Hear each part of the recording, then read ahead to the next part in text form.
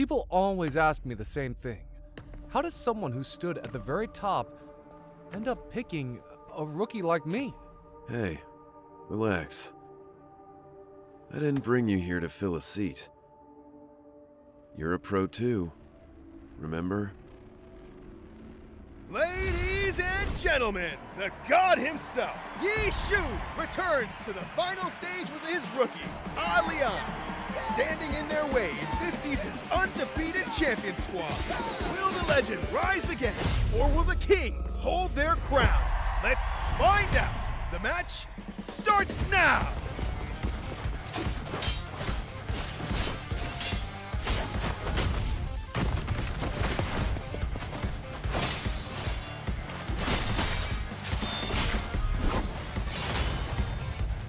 Buy me some time. Hold on. On it! Don't rush it. Same old tricks. You've been eating the same combo for days. Still haven't figured it out? Training mode is almost over. Want to keep going?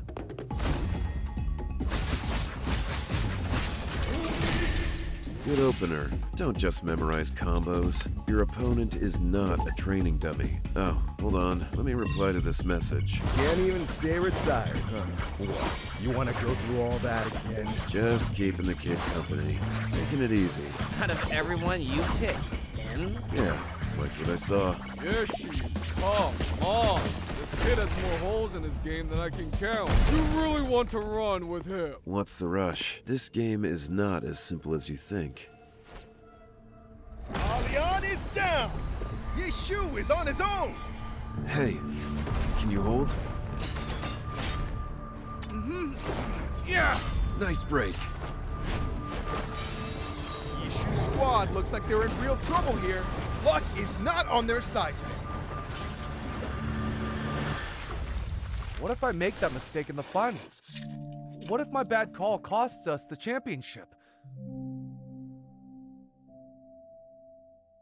Would you regret picking me? This was never a one-man game. Regret won't undo what already happened. Instead of getting stuck on a mistake, figure out what you'll do next time. Chances don't wait. So stay in the moment.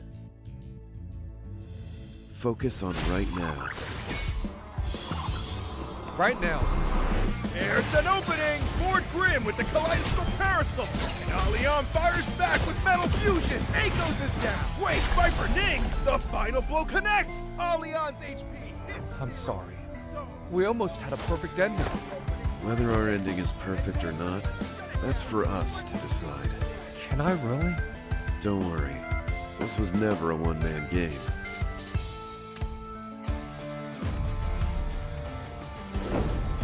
Lord Grimm activates his ultimate! The Kaleidoscope Parasol shifts into Spear Form! Dragon soars the heavens! He dodged it! Every dash spent, and he dodged it! That angle was impossible! There was nowhere to go! And Lord Grimm's ultimate missed! No, wait! It's the Rising Dragon! It's over! Your champions, NRK! The retired legend suits up one more time and proves he never lost it! I could play this game for another 10 years and never get tired of it. Never count out the old dog, and never underestimate the fire in a young heart.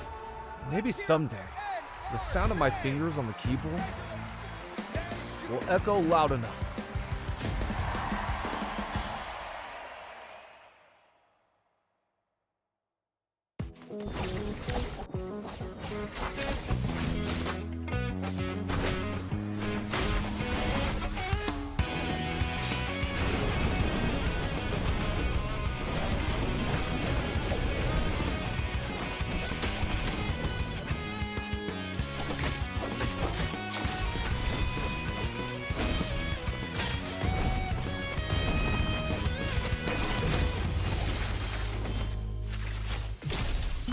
星星电子竞技俱乐部来电。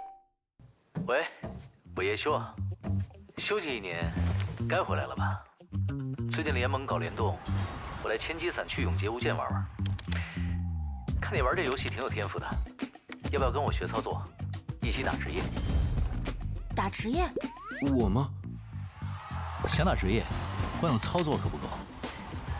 职业教科书第1课，知己知彼。角色和武器的机制都得先摸懂。先来新手刀房体验一下千机伞。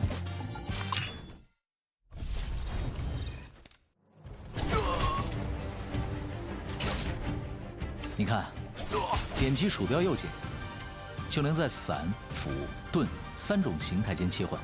这千机伞很好玩的。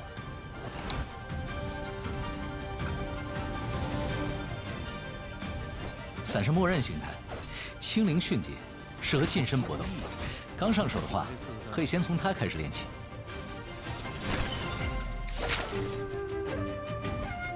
盾形态就不一样了，和对手同时出招时，它不会拼刀，而是借势蓄力，再接一记左剑蓄力，打出银线穿锋。用得好，对面的进攻也是你的机会。斧形态嘛，讲究的就是不给对面喘气，可以先左蓄一记狂龙，再次点击左键，来一招金连，这第2招还能连续循环。装上千机伞魂玉，最后还能补上一枪。这压枪可有点难。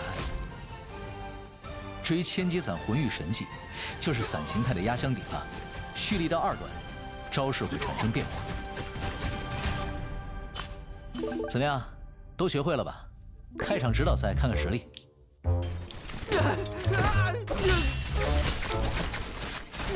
还得练呢。要想成为职业选手，对队友的技能招式也要精通。来吧，新手刀房。这里除了我，还有什么是新手？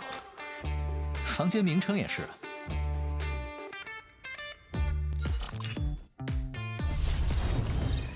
这次抖动，连续位移，方向还随你调整。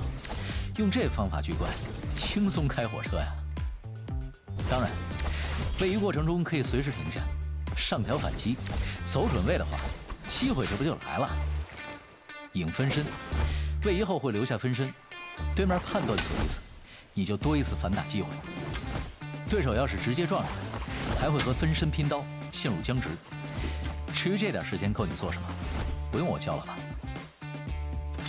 小技能看完了，接下来才是伞人真正的打法。千机伞嘛，玩的就是千变万化。伞人快打期间，点右键，战矛、战连、枪炮依次切换，各有各的打法。简单说啊，3种新形态都会积攒尾连式，攒满了就能放出对应的打制技能。打制技能一旦命中，尾连式就会清空。普通蓄力招式的派生攻击命中，则能直接把它充满。实战中要把握好节奏，这样伞人的变化才能真正的让对手防不胜防。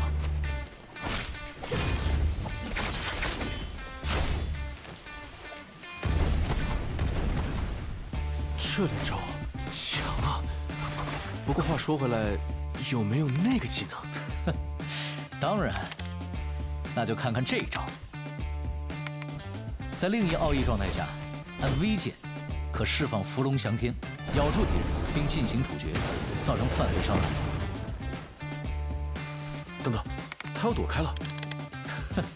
放心，没那么容易。苍龙飞行期间再次按 V可施展龙抬头，这是龙抬头。哟，送上门的陪练，还有个拳法家呢。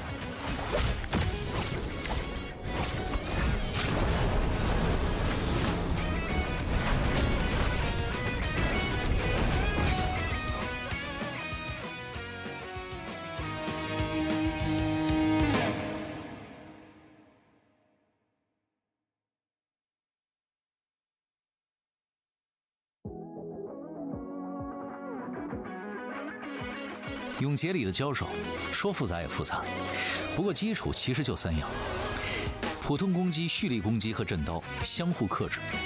先把这层关系弄明白，才算是入门。既然会蓄力，也会走路，那蓄力滑步就不难，移动、拉扯、骗阵都能用得上。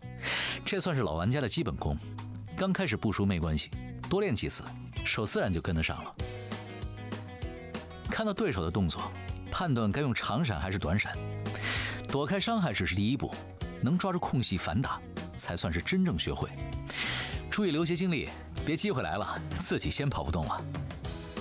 飞索也是很重要的道具，追击、赶路、抢高点，进可攻，退可守，用法很多，不用急着一次学全。每个英雄的奥义都能改变战局，但一个人开得再漂亮，也不如队友一起配合。多听信息，多报位置，时机合适就别犹豫。优势这种东西，落到手里才算数。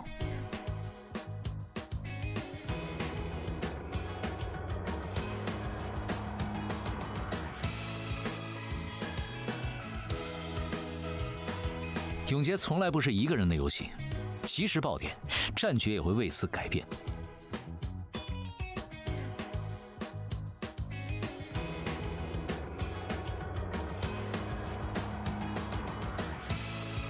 一时失利也没有什么，在这里，你不只有一次机会能回到战场，上一回哪里做错了，下一回改掉就是。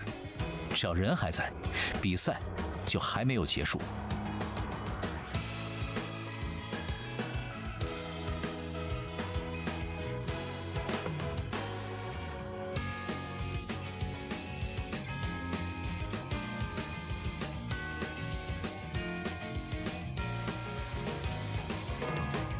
能看到这里，你确实是一个好苗子。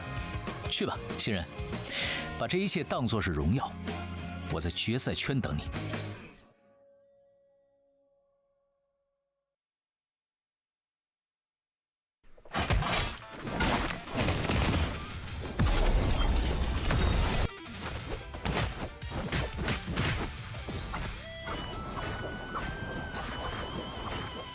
接下来就交给我了。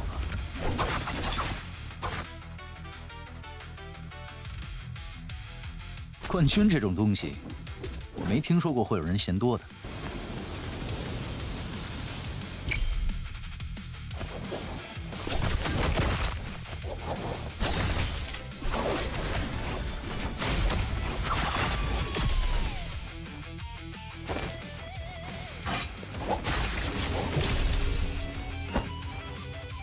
你们是不是差人啊？组我一个。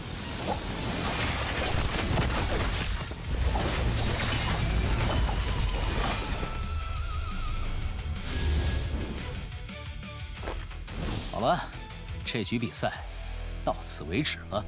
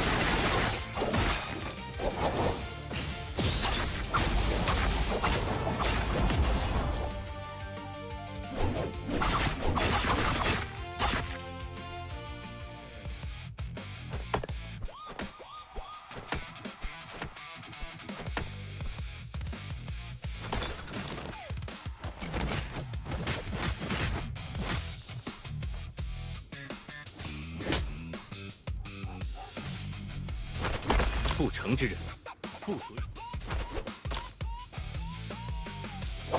若心乱，则出招必乱。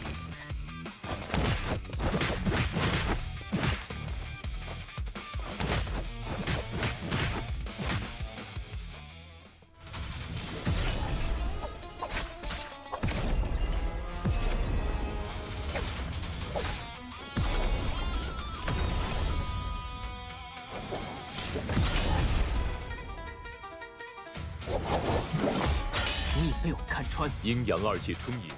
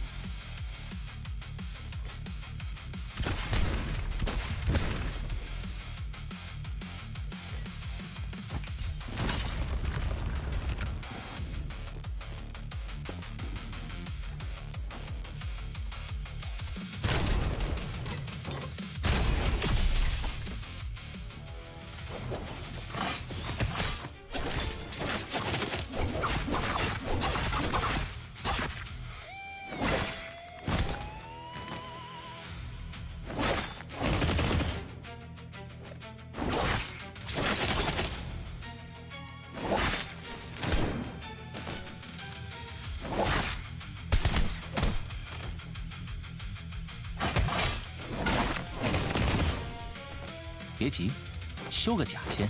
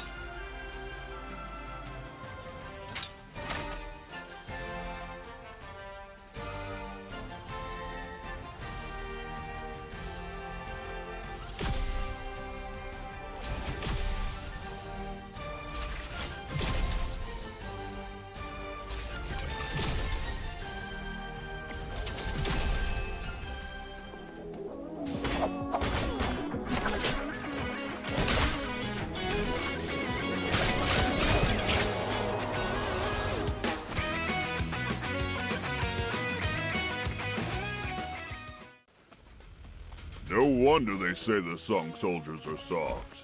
Hurry. There must be trouble at the City Deity Pavilion. Get over here!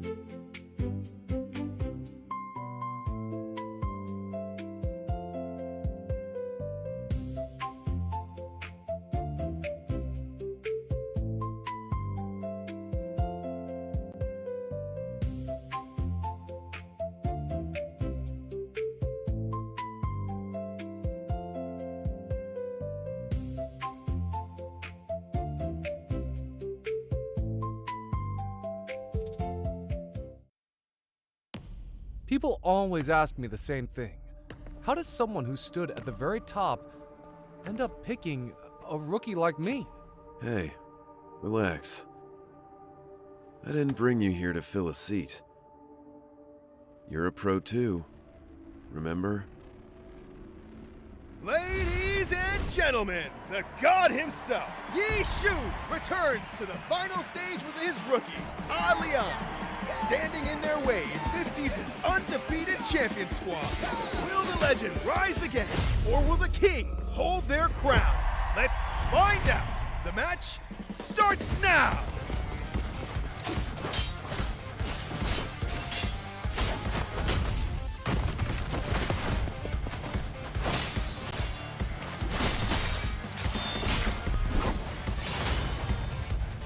Buy me some time. Hold on. On. Don't rush it. Same old tricks. You've been eating the same combo for days. Still haven't figured it out? Training mode is almost over. Want to keep going?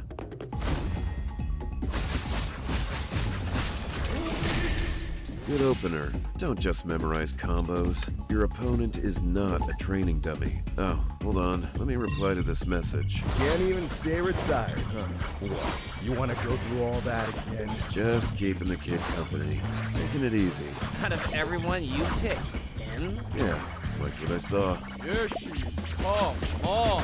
This kid has more holes in his game than I can count. You really want to run with him? What's the rush? This game is not as simple as you think. Leon is down. Yi Shu is on his own. Hey, can you hold? Yeah. Nice break. Yi Shu's squad looks like they're in real trouble here. Luck is not on their side today. What if I make that mistake in the finals? What if my bad call costs us the championship? Would you regret picking me? This was never a one-man game. Regret won't undo what already happened. Instead of getting stuck on a mistake, figure out what you'll do next time. Chances don't wait. So stay in the moment. Focus on right now. Right now. There's an opening! Lord Grimm with the kaleidoscope parasol! And Leon fires back with metal fusion! Eikos is down! Wait, Viper Ning! The final blow connects! Leon's HP hits... I'm sorry. We almost had a perfect ending. Whether our ending is perfect or not, that's for us to decide. Can I really? Don't worry. This was never a one-man game.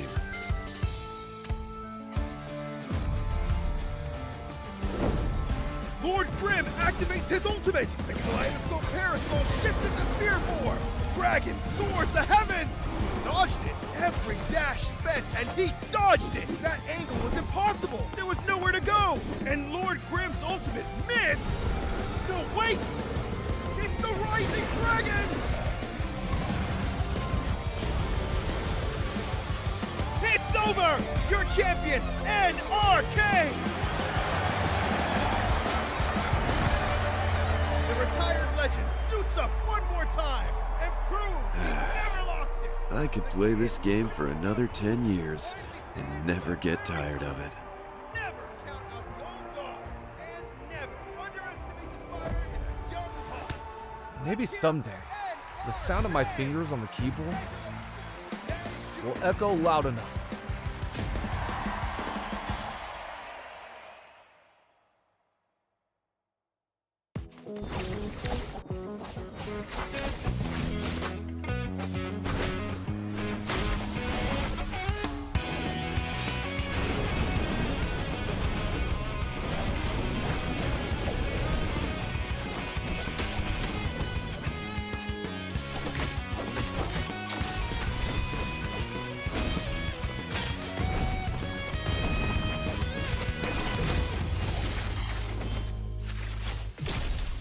新兴电子竞技俱乐部来电。喂，我叶修，休息一年，该回来了吧？最近联盟搞联动，我来千机伞去永劫无间玩玩。看你玩这游戏挺有天赋的，要不要跟我学操作，一起打职业？打职业？我吗？想打职业，光有操作可不够。职业教科书第1课，知己知彼。角色和武器的机制都得先摸懂。先来新手刀房体验一下千击伞。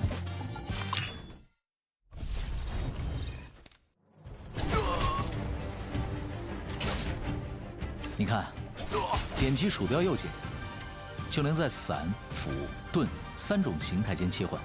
这千击伞很好玩的。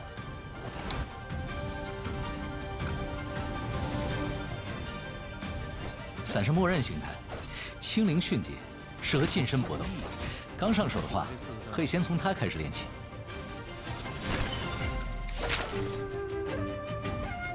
盾形态就不一样了，和对手同时出招时，它不会拼刀，而是借势蓄力，再接一记左剑蓄力，打出银线穿锋。用得好，对面的进攻也是你的机会。斧形态嘛，讲究的就是不给对面喘气，可以先左蓄一记狂龙，再次点击左键，来一招金连，这第2招还能连续循环。装上千击伞魂玉，最后还能补上一枪。这压枪可有点难。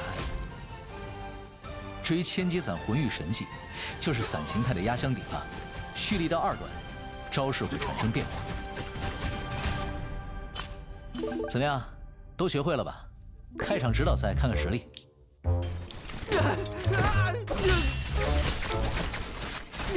还得练呢。要想成为职业选手，对队友的技能招式也要精通。来吧，新手刀房。这里除了我，还有什么是新手？房间名称也是。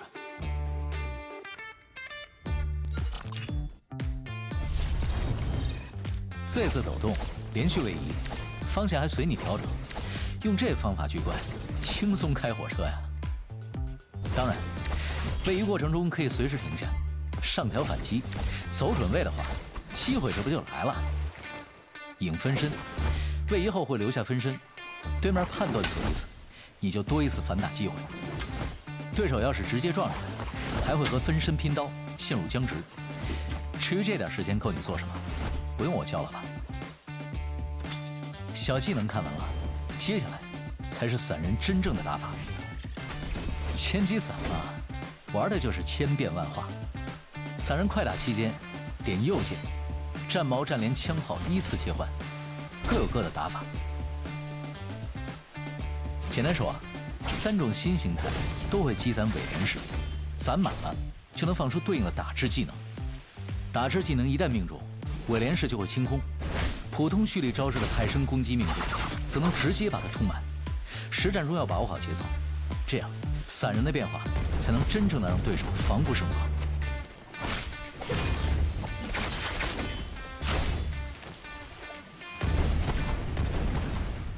这连招强啊！不过话说回来，有没有那个技能？当然，那就看看这一招。在另一奥义状态下，按 V 键可释放伏龙翔天，咬住敌人并进行处决，造成范围伤害。等等，他要躲开了。放心，没那么容易。苍龙飞行期间再次按 V 可施展龙抬头，这是龙抬头。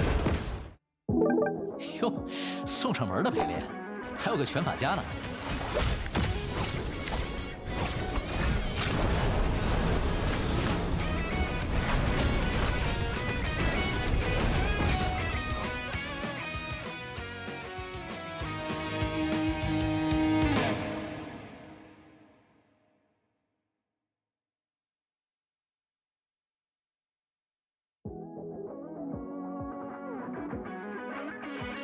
永劫里的交手，说复杂也复杂，不过基础其实就3样：普通攻击、蓄力攻击和震刀相互克制。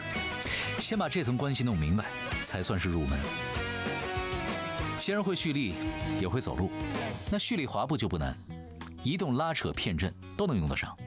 这算是老玩家的基本功，刚开始不熟没关系，多练几次，手自然就跟得上了。看到对手的动作，判断该用长闪还是短闪，躲开伤害只是第一步，能抓住空隙反打，才算是真正学会。注意留些精力，别机会来了自己先跑不动了。飞索也是很重要的道具，追击、赶路、抢高点，进可攻，退可守，用法很多，不用急着一次学全。每个英雄的奥义都能改变战局，但一个人开得再漂亮，也不如队友一起配合。多听信息，多报位置，时机合适就别犹豫。优势这种东西，落到手里才算数。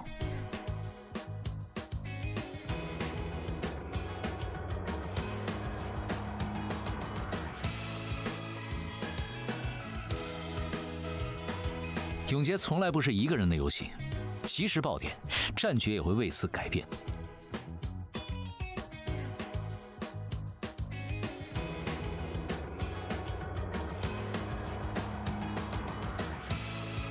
一时失利也没有什么，在这里，你不只有一次机会能回到战场，上一回哪里做错了，下一回改掉就是。只要人还在，比赛就还没有结束。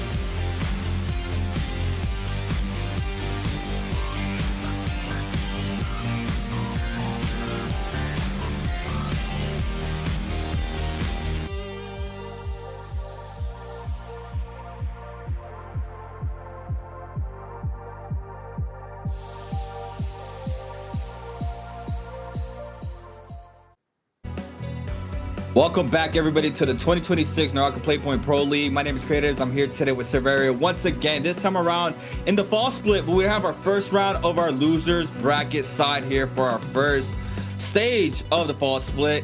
Severia, we were here last time here for the first day of Group B. We saw the catastrophe of what happened there for the bottom four. Super close run there between Mike Wright, but been able to clutch up in that massive game 6 to make it into that top 4.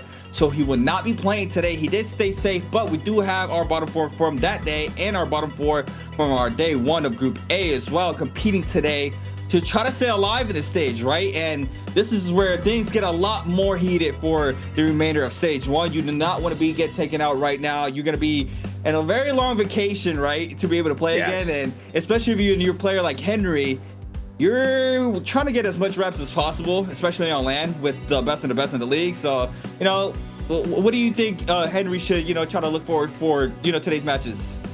Well, we're going to talk real quick on that too. Beforehand, though, for you guys on Twitch, just make sure you guys look at the Twitch drops, man. Make sure your things are accounted for and you are signed in. We always have the hour rewards, but finals is not going to be until next weekend. I know some players have been messaging me about it. So in order for you to get the Ember player avatar, just make sure by next weekend you'll partake. But don't forget to watch all of these matches. It's a lot of skills, a lot of things you want to kind of muster up because competition season, right? We're underway. Now, going on to Henry's side, you're right. He is new blood. He's coming out onto the gates as being one of the new members of Alliance as the Solos representative. We know Alliance's Paste is going to be his coach there, right, to give him some little bit more tips, not just as being a NBPL player, right, but also just having the audacity to just say, I'm gonna be a coach and give every single one of my nicks and tricks towards you. But Henry had a rough first day. We saw that even from Yagami in the first round, second round, right, where the verses into round 2 had a little bit of those jitters, but then Yagami, on the other hand, he bounced right back. He came back on top of the leaderboard, being out nearly to YCG's TT25. Another example in terms of a new blood player that we've seen more recently has been Wolves' Ron, someone that's had the opportunity to try to prove themselves out. I mean, taking over that position on Wolves' time was something that you'd necessarily want to see achieve high success off rip. But Ron is going to kind of consistently be in here. You know, we've seen how he's been playing. Unfortunately, being inside of this losers bracket. However, I think it's going to be something to like look forward to. You know, Polaris, for instance, has been something of an improvement as we've seen seen so far, but he was in a killer lobby for what it was. Considering that, you know, you had Ruo, you had Yagami, TT25, and not even to that extension with the J-Cut 2025 champion Wufang. The other thing about it is seeing Chen here, man. GG's Chen, who's kind of made a name as being one of those predominant players from the gates as a rookie.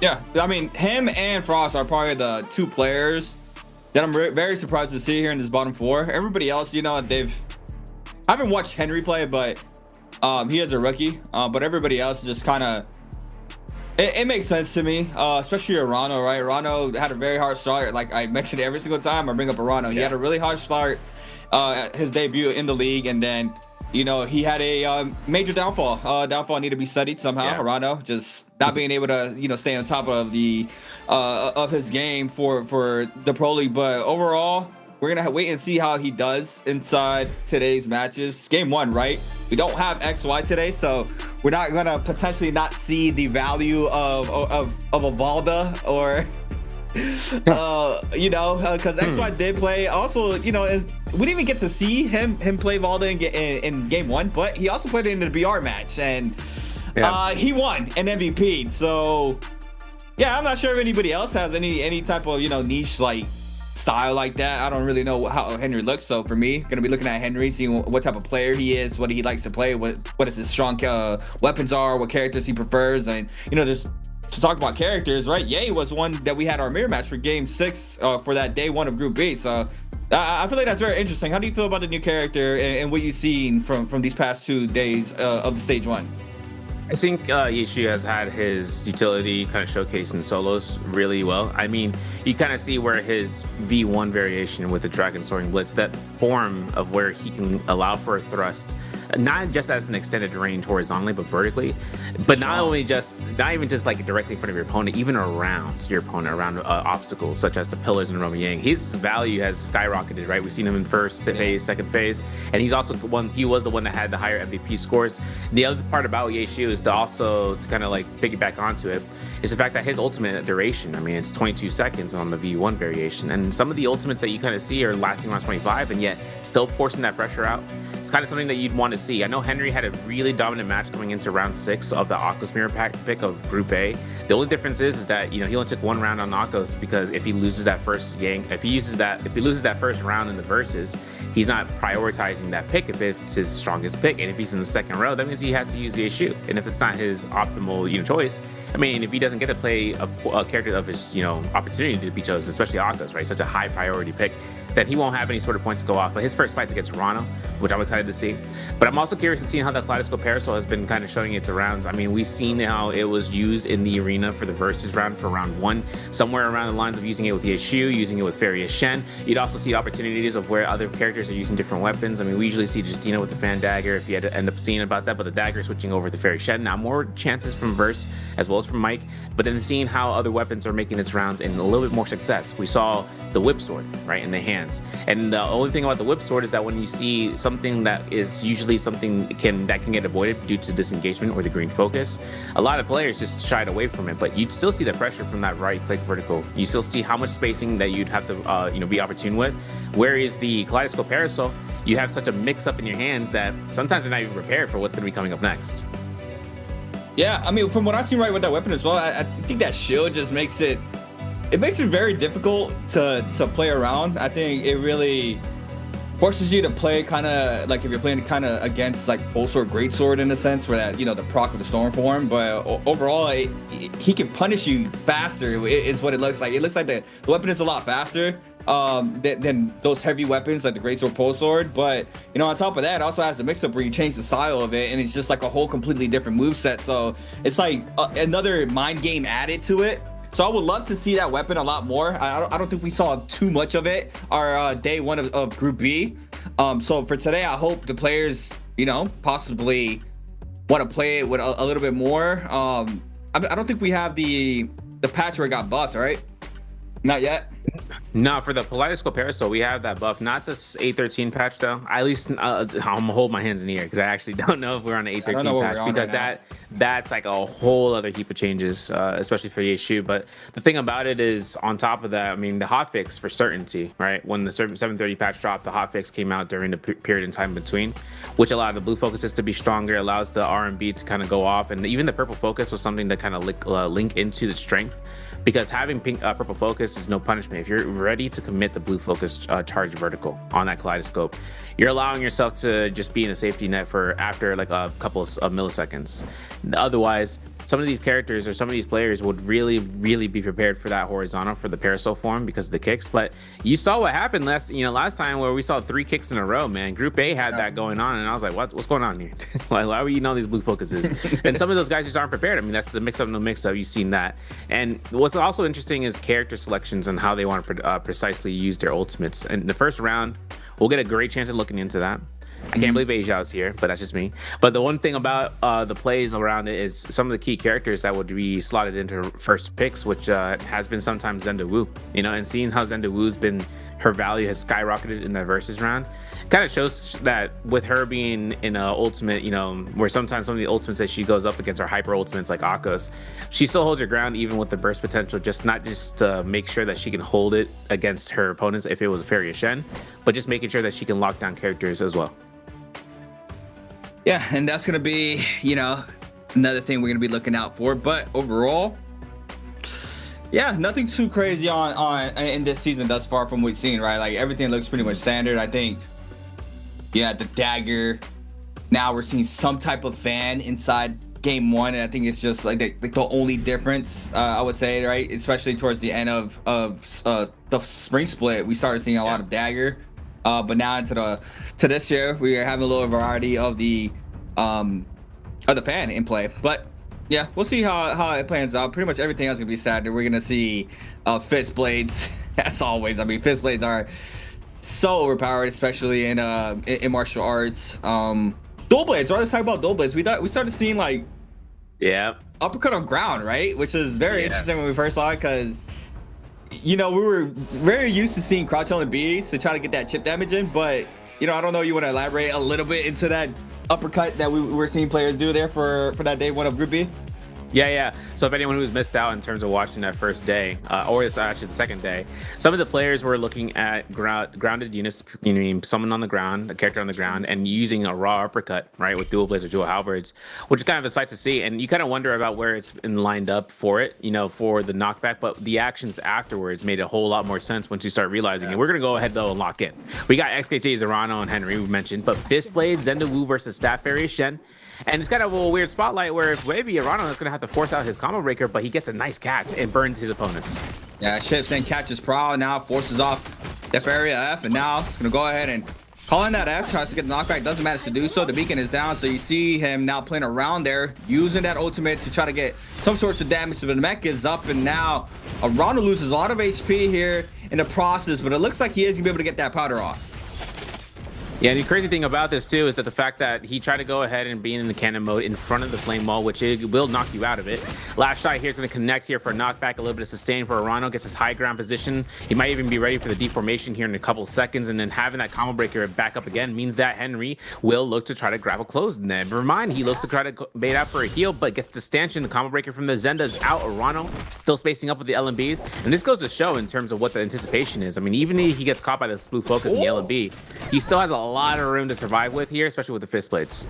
Yeah, some good patience here from Henry.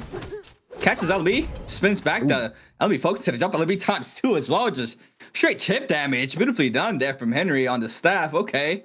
And he was able to catch that LB, and he spinned it left and reprocced it. I don't know what that was for a second, so I'm gonna have to go back and watch that on my own time, but got a little bit of staff tech, I think. But let's see it now. It's round 2. It's gonna be a runner on with a staff. Henry on fist blades, Zenda. Let's see what we got going on for this round. Looking for nice spaces. He's gonna eat up the R&B there off the scale rush, and now you see Henry. He's gonna go ahead and he's gonna eat up this R&B focus this time for the second time around. Nice spacing there to avoid that stain. Perfect distance there to avoid the purple frame. Sends it in a big parry there from Morano to be able to get that damage plus illumination. Nope. Ultimate comes out just in time. And Henry's going to go ahead, get the sustain off that stagger. Combo breaker comes off, and there's going to be the Soaring Bliss. Now, here's a question, right, from Marano. He's going to go for the instant cast, goes ahead, tries to go for the recast, tries to connect this, but the recast on that Zenda Wu ultimate will come out. It's going to be invested. Arano looking to try to go for the gold spear. Ooh, this is going to be a tough one. Delays wake up. Impeccable. All right, watch this. And he finds himself out here for no way out. Combo breaker is down. Henry goes down. That's 1-1 so far. Arano just had that way shoot on the perfect timing, and especially considering with that parry. That riposte was just enough work as is. Yeah, that was just super clean there. Wow. Now we're going to go ahead into that round 3. Just going to distance between, you know, I would say one of the veterans, Arano now this time. He's, you know, not OG, but he's been playing in the league for quite some time. Henry, on the other hand, fresh to the scene. Looking to take this round up against Arano. It's going to eat up that 1.0 off rip there. And the umbrella in play for this round. Nice scare rush to the 1-2. Is going to go ahead. Just get the confirmed chip damage to avoid every 2 beacons. Sends LMB focus. What's the mix up?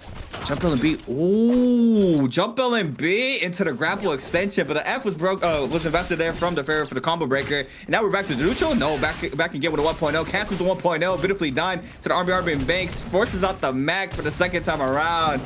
And Henry, okay, you a halberds player. Okay, Henry with the halberds. Rarely see it in the martial arts, but we are seeing it here today. Yeah, and you still have a lot of time here. The recast here is going to be enough to buy time as Arano just goes ahead and avoids. It looks like Henry actually decided to go for the reset instead of that recast, which, you know, big surprise too, because he go to a creative space. I know Arano's going to go to the sky, and I think that's going to be one thing that Henry just realized he has full value here. Look at this, right? Even with the combo breaker, he has one last lunge, doesn't confirm it. Now, there's only one way out. Get caught, right? No combo breaker available for Henry for another 8 seconds. Gets caught by the parasol grapple bump, which is really a strong move to come off with, but there's only 75 seconds left here. Henry's going to be trying to get another LMB, and I think it's going to cost him. Yeah, you see him still fishing. Scare rush there from Arano, though. Sends it. Nice after to avoid that follow-up focus. Then back in the pocket. Catches Prod, forces out the parry up. Now, combo breakers are down, but Arano sends it first. The 0.9 beats the 1.0 by a millisecond, and just like that, in a super close fight, Arano's going to take that round. And that was a buzzer beater, man. Time was ticking. It was about to run out, but, you know, he still ends up taking a dub. Yeah, it's kind of a weird thing that he just kind of went over and over for it, but I think that's where Arano kind of started assessing it. Takes himself up, though, in terms of round selections. And now we're going to have Wolves' Ron versus SS1's Frostfist. Frosty going to have himself on the Zendawu F2, as we've seen, but this is insane from Ron. Wait a second. We got this full extension off that carousel, and looking for the R&B catch-up. He doesn't get it. He gets caught by the 1-2s. Frostfist gets a nice grapple bump extension and denies it with the combo breaker. As for the ultimate cast, Ron still has a little bit of room here to get away from his beacon, and Frostfist is clean with it. Oh, that was so clean. Now he forces out the mech. And I feel like this is like Frost's element, right? Back on that flying knives. One of those weapons that, you know, he had a lot of success when it first released as well. He was you know, I would say even best flying knife player when it first dropped. It was just a very comfortable weapon for him. See him back in it here for game 1. Gonna eat up damage off the missile, Ron. Not being able to pop these heals because the knockback there off that Zenda ultimate is not giving him that time there that he needs. Now out of the mech, the pressure coming in hot. The 1.0 from Ron is going to open up beautifully there for him to try to even out the health pool. Forces out the Fairy F. Frost is still with the upper hand there with the health department, but needs to be real careful not eat up a focus attack off this web sword. Yeah, and then he takes one right there. Frost is going to have to be very careful. He's going for a manual vitality heal. So is Ron. Spacing up, though, he's going to have the R&B range for that, right? F2 knockdown maybe won't be enough to kill off this R&B. Let's see if Ron gets jump LMBs. Yes, he will, and that's enough. Wow. Go off. It's a mental boom, bro. Ron's looking to his coach and going in there, and I know Ross is like, all right, crack my neck real quick. I'm going to go ahead and wake up. This is the fan pick now. Farius Shen versus the Wei Shu on fifth place for Ron, and having that V1 variation. And the only thing about this next is just seeing what he's got with that fan. I mean, we saw what the whip sword was able to do there, right? You saw that man go for the carrots on the wall. But the problem about this now is that for Frost, he's going to go for quick blue focuses. We've seen that from yesterday. Let's see how it goes today. But he gets parried off rip and not even having a chance to use that combo breaker due to that silence. That's a lot of damage. All that armor strips so fast. Nice overhold there from the fan there. Forces out the Yay F. Now to go ahead and grapple on, and the beacon is down there from Frostfist, but you see him staying in that blue focus form to try to capitalize off of this to see if he can get the damage through. The crouch LMB times 2, 1-2 off that as well. Click comes in off the fist blaze. Now you see Ron's gonna eat up the damage off the crouch LMB. He's gonna be forced to pop this ultimate, but he has the safety net of the mech, that being Frostfist. He's gonna get knocked back for now, but It's a little bit of time. Spear stabs on through there from Ron. Not even respecting it. He wants to keep applying some of this pressure to be able to weave the Gooba Stomp. Plus a pistol. Nope. Doesn't manage to do so. He's going to eat that damage. And right after this, it's going to be a true neutral fire once these mechs go down. Yeah, and the thing is that Ron has been very mosquito-y. You know, he's been playing around and getting the heal of 117, by the way, for each pierce. And even if it doesn't do the full animation, he just goes ahead and cancels it out. Frostfist, though, is going to be holding out horizontals. You can see that Ron was ready for one parry potential, but then the clink comes off after taking the hits. He might even get caught by an LMB here if he's not careful. There it is from Frostfist, taking that 1.0, taking a chance here for that 1-2-3. Ron gets himself in the clink, has combo breaker still. He can still play very dangerously if he wants to. The thing about Frostfist, though, is that he's going to be wanting to earn that combo breaker, and there it is. He's earned it. Oh, but he eats up the R&B focus, and that might be all that he needs because the Scare Rush is good, and the 1-2 and Frostfist. Ah, man, unfortunate, right? I mean, one of those rounds, Ron was just 1 HP, like literally could breathe on him and he dies. But you know, that's just unfortunate for him. Now jumping on over to this round 3. A Xiao against Polaris. We got the dagger in hand there for Polaris. A Xiao on Fan. Same characters on both players' hands. Different weapons. Same con generic, but let's see it now. Nice opener there. Gonna be able to get that full damage there for Polaris with A Xiao. Gonna go ahead and try to respawn. Loses all this armor. The beacon is down there for Polaris. A Xiao still seeing if he can try to even out the health pool. The crouching LMBs are good. The 1-2s as well. Now both health pools are even. The beacon is down. He eats it up. So now the F is going to be invested. You see Polaris trying to play around his pillar, but the 1.0 is good. Staying in the pocket. The wake up LMB is not enough. Polaris staying in the pocket, being able to take out that round 1 in a nice fashion. And the crazy thing is that A Xiao's reaction to that meant that he thought he was believing that Blue Focus was going to come out in time to stop that LMB follow-up, but nah, bro. This is the problematic thing. You know, taking yourself away from that beacon or the anchor from her ultimate basically gave him no way out. And for him, he was trying to do as much stagger knockback, but I don't even think a repair dodge will be enough to get out for that position. Anyways, round 2 comes off. Polaris on that Xiao, and having the A Xiao to be on the Zenda Wu, specifically towards this with fist blades. I figured that Polaris will look to try to get a parry off at some point because he's just kind of looking for the hold charge R&Bs. He gets himself out here for the 1-2s. Might even be a spotlight right now for him to pop ultimate in a couple seconds, at least for A Xiao, after he gets pushed back and burning that combo breaker. Yeah, let's see how that goes, right? Staying back in. The 1-2 being capitalized off the A Xiao. It's gonna be a lot of damage off the fist blades. Now double tap dodges on through. Polaris though forces out the F. This is bad for him. So now he's forced to pop his ultimate. He wants to get aggressive, and he does. First shield proc there from A Xiao. Goes to Bird as well. Looking for snipe down. So go ahead and ult recast. Nice shield there for Polaris to be able to catch this. To stay in the pocket now. A Xiao desperately running behind the firewall. Loses a lot of HP, but a back end drop shots there from the bows is good for now. The F once again calling for Polaris, but looks like Polaris might be taking this round unless the focus attack connects there for A Xiao. And it's not. No, he takes it. It's going to be a 2-0. That man clean. I mean, I was thinking about the fact that the shield throw is going to miss that range. I'm like, we're trying to go for that? That's tough. But we get ourselves into the next round. It's going to be up towards Huima from RW versus GG's Chen.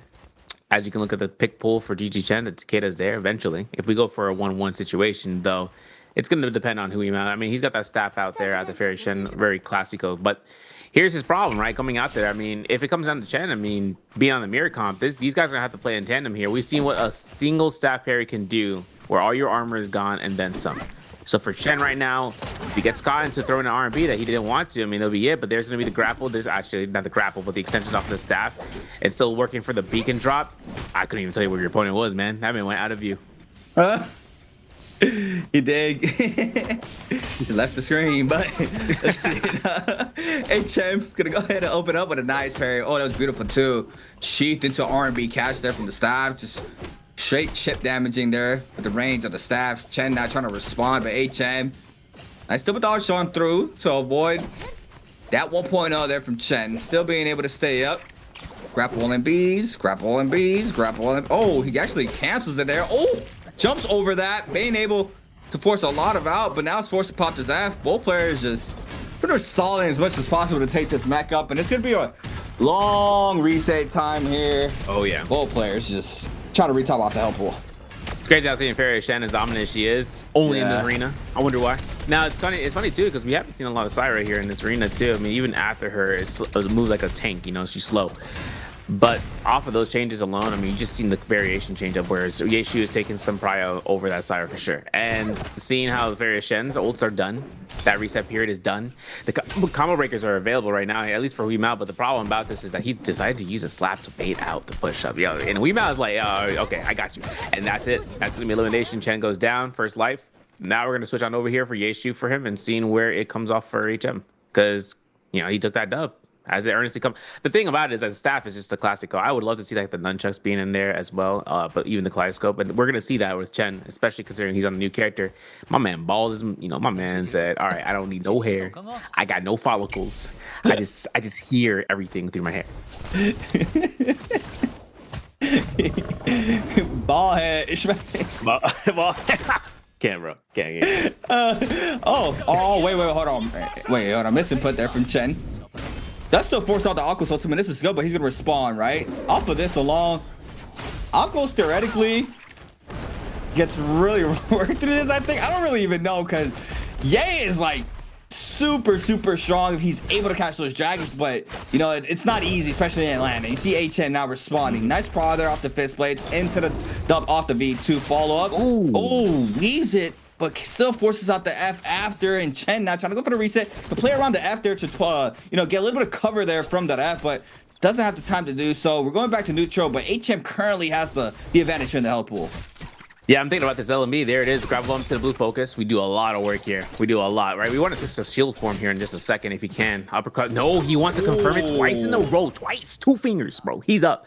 And this is up to Chen now for that 1-1. Because you know what's coming up next, man? Takeda with the flying knives before the rework, yo. And then, I say that, right? Because, you know, we've been all waiting. Everyone's been like, yo, wait, sir, what's the Takeda rework, man? I'll tell you when it's back. It's back when Spearwell's back. How about that? Listen, I'll stop. GG Chen has himself up here. He's got his F3, or actually no, I think he's using, yeah, he is utilizing that to kind of get that blow up. And the thing about it is that, I mean, on Yeshu, I don't even think how Yeshu's in, I don't think his ultimate procs nothing here. But Chen gets caught. No parasol yet here from Weemao. There it is, procced out. I think he's gonna have to be using, I think he has to use his ultimate. There it is, because if he doesn't, he might get caught by circumstances. Stabby stab. Oh, but the Farron though. Oh, okay. The Farron stops that. He's able to now turn the tides around. Recatches part off of this. Catches the tap dodge through. So HM's gonna eat up all this damage. And Chen. And look, you see Ron in the player cam. He's like, wait, what? What? That's what I'm saying. I said that. He said, I thought I tap dodged that. Yeah, he thought. Tikri, hello. Yeah, he's done. He's going down, man. Polaris is now up against Arano in this next fight. We're gonna have a spotlight right now for the semifinal round, and at least to see where this stands out. I want to go back to round. I want to go back to the Takeda, man. I want to see that again. I gotta see what Chen's going up against. For Arana right now on Fist Blades, drops in right there. I mean, this is a weird spot too, because Dagger versus Fist Blades in this matchup is very, you know, like you get caught by 1.0 and you have to force peek and drop, and there it is.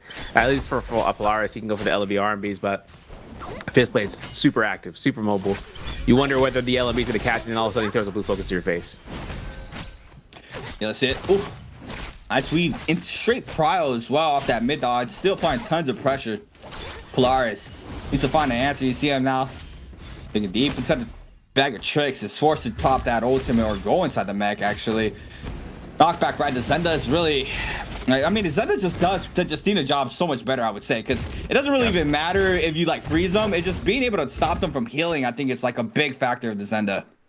And another thing too is that she gets healing on the needed mark targets, which if your target is a big mech, I mean, you get 100 and something heal times 3 because of the 3 arrows.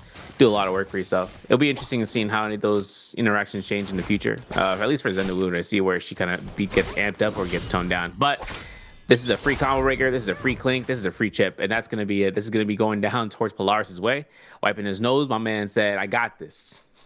I got the tech." Now, what's going to be coming up next is for Arano. He's going to have Yeshu on staff, right? And I'm thinking, okay, staff is pretty good because if he goes for the Pierce, right? If he goes for like the Pierce and his ult ends, if he launches the Pierce, he can actually end up getting a staff LMB juggle there. You know what I'm talking about? Like where he could just LMB, RB, and he can do that as long as the terrain's on his disadvantage. See what happens. Oh, nice reads. Dodge was a little bit too early there on that second dodge, right? To avoid the follow-up, but now opens up with a massive parry. Crouch on the beast, and this is what we're used to seeing. Not that uppercut on the ground, but, you know, Polaris still applying tons of pressure. Forces out the AF there from Arano. Arano now. Trying to see if he can find the elimination, but awful ult cast catches power. Just LMB sends it, plus the dub off this first round, and Polaris not letting the Yay there, getting any momentum in that ult form. He's going to take that round 1 in a quick fashion, and now to round 2. Mirror match with the character's composition, but the weapon pool is going to be different there with Wrong on the whip sword and Chen playing that staff.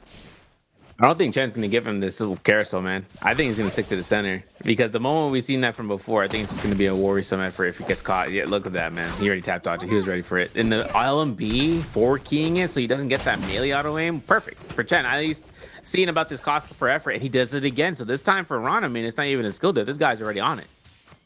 Yeah, let's see it though. Ron, we're able to just play this slow. Both players not really trying to full commit. As soon as that dodge gets invested, it's 50-50 of the release, as you see them both trying to play it out. So let's play it around it. Ron was trying to see if he can find some sorts of value off the scare rush, but gets caught lacking, in Chen gonna be able to force out that F out the Farrier. Can now potentially get active. Nice cancellation there off the focus into that Prio to the 1.0 from the staff. Beautifully done there from Chen. Since the 1.0 spins it back, and Ron now desperately playing around the pillars, but he catches Prio, forces out the F this time around for the oppositions. And now what's gonna happen? Are both players gonna get active, or they're just gonna play the mech game? Bro, the parries are good, man. Ran found it, and I'm pretty sure this is gonna be enough for the Wufong. Bang! LMB. Why not do a jump LMB? Oh, he doesn't. He doesn't want to risk it, and he just killed him. All right, bro, take it easy. Take it easy, man. You put Ron in the corner, bro. He's gonna fight back. He's gonna bite back. You know why? Because he's a wolf. I'll stop. I'll stop. Listen, second round comes off of here. Ron's gonna have that fist blades on check. He's gonna go up against Kaleidoscope. I call it Kaleidoscope. My bad, guys. Parasol is going to be on the hands of Chen. This is on the Yeshu mirror selection picks. So if we see anything, I mean, if he decides to get punished, I mean, off of end skills or end like frames, I think Chen might lose this one due to the fist blade, just active movement. That's it. I mean, he needs to try to even it out. He needs to try to make it a 1-1. Ron, though, being able to apply the pressure. Staying blue, both players staying up. Oh, nice tap dodge parry to the follow up. Good damage. Now the shield's up. Being able to follow up. Doesn't get the follow up. What you see? Nah, I'm just thinking about it. The fact that he got caught off of that blue, but he got his R&B out, and he's already going to be caught out here for old cast. It's really tough. Oh, wait, never mind. Chen making it a possibility. Round 3. Takeda round comes up. We're back. We're so back. So getting us in here, that's kind of rough because you've seen how it was where he got the kicks off and he was just spaced out barely enough to get the parry on the range. But then afterwards, he threw out his right click vertical and he gets caught, right? So it just came out to what was next, and what came up next is just deletion. And now Farishen, or that's Farishen, the Akos 2 comes up player from Ron. Chen getting caught by Roar. Ooh. Probably might even get caught out here for the super extensions off of that. There it is. We're trying to do it to him, but no, it doesn't be able to do so. Furring out for Chen. What's going to be the mix up? Catches Pride, forces out the Akos ult. Trying to stay up. Oh my. That was a 1 minute second frame. It gets the follow up off the shotgun burst, forces out the V2, but he has the health advantage. Trying to stay up. Furring off wake up, but the V is just too strong. No more Furrings to his name. Okay. If he didn't drop that, that would have been insane because he can just wake up, insta cast, LMB, catch Prio. No way. Caught from a range. Grapple bump's gonna be good. Nope, I forgot terrain. What? Oh, but he threw his F immediately because he was so afraid of it. But no, I don't think you're gonna throw 2.0, right? I don't think he's gonna throw it. But oh, he is gonna throw it. Ron's gonna spin it back. Gets caught out here for the Kami kick. This is gonna be up to Chen whether or not he's gonna be going for the re-anticipated catch. But he goes for the 1-2s instead of the LMB uppercut. He goes again and again and again. There it is, comes up, and that's gonna be it. Chen takes his victory, taking it to finals round. My man looking easy, man. This man's chef. He's cooking it up in the kitchen. Michelin 3 stars. Double clink into tap dodge R&B cash. Like what? I thought he was dead. He knew he could not eat one more clink. Just like that, man. Insane. Okay. He clean with Takeda. And that was disgusting. I can't believe he actually caught Prio 3 times off of wake up, just sending LMB instantly, right? It's just insane. But now has to do it against Polaris once again to see if he can try to take this victory. Polaris though. Good showcasing thus far here from the Vietnamese player there for 521, but a massive parry now from Chen. Being able to catch that damage, forces out the beacon. 1-2, Scott chilling B. Frame traps him again for the 3rd time as well. Chen just eating up so much damage, tries to go for it for the 4th time, doesn't manage to do so. Chen, though, trying to now reciprocate the energy with the same dagger, but not being able to do so. We see Polaris now. Wait, yes, he has. The health pool is even both sides. Mech is up for one side. Chen and Polaris both gonna be inside that mech form. It's reset once again. Yeah, the crazy thing too is that Polaris had that ultimate on standby to iframe through the cannon shot. Oh, matchup. Oh, twin team, bro, that's crazy. Now this is where the second cannon shot though, delayed from Polaris. Chen is waiting this out for the reset. Okay, what is the Black Beatles challenge? What's going on here, man? Why are we sitting still? Chen making himself aware, right? He's going off of Chen again and again. He's gonna connect the second shot for nothing.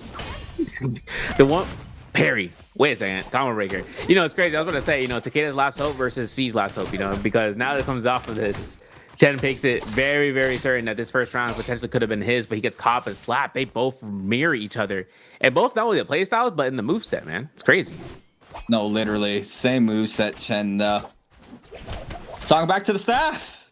Try to see if he can find the grapple LMB. Polaris eats up the damage with the Feria F, and you see half of that white HP gone from what he had, and the cancellation off of that to the jump LMB. Chen's gonna be able to take the first round. Now to the Shy Yo Ye rounds for both players. Brella, I mean, I feel like that weapon, like, it just looks very annoying to play against. That's how I see it. Like, you gotta really respect it, because if you get up close, like very close and personal with it, you just eat up so much damage, because the blue looks like it just insta releases sometimes. Yeah, chonks, man. Oh, look at that parry though. Look at the succession. RMB follows up, has blues on shield form, so any stagger, light, or blue comes off. I mean, look at this guy, and then he walks away from it, man. He just says, "All right, I'm seeing you next year." And look at the tap, oh, the double tap dodge, too clean. And the problem about this right now for Flowers is that he's got to turn away, but he actually had even to force his ultimate. He's gonna have the first shield thrown out here in just a second. As Polaris just waiting for the confirmation and gets it, but the combo breaker being invested doesn't get the shield throw he was hoping for. Yeah, I'm just staring at Chen's umbrella skills right now, seeing how well he plays that weapon, especially on this character. Trying to see if he can find the Dragon Dance, but it's gonna get dropped down into that shield throw there from Sean Yo. The 1.0 is good. Grapple extension from Polaris, catches the grapple LMBs into the RMBs, LMBs, just straight mink spam there from Polaris, but no, gets caught off the spear thrust. Doesn't manage to get the follow-up off of it due to the F, but still catches for the... You see, that right there, I don't understand the mix-up right there. Bro, so fast. And the crazy thing too, it's like you're implanting for like basically like a dual blades 2, like a 1-2 RMB, and you're just getting all those staggers in place. You're not moving forward. You're just in that, and that gives Chen his victory there for the lockdown, because the staggered animation after that, I mean, there would have been anything. Blue focus hold check. It could have been something else, or he decided to just like switch off onto holding a blue focus or like horizontal or vertical, and he could even repair dodge, bro. Chen's smiling. y'all ain't ready for my TK. You even messaging in game chat, man. He's saying like y'all ain't ready for that. You haven't been ready for a whole season. Think about that for a second. I'm like, but why are you in lower bracket, bro? Now listen, Polaris, he came out nearly on top to that point. I mean, he made the finals. He beat it out. I think I really came down to Polaris having the power housing through it, but still having this in terms of Chen's favor. 2 points. It's not really the points that we're worried about, right? It's the pick bans. Since Henry lost, right, that gives Arano is the first pick, right, to go into that row. Ron is the first pick to go into that row as well. Polaris is the first against him in Asia, and Chen against him in Huima. And then now this is going to be a case where once we go into those pick ban phases, you just can't choose the one guy you want to use, whether it's Yeshu or Akos. You're going to have to use the latter, right? Or the former. It depends on what your teammate, whatever your phase partner is, they'll take it, and you won't be able to do anything about that. So what I'm curious to see off of this, seeing how martial art versus has kind of evolved over the course of time, what other things could come out? I mean, we still have another week for the upper bracket winners as well, for, you know, once that comes up on Saturday. Then you'd also have the round 2s, right, up between the two. And the thing about it is that if you end up looking at what comes up next, it's just seeing where things kind of particularly just shows up. And that's why when we saw the dual blades extension of raw uppercut, I was very surprised at seeing what that was done. But that was done in the back end, right? These guys are playing this out. The question is for you guys, for Arana, which hero that I want to use in round 2 of game 1 is A, Yeshu, B, Viper Ning, what is this, XY, C, Syra, D, Tumulch. Put your answers in the chat. I'll tell you right now, man, 3 of those guys ain't even here. Yeah, I'm about to say, this is a freebie. They never exist, bro. If they did, I mean, technically one of them showed up, but the other 2 basically comes down to it. I'm talking about Tumulch. You know, Viper Ning shows up at one point. Tumulch showed up very briefly at one point.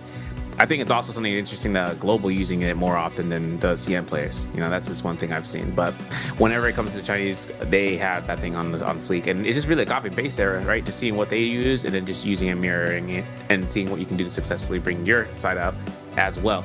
Now, having that to be said, Daishu's dominance is in there. Fairy Shen is not leaving the spotlight for whatever reason. You know how it goes. But this victory comes out to Chen, making his pick seem unoptimal at a glance, but just making it happen once more, man, into this versus round. I don't know how it can be done because it's 8 different players, but I would love to see like some type of like ban system in here. Would love to see that. Bring out some more versatility into the martial arts atmosphere. You know, because, you know, obviously we're used to seeing that Farrier really stall out, right? The Farrier has been very strong. Now we're seeing Ye in here being able to be one of those powerhouse units as well. Yeah, just being able to have a little bit of that versatility would be nice. I would love to see, you know, a lot more like what we're seeing here with, you know, Takeda being played out by Chen. I think that's, you know, beautiful to see. He's started doing this last split. And you know, I remember, I think I was here the first time he did it, and so I was kind of confused, and it worked out perfectly for him because it's something that, you know, players are not used to playing. Like, who's playing Takeda in the Big 2026? Hardly anybody. That part. Yo, the funny thing too is that flying ice extension just really just sealed the deal for how that value is. But only in this arena, right? In open BR, we're gonna say a different story. We gotta get some replays though. This is gonna be Polaris' first fight up against FPX's Asia. He did some really good work here and trying to feint it out for the soul break, and then even with Asia looking for an LMB like just an RB blue focus, couldn't get it. You see him, man, frustration. I'm about to pass out, bro. Now it's gonna be up to his next fight here. This was between Chen and taking a fight on Puimao, but forcing out the pair. So I mean, you can see this, right? Like just holding it out, grapple up again. This is the second time by the way, and before you know it, his HP was gone. Oh, like a win. Go to the area R&B. Ooh. Managed to get the double tap dodge there to avoid getting caught off the LMB Prowl. But now Rano forces out ultimate. Goes to shy ultimate. Off a ult cast.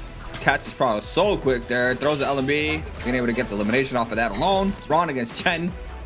Nice Prowl off this. Beautiful parry. 1.0 follow up is true as well. So he gets all that. Off of the R&B catch. Throws down Beacon to get the damage in the corner. Okay, he's like, little troll laugh, huh? It's crazy too because you understand that these guys are working down towards just the minute timings, especially for Rage, and for him to have that beacon ready to go is just perfect timing. But then you see that follow up there for Ron going down. At least to see where these guys are going off on holds. I mean, you could see how much they're willing to lose HP wise to work it off the holding of golds, burning the combo breakers, and just staying still, bro. Like, just staying still. Polaris, I ate that blue, bro. Take a swig of water, man. You deserve it. And that dub comes out here for Chen, man, and he takes that. Yeah, I mean, I'm telling you, man. I think that weapon, once players start getting very nice with it, that weapon's going to be a problem. I think that weapon's going to be a big, big problem. Just the versatility it has. The blue looks so fast on that weapon, too. Like, you can't really just try to disrespect it. And, you know, lots of the times we're seeing these players getting punished for it, just trying to full on face front, staying 1 foot away from them, and they just eat up that blue, and it's like you can barely see it too. Especially, I think like some skins, it just really shades in just like the skin, so you can't even see the blue in it. I don't know. That might just be a visual thing, but for now, yeah, I think it's really nice to see that we're able to see it once again today. Because for, like I said, for day one of Group B, we barely, I think it was just like Frostivus that played it in the martial arts, and probably even the BR. Yep. I remember it was only like 1 or 2 players that played it. So yeah, I would like to see this a lot more for the BR matches. And you know, we haven't talked about as well that we don't even have Fireflies for games 2 through 5 no more. So you know, is the pacing gonna be different for this side? It wasn't different for what I saw the other day. So is it gonna be anything different?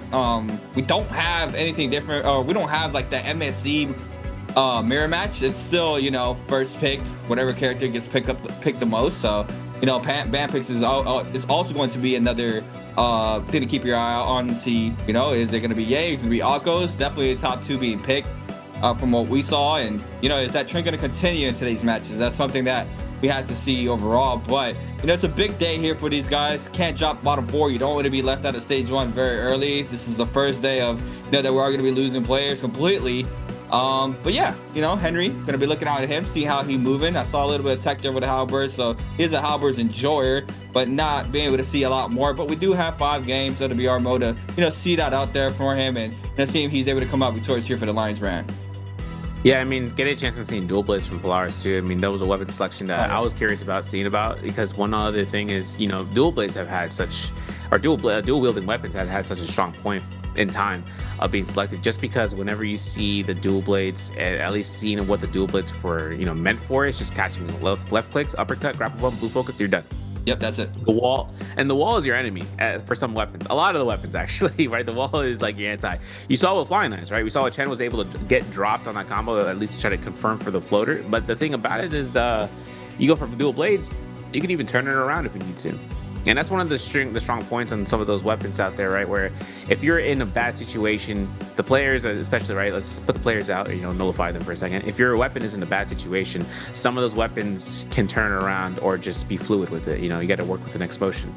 And I feel like dual blades has the most variety in terms of doing that. The only difference is that spacing wise and all that, that's where the staff, that's where the fist blades comes out. Interestingly enough, we've not seen nunchucks as much, because I think more of it is about holding your grounds, but having to be mobile in this arena is really big. And even with the R&B dash R&B with the nunchucks, you'd still need to just be able to like be able to catch your extended range, and if not, just be able to kind of confirm for just, you know, taking blue focuses and taking a hit. That nunchuck build was supposed to be the way with the binding meter, but players aren't relying on it anymore. They're just relying on phasing out blue focuses and hold checking it, and maybe just tap dodging for repair dodging, just to kind of create that more anticipation of, you know, creating that space. But I'm curious on this end, man. Pick bans, they shouldn't swap out into anything. I think this is going to be a good selection here, where we get that Akos or Yeshu first or second round picks, either or. Then we run into Tumult era, and then we run into, or even the Zendawu prioritized into third pick, and then after that the Tumult era, and then after that, give me Shayo. You can give me Kylan. You can give me Valda, hopefully, but that's going to be something in the latter half, because of the latter end, the last 2 rows. So whether we get someone who has personality on their side, I mean, Tessa's an option there for personality, but that's Arano, man, and that's one guy that I'm hoping to see if that comes out. Difference is we got no Fireflies, whether that's going to affect her viability in this arena as well. Arano! Yeah, Arano, he got to turn up, man. He tee up. Gotta get in his bag, man. He been lacking. I ain't gonna lie. Been lacking for quite some time, so, you know, he gotta get, you know, he gotta get right, get active, gotta see what he gotta do, what he gotta get right, what he gotta, you know, tee up on. But overall, boy Henry, man. Yo, this is like it's like a super bad reference right here, man. You got him in the background giving him tips. He's like, yo, man, I understand. No, I don't think you understand, man. you gotta put your life on the line, man. Yo, but the thing about Pace is that this is literally a player that's like insights are just coming in here like the Matrix, right? You're hitting the red pill, bro. And the thing about him is that if Henry's just leaning into that could take him into great strides off of this picks alone. I'm excited, man. We could go ahead though. We could get a chances off Polaris though. I mean, he's here.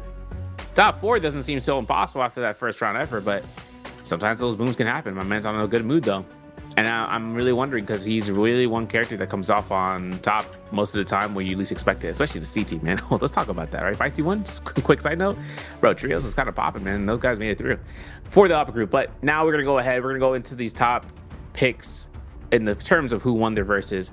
Arana won against Henry, then Ron won against Frost, Polaris won against Asia, and Chen won against Weemount. And then this is going to be our selections here, so be prepared. And Polaris, if I'm not mistaken, Polaris, he's had success in game 1s. I think he was even winning some at some points back in Spring Split as well. So, like, I'm not really even surprised to see him in taking second place for today's matches here for game 1. But the thing is with him is, you know, he's kind of a late bloomer. Like, it kind of takes him some time to get active in a BR.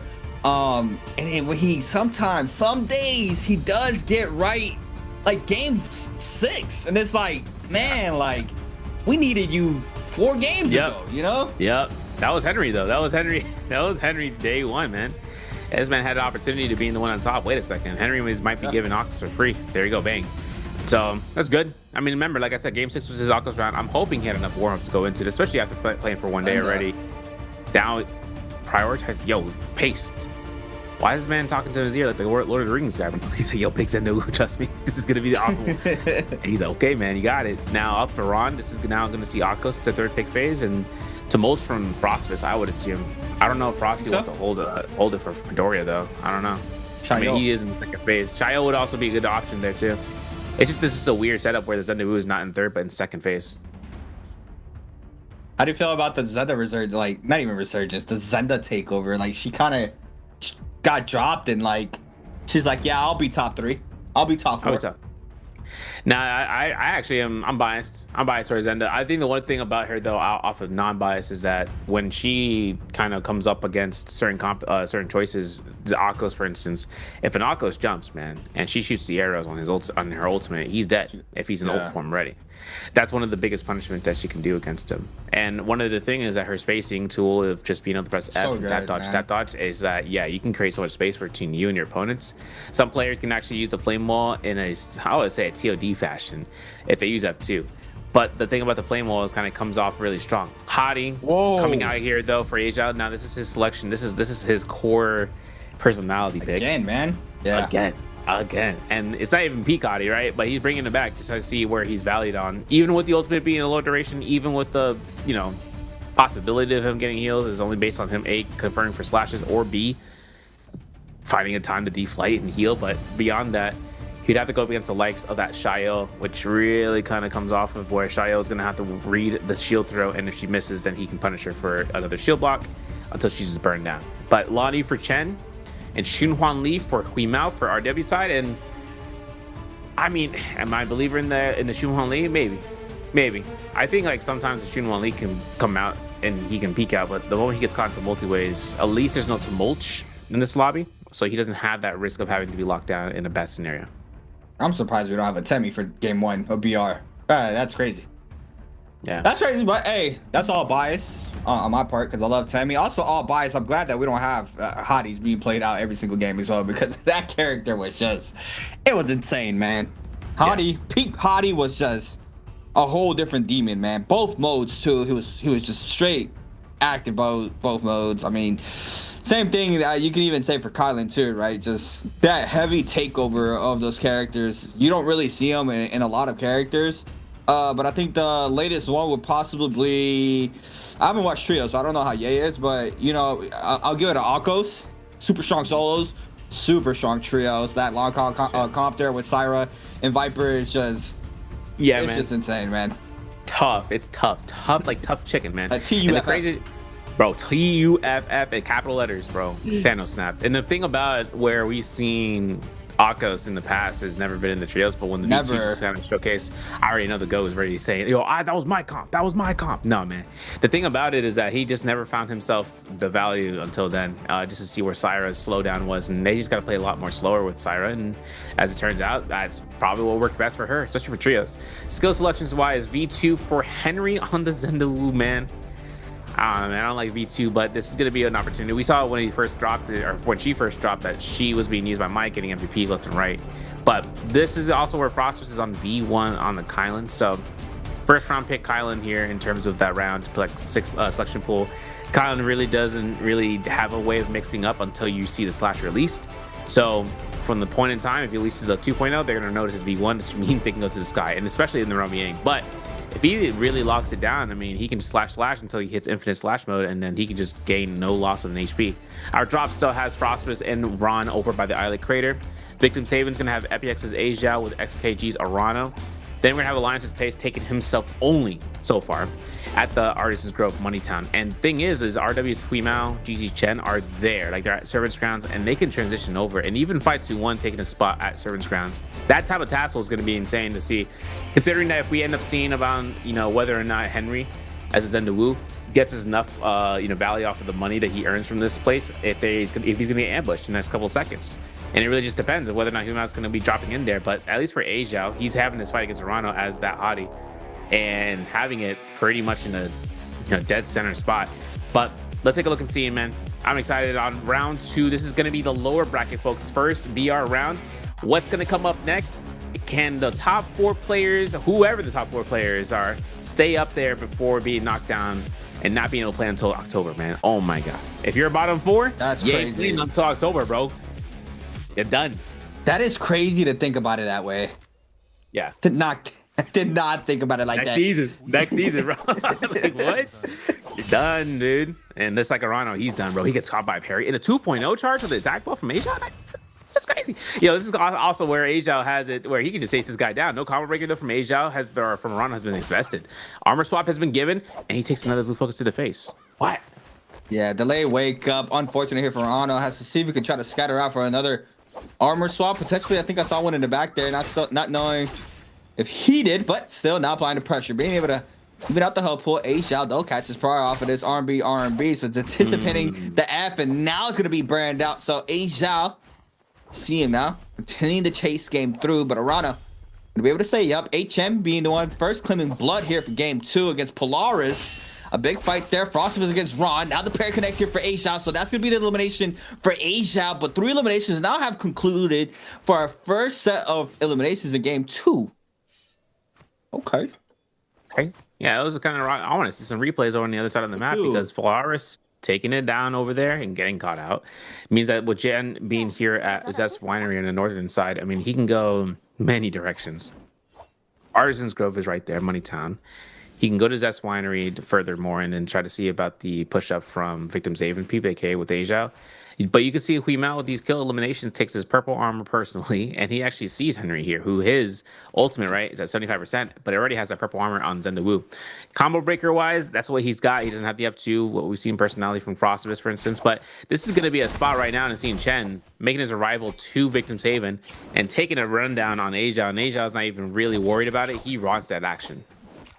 Yep, he trying to see if he can find the second elimination. Ooh, nice little grapple back there from Chen with the bow shot, headshot to stop that pressure. Now, how the tables have turned here, young Asia. You see him trying to see if he can find a common armor swap, which he does manage to do so off that choke. Chen now potentially try to rotate on out.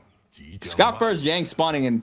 There you go, 30 seconds. As we saw it there, as soon as I was about to bring it up, but overall, you want to have a little bit better armor if you do, if you can. A little blue armor, at least for the first set of Yang. So, not a lot of fights off rip. We had 3, but we'll see how the remainder of this game pans out. But it looks like this early game, everybody's going to stop the full aggression. Player like Frostivus, though, has been finding some really good loot. Purple armor there, blue flying knives, got purple staff there for Arano, I believe. Still common armor though, so let's see he can try to scale up even more the armor department. But see these players now trying to scatter up for loot for that first round with Yang.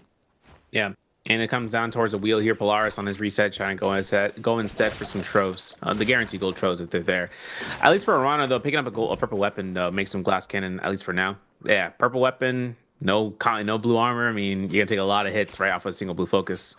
The value right now, though, in terms of Victim's Haven, is that this turnaround came from a bounty scroll, actually, from the initial side of kill to Chen's position to chasing down Asia. Now, 2 other players have arrived here for Henry and Huiman. This is just coming off from the Artisan's Grove north side and then making their way in terms over here from Zest Winery. I mean, you really wonder if the Zest Winery playground is going to happen at some point this round. What I mean by that is that players just love taking the rounds over at Zest Winery just because of the scare rush, the insides, outside of the windows, just being able to break off toes, or to making sure you can just break their ankles if you can find a short-handed weapon like the dagger or the fan. But this Rami Yang is pretty disciplined. I mean, all 8 players are still alive in this match. So for everyone to kind of not take a weird angle, like I'm assaulting you, bro, they can't.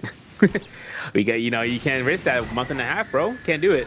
So with this being said, Frostivus is gonna go ahead, take himself out towards the southwestern corner of the Islet Crater with Asia, who has blue fist plates already. And no specialty J's right now in Frostivus' hands. Looks like he's going to have the attack and mitigation as a standardized. As for Chen right now, though, he's going to have that chance on that. I think it's for the dagger, yeah. It does have an HP Jade of some sort. I'm not sure if it's whether it's a Tuna, it could be a Vancio, it could be anything, man. I mean, we could see that later on. But he's going to go ahead and stick his place down here as a Lonnie. And that's actually an interesting point, Lonnie. I mean, her matchups against some certain characters here, like Kylan, would be kind of interesting. But Kylan's Combo Breaker would be a safety net for, you know, for that, you know, and then he can push into ult cast in case he gets caught by another ball, and then it's dunzoed. But characters like Akos is really something where she kind of shines out if she can catch him before he realizes it. Yeah, we'll see how well she does. I mean, I really like Lonnie's like character design. I think it's really cool. Yeah. Like the whole aesthetics of her, and you know, she did get tuned out a lot. She had a very strong TOD potential, but I like that. That's like everything in this game, right? The whole TOD aspect of this game got really tuned down a lot within time, and you know, one of those main sources of that is, you know, green focus. That just gives you that safety net of escapage, especially you know, weapons. Obviously, a character like Temmie still has that potential where the Wisp doesn't really tick the green focus, so you're able to still get the full punish off of them, especially with range. We see XY do it really nice, but hold on, we got main aggression here from Polaris and Ron. Overall, let's see. Doesn't matter to get the parry, so he forces out the Aqua's ultimate, a Shia ultimate here from Polaris to respond. This is a lot of value here being invested between both of these players, but the drop down is good, and the follow-up R&B there from Ron onto Ron. I blinked and I missed it. Yo, bro, the jump, the biggest counter to Akos. When he jumps, bro, he's dead. It's crazy, man. The LMB catch that float, and that's it. 7 players left, just like that. Frost is still taking this fight against Asia here. Hottie versus the Kylan Jing.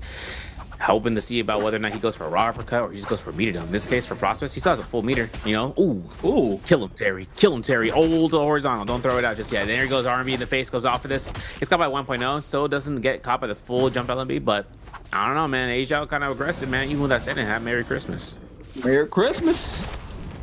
Is good for him. Gets the 1.0. Yep. He forces out the Kylan F there from Frostfist. Frostfist, though, trying to see if he can proc this nunchuck proc there, but eats up the R&B, that being Asia. Forces out the Kylan ultimate. Doesn't get hit off that V1, and the follow-up Hottie ultimate out from Asia. Go ahead and wait this out. You're going to try to see if you can try to tap dodge, or Skull Frame can't really slash through, and we see it now. It's going to create the space this time around, but no stagger off that Gold Frame. It's going to eat up that slash there from the Hottie ult. Time is ticking here. The ultimate is gone. Frostfist being able to get the tap dodge there to stay up and take the powder here, and he does manage to do so. And he got the tap dodge too, which means he gets an avoidance there. Flying eyes are out here. He's trying to look for an R&B catch on the punishment here, but doesn't get anything. Gets caught out instead, and doesn't have to burn the combo breaker though. He's good. He's good. He's chilling. He's chilling. Now the combo breaker from Asia, different story, right? 2.0 potential here from Frosters. I feel like if he wants to try to risk it for the biscuit, Asia taking his corners on the pillars. Raiders touch is still available here for Frosters. Gets caught by that neutral. Now restand comes off the jump LMB stance. Could have gotten himself out here the corner. The scare rush from the fist blades though are a little bit dicey. Super tricky, man. Asia. Just trying to see if you can try to bait something out behind the pillars. You see him trying to play off of this, but Frostfist, since the mid-range focus off the follow-up, and that's all that he needs for the elimination. Even though Asia was playing the Scare Rush half armors pretty well there to avoid everything getting thrown at him by the Flying Eyes, but, you know, didn't work out for him, and you see Frostfist now going to be able to get the loot here from the Yang plus the Vermilions, and not sure if anybody else went into Yang. It looks like Arando did win his there, XKG. Now Frostfist. Not sure who was in that third slot of Yang. But overall, exciting fight there. Arano, like I mentioned, another player with that buff on Yang. It's GG's Chen. So it's Chen won it out. Just a moment. We'll see which players need to see if they can try to cleanse out. But the replays here, this is exactly what we needed. Yeah, we need that, man. Yo, don't wait. What are you doing? Well, not with that R&B like that, bro. That's all right. Pistol shot comes off of this, though. Ooh, Ron trying to look for the LMB here. Gets caught. Nope. No combo breaker yet, though. It pops ult into him instead, just in case. And I think that's going to be a little good lunge. Look at this. Wow. Launches out here. Waits it up for the bow shot. Let's see if she's going to get caught, right? End frames. Wow. Wow. And he caught her, bro. And there's no combo breaker to save her day. She's done. Insane work from Arano, man. I don't know, give something round of applause for him, man. This is the thing, right? Since Aishu can go ahead for the recast after I think 3 seconds on that dragon. It's crazy, right? she throws the. I mean, listen, she throws the V2. She's locked in animation. She only tap dodges and she gets caught. She on the punishment on the rollout. So at least for right now, Henry's like, all right, no more Mr. Nice Guy, but Arano finds him and he knows exactly who this is. So he's gonna be going ahead and he's gonna rush him down. And the thing is too, like you saw Rano, like he was trying to bait to catch the spear thrust first, because Oh, okay. I can't even talk because Henry's dead. And he's out of game too. So that's a rough start there for Alliance. Now starting off with 0 eliminations, 0 points, donuts all across the board. And now he ain't push only on to 2 players, HM and Asia. Trying to see if they can try to cleanse this out. Arano's gonna fall. Frostivus with elimination off of this lone. Not sure who gets the cleanse. It looks like Frostivus was able to snag up that bloom. So no cleanses yet there for Asia and HM. But overall, see Asia now getting caught up on the side of the terrain. Chen applying tons of pressure there in the back end. Massive parry there from Chen. Double parry. Asia lives out the damage there with a tap dodge through. But Frostivus snags up the 4th now for game 2 in the straight domination right now, but he gets caught up by HM with 1 minute 48 seconds left.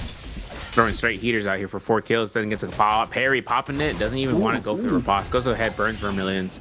Making that kill go towards Arano's way, who is at 3 eliminations. And Hui Mao is low enough for a blue focus where I think he's dead, bro. He go for the pounce, doesn't get it. Gets tap dodge.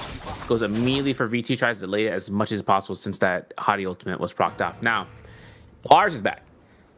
And as a Xiao, I mean, technically, if everyone lands on the ground and he has a pop ultimate, he can go in for it. But I don't think he would really risk it that way because now that there's another person here, I see he's the 4th party, he's just going to have to wander into the zone and hopefully get this kill because you can see that Asia, I mean, he's been trying to pop this parry, but there it is. Elimination given to Arano. That's 4 kills on the board and taking the 5th kill. Actually, instead, no, this is going to be Polaris' 2nd elimination to be picked up and taking that yoink and taking the reset. And I'm hoping Arano not to take this 3rd because since Chen is here, you already know they're looking at someone in the zone. They're going to think it's a weaker target, but this is a Mortal Defiance ankle right now. And it looks like Polaris just got it. I think inside there, yeah. Like literally a second. Yep. It was like half a second. Got to the buy box just a little bit too earlier. And I think that was Arano. But Frostivus as well. Gold dagger, but you know, half the lobby wiped out just like that after first ring. And this is where, you know, it's like kind of like, man, how do you feel about his top 8 or this 8-player format? Because this is, you know, pretty much standard, which we're seeing. But, you know, later throughout the day where the matches count for a lot more, you see the players playing a lot more, you know, they respect the timer a lot more, the Yang. So it's a different play style. But a lot of the early starts, we do have 4 players out just off of first Yang just due to the commotion of the Yang depletion. But, you know, inside Yang 2, Frostivus getting active against Arano. This is a big fight right here. Top 2. Going at it right now. Frostivus on the Kylan. Once again, Arano. Gold dagger in hand with the yay. R&B's on through. And I'm very curious to see if he's going to try to bait out, once he's in that ult form, the F to recatch the Spirit Thrust to, you know, get the times 2. Because if he ult recasts, he gets that for the 2nd target for free. Yeah, and the thing is now is whether or not Arano really just wants to catch a Pierce in a sense, right? Recast? No, wait, Frostivus is caught out. Got him. Problem. Oh, no problem.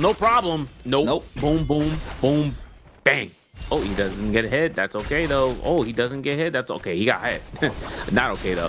This is going to be the last Pierce attempt here and doesn't get it due to the level 2 slashes. And since Kylan slashes, you know, he still had some in the pocket. Frostivus is only 1 scare rush from a bad day.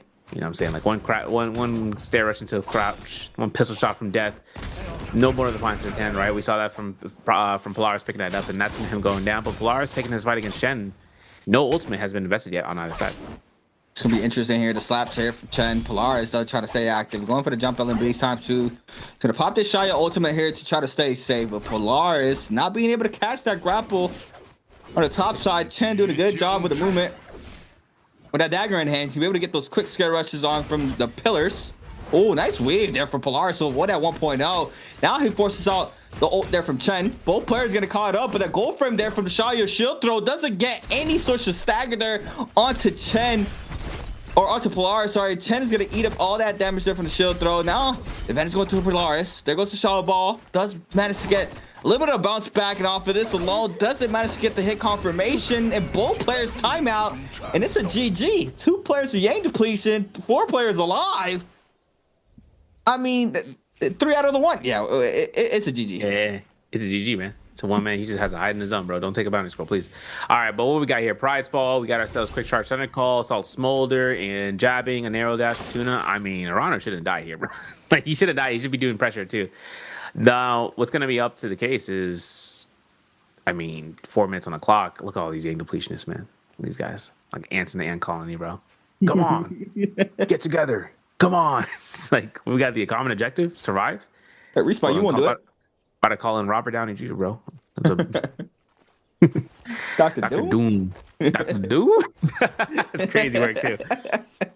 It's nuts, though. 3 minutes for Frosty, because he went down, snap of a finger, bro. No Thanos. So the thing about it is now for them, I mean, these guys just made a mutual agreement. I seen it in their eyes, bro.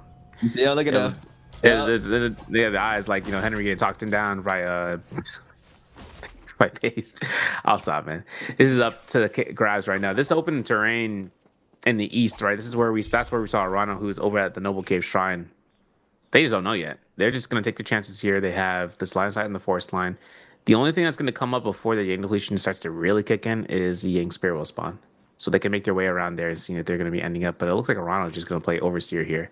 Frostfist is at his dome right now at 2 minutes. So having that to be said, Arano just really doesn't want to take a chance. He just want to see what's going to happen, considering he's the only one here in the good spot.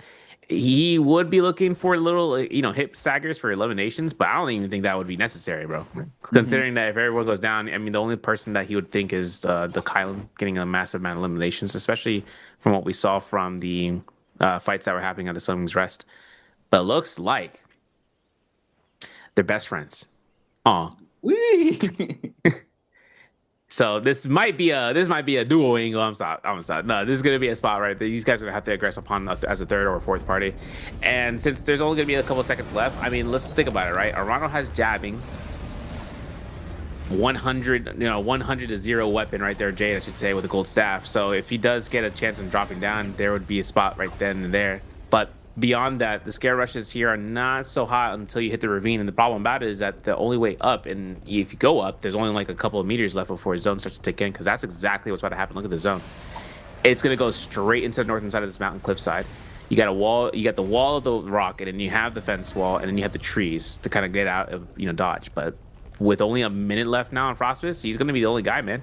The only guy that would have to go down. Yeah. I'm very surprised that he was just rolling through there by Polaris earlier, but now he has to try to get active. 40 seconds and counting. Everybody else has a little bit more extra time, but looks like Frost is going to spot out Polaris to Shayo.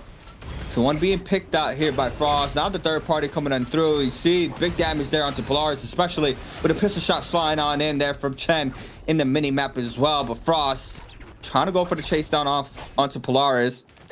Catches the grapple LMB into the air RMB. Full staggers down. So Polaris now eats up all the damage there. Nice weave there off the 1.0 with the mid dodge. But now RMB still good. Polaris trying to respond here. But the weapon advantage is going to be going towards Frostfist. So he's going to be able to get tons of that damage through. Polaris though trying to respond. The RMB's back to back. Trying to see if we can get him in the frame trap. Just 1-2s and just so much damage. The Shayo ultimate comes out very late here, I would say. There goes the F. The shield throw is good. Frostfist now is going to even damage off the pistol shot. Forces out the Kylan ultimate in the back end now. Trying to stay active. Third party starting to move on through. It's Arano. Looking at Polaris off rip. Looking for their dragon dance. Catches onto him. Thrusts there off the spear. But a double shield throw there from Polaris. Snacks up the elimination onto Frostfist. Plus the bloom as well. So he's safe for now. But Arano now is going to go ahead and try to capitalize off for getting that old re-up. And this is going to be the final fight here coming off between Chen. 6 eliminations for Arano, 1 elimination for Chen. You already know who the MVP is. It's just whether or not we're going to get 7 kills for Arano as a yay shoot first round pick. This is also going to be where the Mortal Defiance being in the hands gone, right? There's nothing for Arano. He's going to go ahead and try to catch it up for some chip damage. The Mystic Might in Arano's hands, though, is kind of supreme. I'm not going to lie. The only thing is that Chen's DPS is going to give him lifesteal back. So not only that, does he have a Mortal Defiance, right, with some essence. But he's going to find that jump LMB. He's going to be looking for a repair dodge. Doesn't get it. Gets caught for that Void Sunder. It's going to be coming down for Arano. And the Scare Rush comes off from the top side if he can get the RMBs. But he might even drop in for an LMB catch. Woo! Look for the chase down.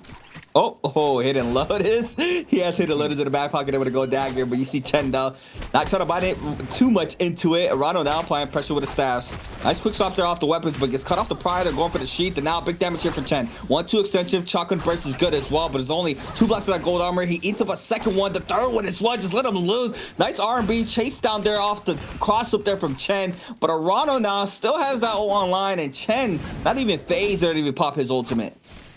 And the crazy thing is that this Lonnie ultimate would come down to where he's gonna have to use it in response, hoping that recast doesn't come off. But since Arano's been holding his own to kind of see about these blue focuses and seeing what he can get away with, he finds it. Combo breaker invested. LMB though in response here from Chen now forces out the Lonnie ultimate, and as a result, this is gonna be a knockback from that parasol, having him go up into the sky. He catches him, and he looks for the 2.0. He ain't gonna convert for it, but this is gonna be a spot right now for the ultimate for the Aishu. Yo, Chen though is gonna get grabbed there off the Yay ultimate. There goes the spirit thrust. Follow up, grapple bump. This is all she wrote. 1-2. No, still alive. Managed to survive. And he has to sustain there for the follow-up LMB. Chen not trying to create the space that he needs. Trying to potentially get that armor swap at the top. Does he get to it? Not even down for him. I thought it was up. Down. I thought it was up too, man. What happened to it? Who ate it? The spirit, yeah. Who ate it, man? Who was hungry, man? Yo, this is crazy too, because considering that Chen has himself out, it's a full reset, and Arano's like, I'm not stopping that. And that's that Soul Smolder I was talking about earlier. This thing is going to do massive chip off of this white arrow, white HP bar. But the Carousel being invested there for the combo breaker means that Cliffside fight is just going to be a scare rush LMB drop down, right? That's all it's going to be. You can't really stick too much to it. And Chan's going to get a reset again, and hopefully to see whether or not Arano gets his tuner proc, and he's going to get allowed to do it, man. Oh, yeah, this is going to be a little tricky here, but both players staying back into neutral. Perry baits off of that LMB hold. Since 0.9 this time around. Good damage. Not the cross up, but the palm lightning there from Chen. I'm going to get a little bit of that chip damage to the top side of the terrain. A very tricky spot to fight. I mean, just everything can't really capitalize off of catches. Just straight chip damage. Doesn't release yet there. Arano being able to play the mind games perfectly here against Chen. Forces out the Lonnie F. So you see now the retreat there from Chen to make sure he doesn't get caught up. So he's going to play the top side of this terrain. Nice grapple LMBs or grapple pistol shots there for the chip damage confirmation. But Arano still full chasing down. No full commitments yet. Waiting for that cooldown. 75% on this ultimate here from Arano. I wonder how close Chen is. It looks like they're both pretty even there with the bar filling up. But Arano still having that health advantage there against Chen.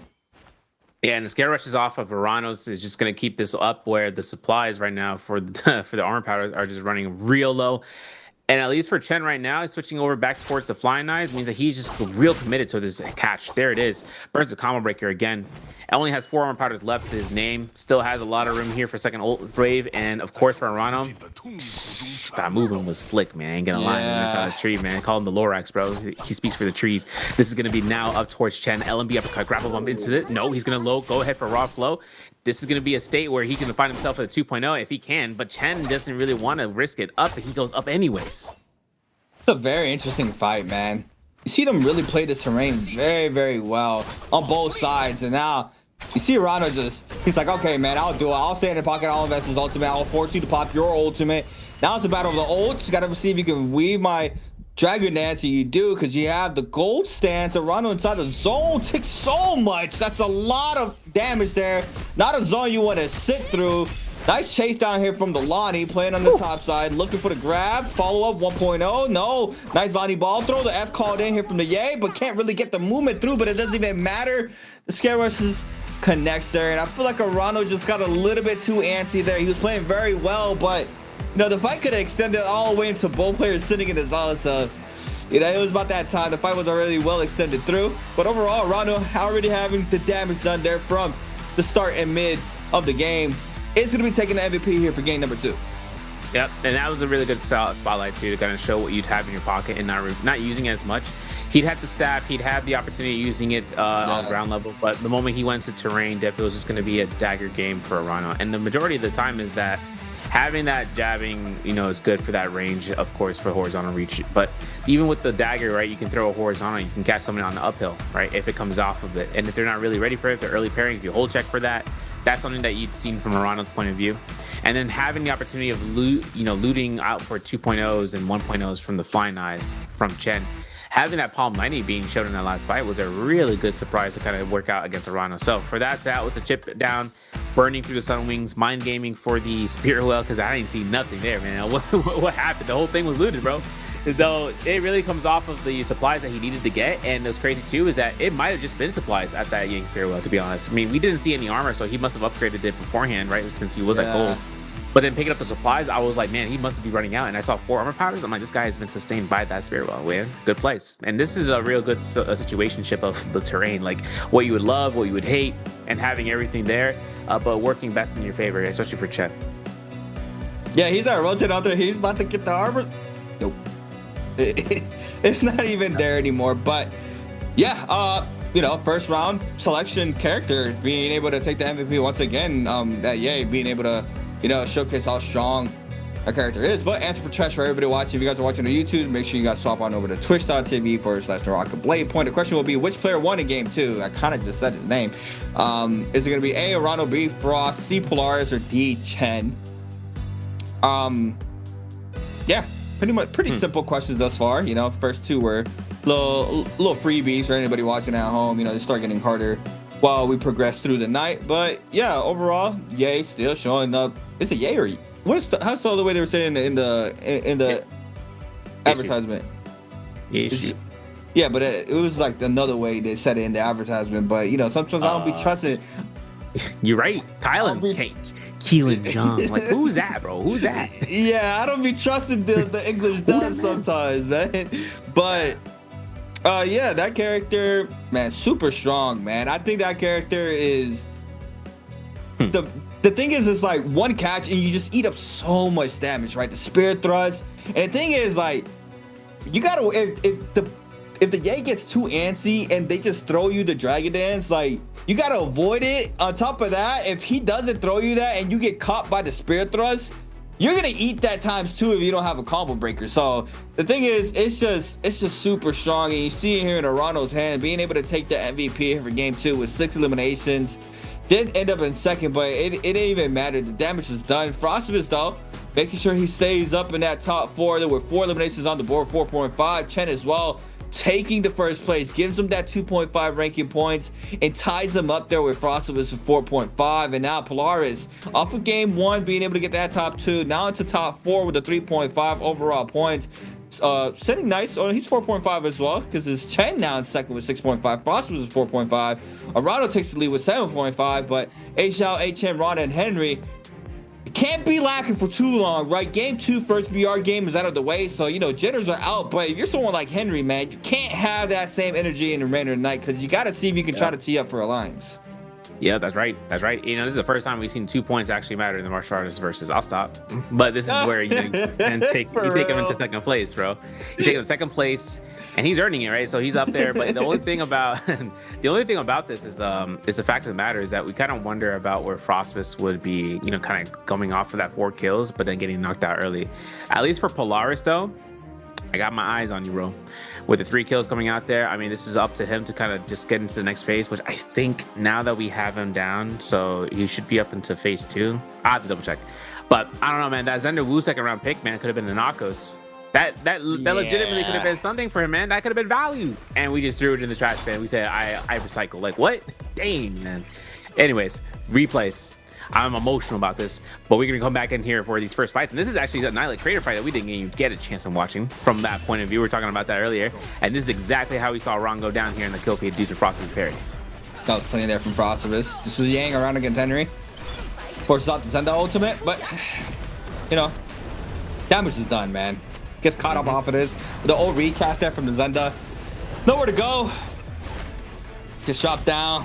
Full spirit thrust, follow up, makes all he needed. Didn't even need a grapple extension, but now Arano with the LMB catch there forces out Henry once again with a bird. And then, you know, there was like 3-4 players in this area, so I don't even think anybody even attacked. It's just straight Arano here with the damage. Yeah, hits him with an arrow R&B there for the hit confirmation. And then this is our top 4 situation where Frostbus got aggressive against Polaris, then Arano comes in with the ultimate. He gets caught lacking there by Polaris, gets caught in the shield throw. But even though it didn't even matter, look at the damage that he's able to inflict here onto Polaris. Even after picking up that Soul Bloom, gets up the elimination.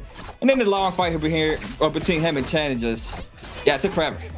Yeah, and even to Polaris there, he had Immortal Defiance, but he died to zone tick damage, which meant that the reset on HP was magnificently low. So there was nothing that he could do to rebound on that. and that's where he went down. I mean, if he got hit by that jab, in different story kind of, but the 90 like the deficiency on the weakless escalation, which when you're sticking to the zone too long, where you start losing value on healing items, and that even involves Border Defiance in that case, or even healing skills. You saw where it didn't work out for him, and this is kind of those plays that we noticed where that jump in LMB really just came in the clutch. For Chen, that was what he depended on, and for Arana, that's where he ends up as MVP regardless. 7 points earned in that game, making him the MVP, and this is a stride that we need to see from him. This man, give me that side eye, man. What are you giving the bombastic side eye? My fault, bro. Hey, chill. He's like, really? In 2026, you're really using a 5800 X3D? Are you kidding me, man? That's all I got. I'll stop. This is gonna be where we got this Arano MVP for the first time. 15,000 damage, Assault Smolder, Pride Fall, Area Dash, and the Tuno, which kept them alive, bro. And the crazy thing is that even with the Quick Charge Undercall, wasn't his top 3. I don't know what that is in Chinese. It must be his ultimate skills. We had it as 2. And then we start having it as skills and ultimates, and now we got it in Chinese text translation, bro. But hey, Yeshu is just a man of many skills, many languages, I guess, and formats. Yeah, my thing is like, I don't want to say anything right now. I think it's too early, but I think at stage 1 finals, we can really see if the Tiger King has been dethroned for that first round pick, right? Because Akos has been a first seed selector for a very long time now, especially, once that buff came into play, he was just first round selected everywhere. I think right now he's showcasing a lot of potential, but another thing that we got to show potential is a quick break. Once we come back, we're going to be locking in for our 3rd round here of today's matches here for the NARAKA BLADEPOINT Pro League. People always ask me the same thing. How does someone who stood at the very top end up picking a rookie like me? Hey, relax. I didn't bring you here to fill a seat. You're a pro too. Remember? Ladies and gentlemen, the god himself, Yi Shu, returns to the final stage with his rookie, Leon. Standing in their way is this season's undefeated champion squad. Will the legend rise again, or will the Kings hold their crown? Let's find out. The match starts now.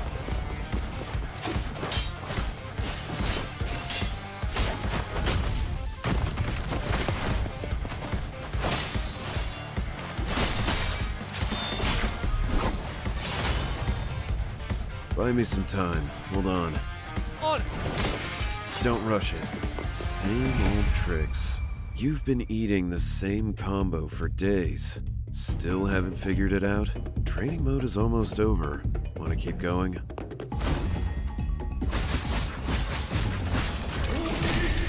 Good opener. Don't just memorize combos. Your opponent is not a training dummy. Oh, hold on. Let me reply to this message. Can't even stay retired, huh? What? You want to go through all that again? Just keeping the kid company. Taking it easy. Out of everyone you picked, N? Yeah, like what I saw. Come on.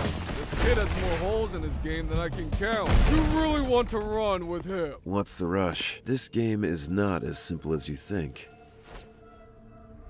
Leon is down. Yi Shu is on his own. Hey.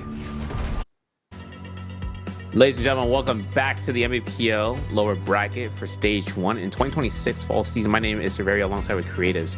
Bringing us back into this, we're in round 3 so far today. We're going to be getting ourselves into the mix now. Bringing us into a recap of what happened last time. This is where Arano came through on his lower bracket round and got MVP as Yeshu. And the thing about it now is seeing how it turns up. Now, one thing is actually interesting. I was actually reading chat between different players and all that stuff where mentioning how he is basically, a good character, not the best in some ways, just comparing it from previous, balancing adjustments and seeing how well he's kind of stayed at the top of the meta. It's just where people are lacking on catching him when he's down and locked in an animation. Like if he misses his spear throw, punishment. And that's some of the things that you kind of see a lot of the times where players catch like RMBs with a whip sword or long sword, and then all of a sudden they're dead. But for him, it seems like some of the characters or some of the players just aren't utilizing that as much as often, and instead they're finding workarounds as Yoshi. You kind of see where Arano was able to run around and be able to find like niche moments where he is baiting out for a pierce throw and he doesn't throw it, he doesn't release it, he just holds it. And there is nothing that would be able to do except anticipate it, and they get burned out to his stamina, tap, dodge, skills, etc., then he can come right back into it and shows them, you know, the mercy of it all. Am I like crazy for thinking like he's just like an enhanced Kylan? Yeah, you know, yeah, like, and the thing about it is that Kylan, right? Like in his sense, is that he's very limited in quantity. You know, you kind of see where Kylan slashes is that he can slash, and then he can be mitigating any staggers because of the value there. But the only thing too about it is he lasts for 22 seconds, where Kylan just depends on how long he has, how many bars, which might be a good time to kind of see where it comes off. I saw the stat lines though in terms of weapons, and it looks like the dual blades are still taking the top floor at nearly 11k damage average on players. Fine Knives at nearly 7k damage at 6800, and then Fist Blades at 6500. Right beneath that, it's going to be 5300 for the whip for the longsword. So you can see where the weapon selections has been kind of more prioritized in this area, but that can always be caught up. You can. It's actually insane seeing to me how Nunchucks has been way down. I talked about that yesterday, right? But I'm just still surprised. Nunchucks is at 10th place overall, 2400 average damage between players. I think it's just because of the rarity thing, and even more so, you're seeing Pulse Orb more use, having a lot more use there than that, and that's not even up by a lot. That's like up by another 500 damage. But regardless of that usage for the dual blades, I mean, you've seen it where it just gives a lot. It is a lot like terrain manipulation that you can take advantage of, and that weapon really just seals the deal for that. Yeah, I think it's heavy. Like, I mean, you got to run what you get, right? Like, you can't really be too picky. Like, if you have a purple, I don't know, purple pull sword, and all you had was a common nunchucks in your hand, like, you know, you gonna be swapping into that pole sword, obviously, off the nunchuck. So I don't know. I think it's definitely like just unlucky for the nunchucks that it hasn't been shown out a lot. But you know, the thing is weird that I've seen a lot of gold pole swords inside, like off of Yankwins, which is really crazy to see compared to like gold nunchucks. We usually see a lot of the dual swords being in those boxes. I mean, I don't really know what the umbrella rate is. I do know we did get one there for Frost. It was day one of group B. So no, we have to keep our eye out. But you know, once more weapons gets added, that, you know, the pool there for, you know, to see what you're gonna get inside those yanks just become a lot more wider. So it just makes it a lot harder for, you know, some weapons to try to keep up. But there's also, I think there's like an internal thing where, you know, it kind of drop rates gravitate towards what more the metal weapons are, because somehow we always see fly knives in the game every single time. It's crazy, man. It's crazy work, dude. I mean, the thing is that people will hold telluric crystals for that. They will hold it out. But sometimes when those things come up, you gotta run it with something else. Just sometimes even range second, mostly, you know, as a primary choice. But you can see the issue is gonna be up here, first pick, Akko second pick. Frost is like, I don't know what's that the woo, bro. Like, we're gonna have to think about that next time. So now that it comes off of this, Polaris third pick phase gets a Zendawu, confirms it as she usually should be. This is a tumult map though, man. I mean, even in Holoroth, this would be a really good spot to see if HL has something up his sleeve for this. And if he does pick up the tumult, if he does play Kylan, I wouldn't be against it. His high round didn't go so hot. You know, we know that so much that if he goes ahead and picks it up, you know, you can see half his face. But now here's going to be the case. He literally, there's no mouth to the man. He has a face, but he has no mouth, man. He can't speak for nothing. Because that round on Hottie was not so hot on that Morris Isle. So let's see how he turns up. And this is going to be the second half of the pick phases. Ah, man. I don't know. Like, I don't know if I really agree with that, you know, that Zenda pick there from Henry for that game too. It's the fact that I don't think you're even going to be able to play Akos now all day. Nope. Yeah, and the thing is, you said that his Akos game was his best game. So, yeah, I'm a little confused because now you kind of just threw it out you know, you just kind of threw it out there that you're not going to be playing Akos for today. You could have still played Zenda your game 5 if you would have just picked Akos potentially. Kind of could have been stolen that third slot though. It all depended to Arana, but you know, you had a better possibility in that sense into game 5 to play out that character. But I mean, we'll see.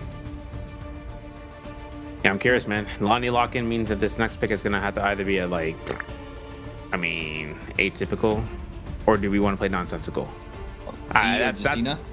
Yeah, I mean, yeah, if he decides to, but it'd be cool if he picks a transformer here, I'll be honest. Dang. Yeah, we haven't seen Yoda all day today so far, too. Wait, what a second. Shunwan Lee, again. Look, he know what I'm on because he's literally going off for both the characters I said in the beginning. Yeah. Man, no Yoda Hime? What's going on here? Yoda. No Yoda, bro. That's reserved for Mike lobbies, right? Why he got an OUG pad when he on the lines, though? Oh, my, yeah, that's a future pick, man. Mm-hmm. You know, he reminds me of? Who? Who's the guy? He reminds me of Eddie Murphy, that one movie with... I know what she's talking about. I know exactly what you're talking about. But yeah, he comedic genius, man. And this is a problem right now for Henry, though. It's not so funny, you know? Look at how I turned that back around, man. It's not so funny because we have 0 points. Top first place is 7.5. No, literally, yeah. You're currently at 0. Slow drive, 4.5 points. Maybe in the next 3 rounds, if we can earn that, to kind of be in a semi-safe spot. Then again, other players like Aizhao are still in this like, okay, let's wake up moment. But when you're looking at these picks and you're seeing how some of these characters that are normally mainline don't appear, either it's because of due to personal reason or just to see like what the play would be, like just to burn out a choice for the other characters. Because Zenda Wu being given up so early means that someone would have to play something else. But you know when you're in the first top 3 phases, like you're giving that anyway, so like you're giving the Akos up for anything. Anyways, we're gonna stop yapping about that. The other thing is that now that we have no Yodo Hime, we don't got any juggles. No one's juggling downhill, bro. Not here, not anymore, at least for now. This is going to be our selections on the skills. V2, again, obviously, to come off of this for the Shunwan Lee, but V1 once more. You know, and this is going to be off this point for the Polaris. This is for his Zenda Wu ultimate. So I'm glad. I'm excited. I mean, I've been waiting for to see about the V1 coming off of that ultimate. I mean, V2 is good and all for the tap dodge and burning that off for the anticipation, though. Going to be another heater, man. And I'm hoping to see where Ron turns out because he only had 1 game on the issue and he's at 1 point. So he's going to have to really turn this up. Turn it up. Let's see, though. We turned, though, for game 3. Yep. Man, the... definitely got to get used to the map changes.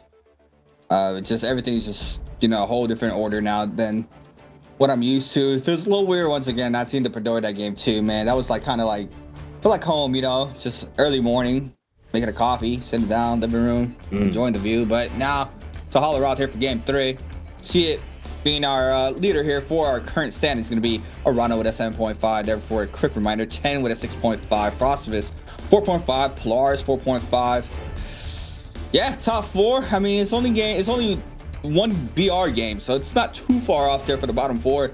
There's a lot of ground to cover.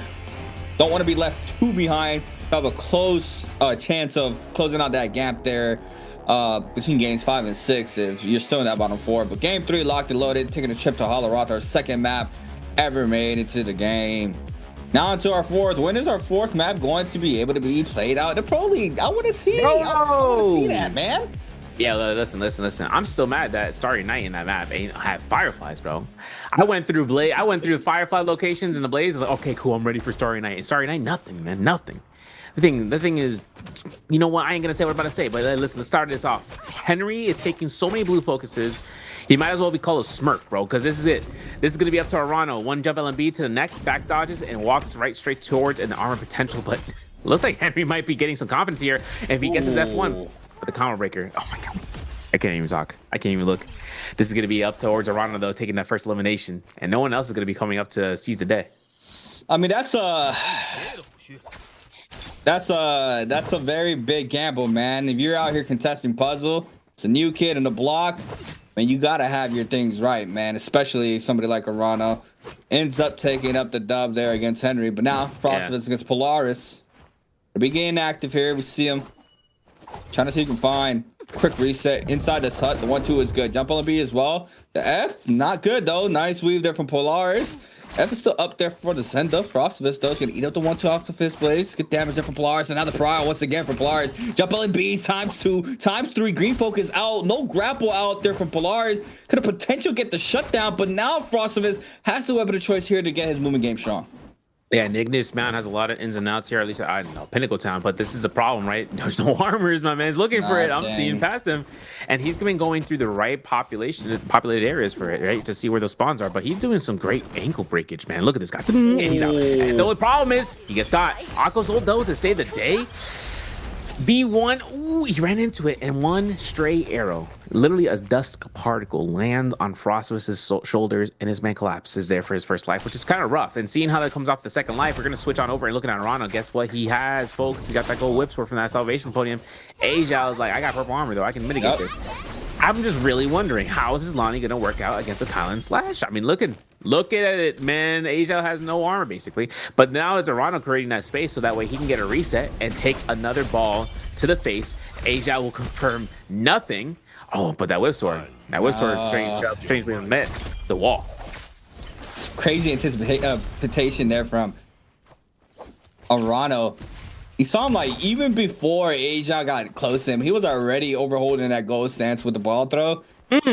Oh, the bow shot top 2 is good there from Asia, though. Look for the third. Misses on the last hit. The Kovacs not good enough on the third. And now Arano be able to get a lot of damage through off that gold whip sword, but Asia still not letting go to the back gas pedal. Opens up with a massive parry. Snags up the whip sword off the pile, but he doesn't go for the uppercut, and he drops it. Arano loses the gold whip sword. Third party potentially moving on in. This is Henry. You need to capitalize off of this, my boy. Come back and active. I swear on all things holy, this man doesn't come up here and say, I wonder what those sounds are.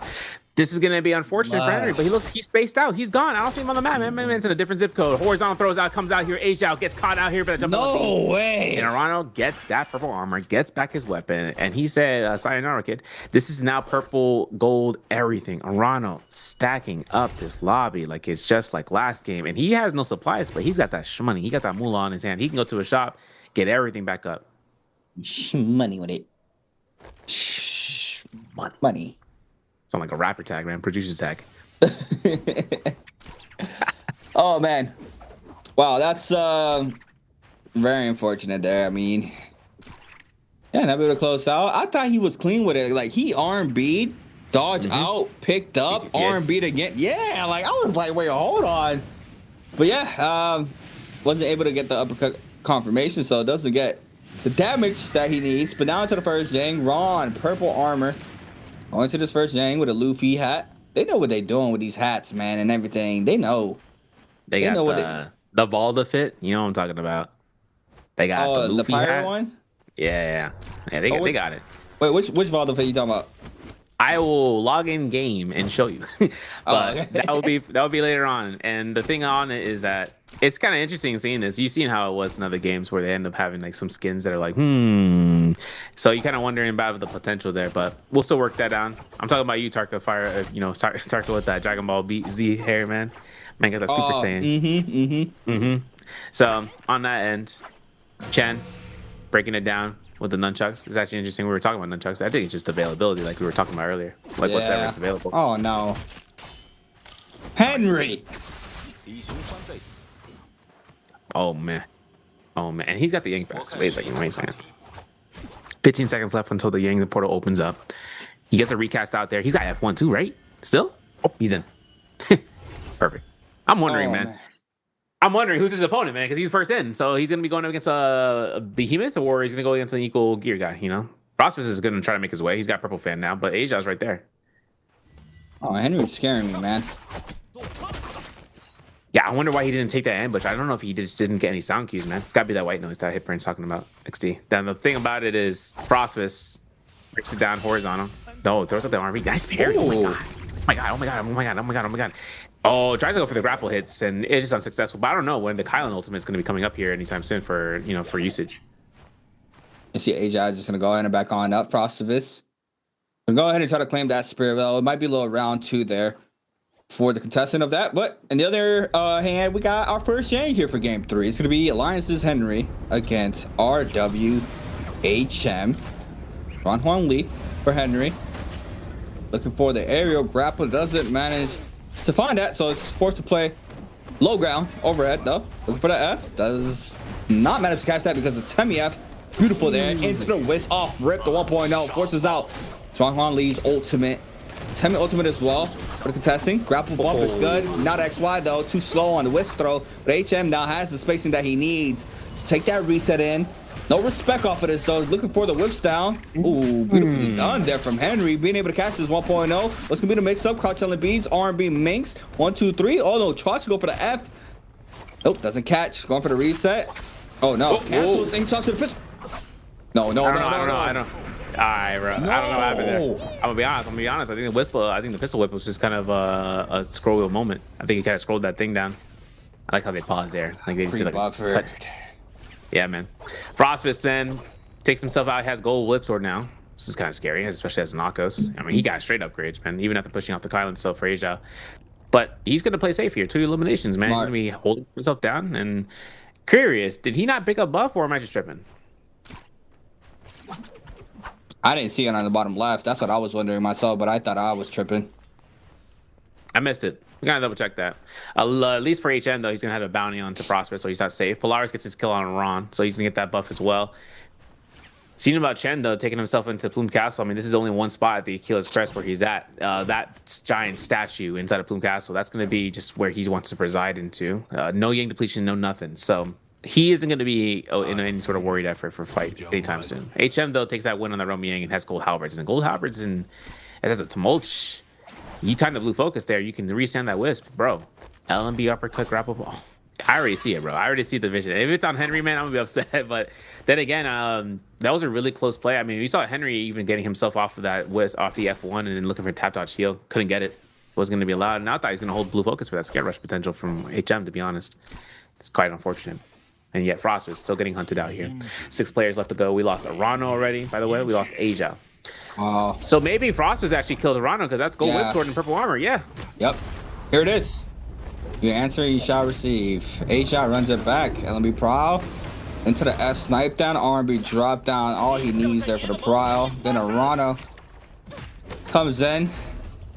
Oh, LMB going for the first leap, but it forces out the Lonnie ult by Arano. And I feel like this is where Lonnie kind of just loses a lot, right? Where she's trying to be the one getting pressure. She has a lot of sustain, but aggression right here. You see, look at that. And just Arcos. It's just Arcos, man. Look at that. Yeah, that thing hurted, bro. I'm going to say that separately. What is that? That thing hurted. Hurted to watch. Pistol shot, bang. Roar, bang. Leap, gone. Bang, like everything, man. Awful blues, too. And we chose Sendo. I'll stop.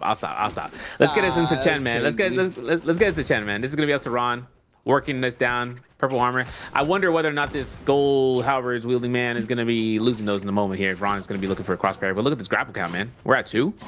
We're gonna get to that shot by the 9 stack. Talking about that again. 9 grapples instead of 6. I love to see it. That supply gain is such a huge gain. But hold on a second. Polaris is taking this fight here. Ooh, wait. No, I was about to say we got a clean LMB catch, man. He's gonna throw the LMB. Oh my goodness, he threw it. That was risky. You know how risky that was? Yo, this man gonna go in here for the Zenda Wu ultimate, and he almost gets caught by the head on the LMB. No way he's gonna get caught by the RMBs here, right? There's gonna be the shots. Shadas comes out here for the Zenda Wu's gonna get the corner. B2, I think B2's gonna confirm for this kill. He's gonna dash. Boom. Are we risking this F1? Oh my god, we are. You got it. What? And he got money for the purple armor, bro. Go crazy. Spend. Like some guy, you know, I'm not even gonna say it, but he's gonna go ahead, he's gonna spend that money, man.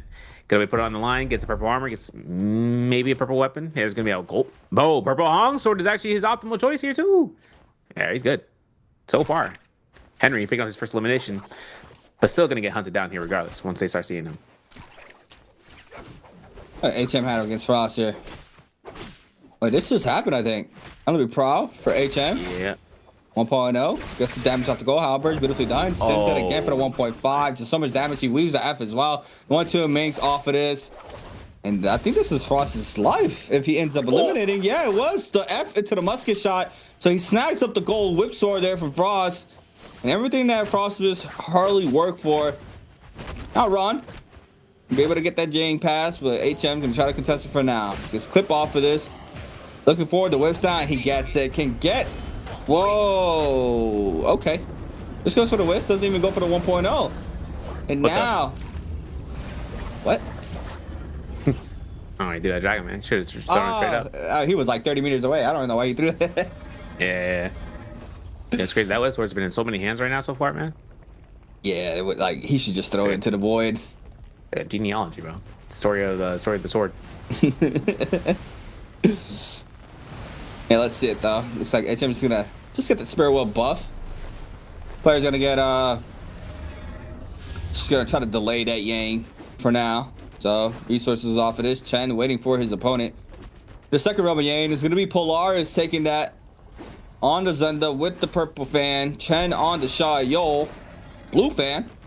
Go flying out to Polaris' back pocket if he wants to swap over that, but it looks like he's gonna be sitting real comfortable here with a purple fan.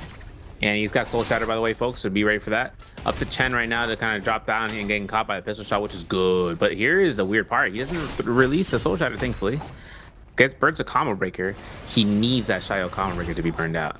He needs to. At least to confirm the Soul Shatter raw uppercut blue focus. So let's see whatever Polaris got in hand, because next thing is next. Chen goes ahead, Scaros attempts the R&B. He's actually already there. It's like watching a DVD highlight right here, man. Chen is like already there, bro. Around the corner. For Chen right then and there, he's going to be looking to try to cut the slights and hoping to see if he can get raw uppercut. There it is. Oh, you ready for the Soul Shatter, bro? You ready for the Soul Shatter? Look at this, look at this, look at this. He burned the combo breaker. He's looking for a stagger. Maybe I stand corrected because apparently Polaris just can't catch a break here. And he lost. Oh, he heard him. What was that noise? Yo, R&B cups out here. Gets himself out by 1-2s. Fan comes off. Soul Shatter could reach in this. Nah, I won't reach in that terrain. Ooh! Oh my god, switching over to the flying eyes though? That's actually kind of beast. I think he should have been done this. Chase down was just way too hard to fan, but he goes back to fan. That was a bird. Oh, the catch, but his first shot, shield proc there from Shayo. Chen now trying to live out the pressure off the Zenda ultimate. Nice weave there to avoid a snipe down. Now the rain of the bows. Doesn't even matter. Oh, rain of the bows, whatever you guys want to call it. Second shield throw is good though through the wall. Hey man, hey Polaris. Whoa, Polaris, whoa. Please. Okay. But I have PTSD from watching Henry, bro. I'm sorry. I'm sorry, bro. Yo, listen to that. Look at that dreadful whale. Look at that rev up bomb that's never been used. Great sword, pole sword. I told you. Look him too. Oh, look at this. He got it too. Yeah. Yo. And he got his second elimination. I mean, not Romy. Let's go replay right now on Henry. What's going on here? I told you that Hong Sword was going to be a life sentence, right? Because that's with the dual blades, the swap. You gotta see that. He's just like me for real. That's what you got. First name basis. Yeah, Henry. I know that guy. He's a cool guy, man. He crazy, man. He crazy. Look at this, man. Was working out towards him, though. Look at this, man. Maybe he's issued a counter, bro, all along. I'm about to say that. Yep. Be insane work. Ooh, he got F1, though, for this confirmation. Combo breaker's down, man. But how much damage will he do here? I don't know if he's going to do 1,000 plus because he might. Oh, that's going to confirm the kill. Watch this. Boom. Bang. 2-on-1. Wow. Yeah, whoever says 2-on-1 is not necessary. Think about it. Here's going to be the V1, though. Here's coming Polaris against Ron. Recast comes off of this. Ron. Oh, look at the damage spike coming off of that, too. And especially considering that Polaris taking that right click means that he's going to get some heals back here. And then being able to get attack buff. But now Henry might get the kill confirmed. Third kill's a charm. Soul Loom is his. You see, I right there, I think in a more higher quality lobby right here, you're kind of out of game 3 if you're Henry right after that elimination. Even though you get that, yeah. I think burning that ultimate right there, yeah, I think right here it's just a bad call, I would say. But you know, Polaris is not gonna fall onto this player as well, so it worked out good for Henry on this side. But man, when you got those, you got the verses in here, the spiders, and the XY, the XY's in the lobby. They don't give you a chance to breathe, brother. Yeah, this is tough. Yo, what Jade is that? Is that Throw Seeker? I think it might be, bro. Can we get a Kaleidoscope Parasol in this man's hands? I want to see that Jade. I don't think he's gonna throw it. I just want to see it. I want to see it. Henry on the Blizzard though. Look at him. Shots off. Yo, this man trolling, man. He really like XY, man. For real. Yeah, imagine XY changes his name to like Paul. XY Paul. Like, wait, what are we doing here? Remember, you got Edward, you got the Mike, you got the Henrys, and then what's next? Jonathan. John NARAKA. I'm waiting. Yeah, I mean, what we had? Edward, Henry. Edward. Michaelis the third. Mike. Yeah, you're right, Mike. I think that's all we had thus far. First name basis. Yeah. Our players. But what is that? Rupture Gale is on his 3rd slot, and then Fire Arrow strike a lot on his 2nd. But Oh, it's the fact that he Fire has Dreadful Whale. He has Dreadful Whale, but the thing is that Soul Shatter, man. Such a good J to have on that, especially in this point. Because if you throw a Dreadful Whale, you can really just do the mind game on somebody and then have AoE control, but only until you get gold focus, right? And then if you want to try to play mind game for the kicks, then you're doing good damage. Switching on over to a different weapon and whatnot. But hey, Chen, minute on the clock on the Shael, no eliminations. It's like we've just seen this man been doing side quests this entire time. I mean, he went up towards the side of the map, now towards Aquila's Crest, and now we're back here, and he still has blue armor, and he still has blue weapons. I mean, I'm looking at the lobby right now. He looking like a baby. Everybody got gold. Like everybody's fully stacked right now. But man, Chen is gonna have to see. He can try to cleanse out. You see him trying to track a little bit behind their HM, and he's gonna run into 3 players in the backside, 2 players. Sorry, he's gonna be completely looked at, and they see him that he has that blue armor. A little bit of vibe check there from him, but they're respecting it. Oh. Maybe. They were gonna give that up too. Yeah. But he doesn't have the time to wait though. He literally doesn't. It's 15 seconds left before you know it. Henry gonna get the Spirit Well buff potentially. I think it's the White Tiger's prowess. Well, we'll have to see. Pushing off Weemao though to get that Sun Wings Essence, and it's just jump LMB. He's got to tick damage. Look at this. Look at the second up here. Combo Breaker, jump LMB, full reset. You know, for the heal. But actually, it's a 1200 armor reset. Still, beyond the means, the lobby's gonna focus on him. Any grapple strike comes off with the LMB, it's a 200 damage. Twin shot into the bounce shell. I think that's the twin shot and to the Rupture Gale, so that really is gonna hurt. And that might be it for Chen here. No ultimate cast, no nothing. Kill confirmation goes to Weemao, and this is gonna be his 3rd elimination. Seeing Henry here at the 1.0 confirms nothing. But the top 3 players are left. They all have gold armors. They all got gold weapons. It's gonna have to see whether Shunhuan's into Wu or the Tumult Twins. Ooh, that's the 1.0. They're trying to respond, but now everything being thrown out there by HM, trying to stay up here on the Tumult. Let's get a little bit of space in here, but it spins back to 1.0. The army is good. Back-to-back LMBs as well. HM now being able to apply so much damage there onto Polaris. Not sure if he's going to get looked at. I don't think anybody saw just the devastation that he just got there, the disgustingness that HM inflicted onto him, but it doesn't even matter. Polaris responds with a big parry there, and now Henry showing up with the pulse sword in the back end, trying to get the last hit confirmation onto one of these 2 players. There's so much invested here between Polaris and HM. In the back end, 1.0 gets the follow-up as well. And Henry just completely shuts down the lobby with a katana tome there to pick up the last 2 kills off of that pulse sword. 3 charges and 5 on the board, I believe I saw there. And Henry shutting me up, saying, hey, bro, I got this. I'm up, and I'm here. I'm ready here to be here in the first stage. Y'all talking that smack over there in the global broadcast. I hear you, man. My bad. My eardrums, man. I'm 20/20 vision in my ears. I'm like, what? What are you talking about? Oh, Bobby. Yo, this is crazy, though. This is up to now Henry taking this 5. The crazy part is that pulse sword level 3 wasn't heard from Polaris. I'm like, oh, listen. But I think he was just in the thick of it. Yeah. And on top of that, Void Thunder post animation lockdown to kind of confirm for the kill on HM. HM would have had that round to the dead to right, but popping that ultimate forced the pressure onto him. And having that ultimate to confirm off of a Shael that was blue armor, I mean, I don't know, man. She was kind of pressuring you down, but I think this was more about the lobby around him and seeing what they would do to take the kill. A bit more than he can chew. Our regards come down towards this. Henry on the Shunhuan Lee, earning MVP that round. 5, I think it was 6 eliminations, now up to 7.5 points. He's good for it. And for now, having to see how the next 4 days or next 4 rounds converse, or at least the next 3 rounds, I should say. I'm really hoping we get an interview with Henry, man. I'm not gonna lie. I'll be interested in seeing that. Even more so, I just wanted to see where he's kind of going off as being a rookie and getting 2 MVPs. Mind you, 2 MVPs within the last 9 rounds. Sensational. Sensational. I love cheesecake. Later at night, later.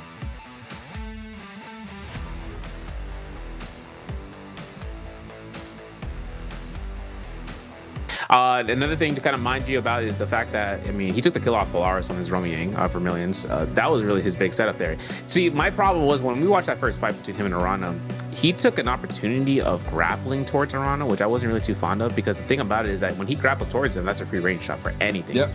It wasn't even like a grapple, cancel, grapple, but even if he tried to cancel grapple to kind of double stagger grapple, I would have lost my mind, but then he wouldn't have been able to do anything. He was still get caught. But the cannon was the only thing there that would have been just short range. Then following up there, didn't take the chase down on Arana toward the fight between him and Ajao towards Emberhawk. And then he moved alongside and he kind of worked around and then ends up getting a +1 elimination at the Gold Tide coins or Dark Tide coins where the value was super high, killing Polaris off of a read on not only to the V2 recast, but also the F1. Because considering that the arrows were going to be casted out, he knew that Flame Wall was going to be valued enough, and then he was able to confirm hits through the wall, came back, got an armor, got a purple weapon, Hong Sword, the best weapon he could have potentially even gotten. And then taking a victory in that Roman Yang and then taking that stride and going further and further past and getting from 3 eliminations then to 4 to 5 in that final kill count. Pretty much just swiping it out with that pole sword, man. And that was kind of insane to see that value there, man. Yeah, I mean, to me, it really looked like, you know, a lot of players who have been in the league, they play in a kind of a format, right? Where, you know, at this point, we're not doing this. At this point, we had to try to find this. Like, you know, there's so many elements of the game, so the Pro League has its own structure and format and style of how it's played out. You know, during the time ticking or whatever time the game is at, and then I feel like right now Henry is just like, dude, I don't know any of that, bro. Like, I'm just here to try to get dubs and, you know, pick up eliminations. And yeah, I think like this is the type of style that XY plays as well, where he just doesn't really follow a script or anything. Like, he will full on faceplant in front of you and invest everything on you just to get into elimination. And if he dies, he's fine with it. He's like, yo, I died 7 with 4 eliminations and I'm fine. So, you know, Henry, you know, for him, you know, good for him that he was able to take that first place spot. So now he jumps into that third round or third place, you know, overall standings for himself with 7.5. Frosty gets knocked down to 5th with 6.5. Arana stays on top with 9.5. Polaris in the 8 off of that game. Chen now with 7. So, you know, not far off there from 5th all the way through even 6. You know, Ajao and Ron have a lot of work to cover here for the next 3 rounds. Halfway point is done now after this game 3 has concluded. But yeah, I mean, this is gonna be interesting, man. I love to see these top 4s get, you know, duking it out, seeing who's able to stay into the top 4 with just, you know, with so much on the line right now. And like the way Surveyor mentioned it earlier, says, man, you're not gonna play for a month and a half. That is insane. For real. Yeah, it's going to be a cut the throat moments here. Ajao, first fight, though, against Ron. Taking the victory here. And I think it was a blue focus spam. Oh, never mind. He caught him. DG. Grab one to RB 1-2, 1.0 blue focus. Boink. And that was it. That was where Ron went down. And this is going to be that Romy Yang fight between Polaris where he took this victory against Ron. And this was something that I was like, yo, this guy is super healthy. Still has ulta. And that's for Polaris not being the healthy one, but this raw uppercut really sealed the deal. Combo breaker invested means that then he can just go ahead for his own, has himself to recast a little bit of heal back on that, even with the ult, but that's Soul Shatter, man. Bang. Crazy, man. Soul Shatter, bang. And it doesn't even matter here because it was just a tick damage. Now, not to lie, Polaris almost lost it. I felt like it was a little bit of a moment, but actually that was the second Romy Yang. This is that first one. Him holding that ult for NARAKA 2 is crazy, though. I can't even lie. It worked out for him, but yeah, nah, that's way too safe for me. But HM gets Frost. This is where HM takes out Frost. He beautifully weaves that F, man. Tap dodges back there to avoid the roar, and then Frost still had to deal with the F and the Tamok, and you know, F gets invested into the musket shot, knowing he's 1 HP. Gets the last hit confirmation. Henry here, 2-on-1, beautifully done there, and yeah, like you mentioned, right, 2-on-1 does matter because right there, if he would have gone for the grapple bump, he had the potential there to clip onto the pillar. So him being able to get a 2-on-1 there gives him the hit, the kill confirmation. Yep, Scare Rush is here. Still can't believe he got a level 2. 1, 2. Follow up R&B connected on the tail end, and avoid sending to kill him on the tap dodge roll, and he's just like, cool, sick.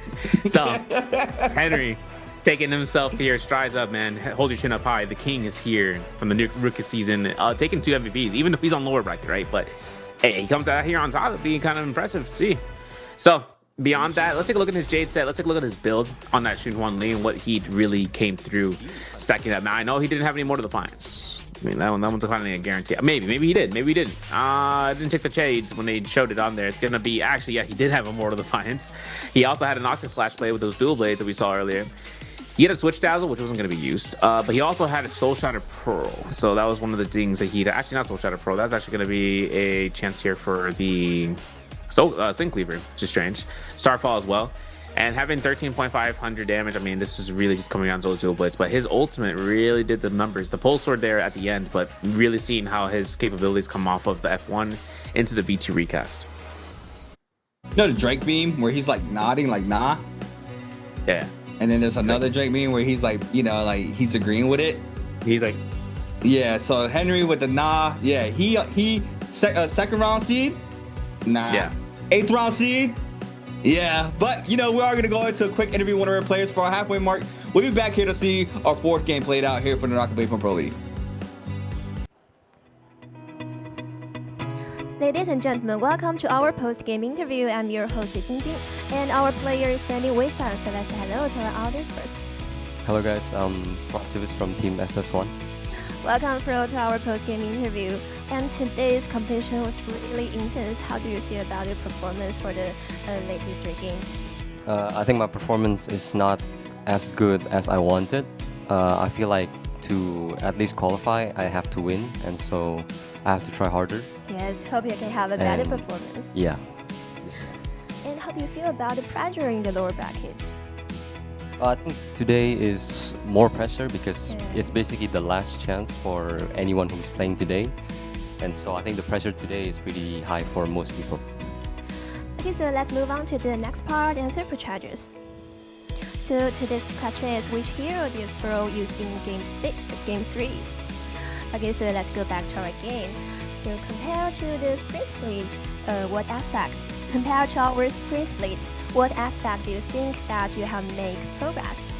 I think I've made progress in terms of fighting. I think my fighting is pretty good. But recently I've been, I'm not sure if it's unlucky, but outside of the fighting and outside of the realm of Yang, I've been very unlucky, or at least always fighting 2v1. And that's why I think I'm always dying. And so I think I need to figure out a new strategy to avoid that. Okay, so it's counting time right now. Please use 3, 2, 1. 3, 2, 1. Screenshot. Okay, so let's find out the correct answer. Do you know the correct answer? Correct answer is A. Yes. Akos. The correct answer is A. Congratulations to our lucky one. Okay, so how do you think about the priority choices of hero in the current patch? I think the priority today, this current patch, is Yeshu is the strongest. I think everybody agrees that Yeshu is the #1 pick. And I also like playing him, but I don't think today I can play him because I don't get to pick first. So that's I have to try something else to win.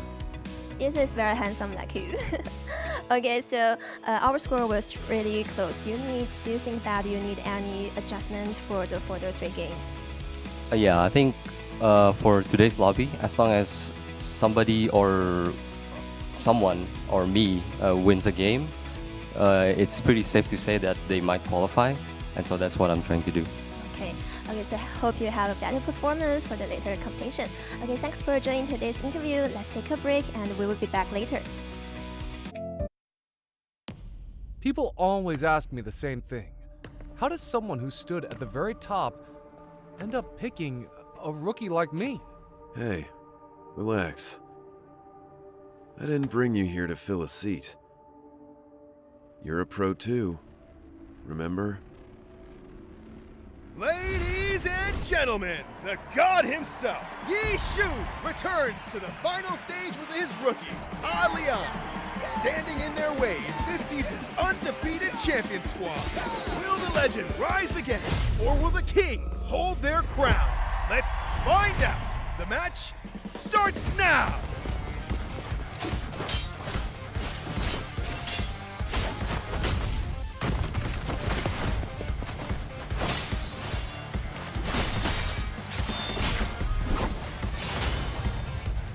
Buy me some time. Hold on. On. Don't rush it. Same old tricks. You've been eating the same combo for days. Still haven't figured it out? Training mode is almost over. Want to keep going?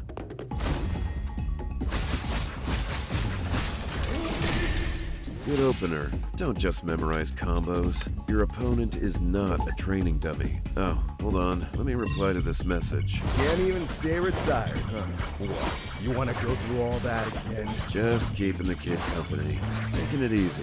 Out of everyone you picked, N? Yeah, like what I saw. Yoshi, come on. This kid has more holes in his game than I can count. You really want to run with him? What's the rush? This game is not as simple as you think.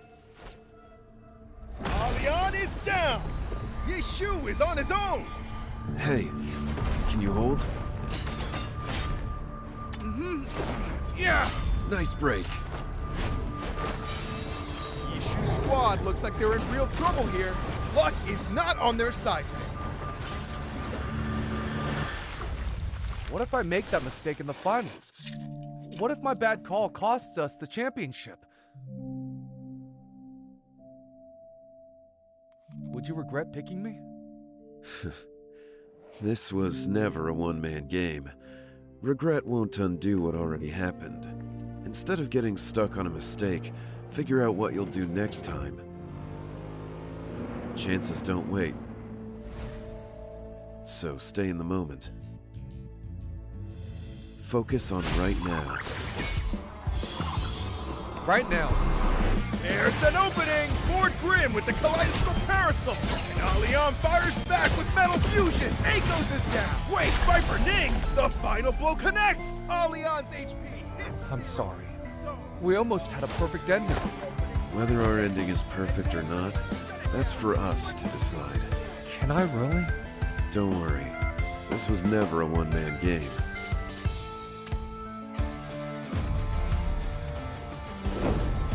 Lord Grimm activates his ultimate! The kaleidoscope parasol shifts into spear form! Dragon soars the heavens! He dodged it! Every dash spent, and he dodged it! That angle was impossible! There was nowhere to go! And Lord Grimm's ultimate missed! No, wait! It's the Rising Dragon!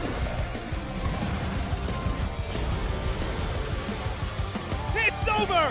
Your champions, NRK! The retired legend suits up one more time and proves he never lost it! I could play this game for another 10 years and never get tired of it. Never count out the old dog, and never underestimate the fire in a young heart. Maybe someday, the sound of my fingers on the keyboard will echo loud enough.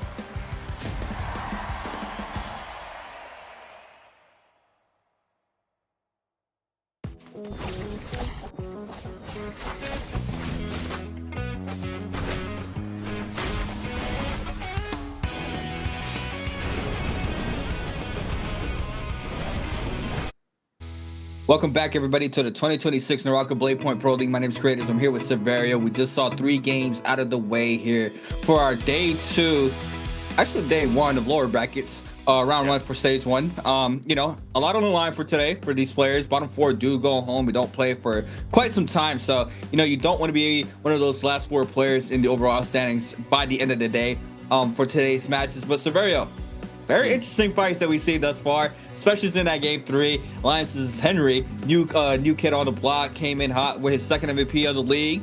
This time around, had a major bounce back there off of game 2, where he jumped a donut into game 3. MVPs with 6 eliminations on the board plus the dub. That's the game there from the young cat, I would say. Yeah, I would agree too. And the thing about it is seeing where his words are to kind of come off of there, hopefully to see in the future for like an interview. Otherwise, we saw Frostbus's stance on like how he's performing and kind of making it a point of where like he's not doing so hot. He knows that, he's seen it, and he's trying to find out where he can value himself differently in terms of those fights, because he's finding himself more in 2v1s than anything else. And he's even seen the chance and seen the issue of being a lot more valued than we've seen before, right? We've seen this, the pickpocket Pakos issue, but then it just becomes him all the time. So being able to lose that first fight in versus does carry in the long term, right? To choice selections, being able to choose who he would want, and especially once he hits phase 1, where he doesn't even have the opportunity of getting that character. So kind of done and dusted, but we know that character is going to be someone to be played in the final round. We know that for a certainty, right? For something that comes off of that, so long as that momentum is being held up. But our next round is going to go into Midoriya. We're going to be Midoriya Morning Dew. We still don't have Fireflies, if you guys are wondering about that. Nah, that's going to be showing up later. It's going to be round 6.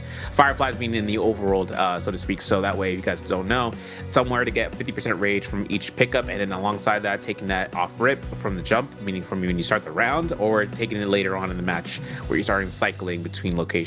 Now, going back into this scoreboard wise, top 4 is kind of really, it's kind of starting averaging out around 7 points or so. so.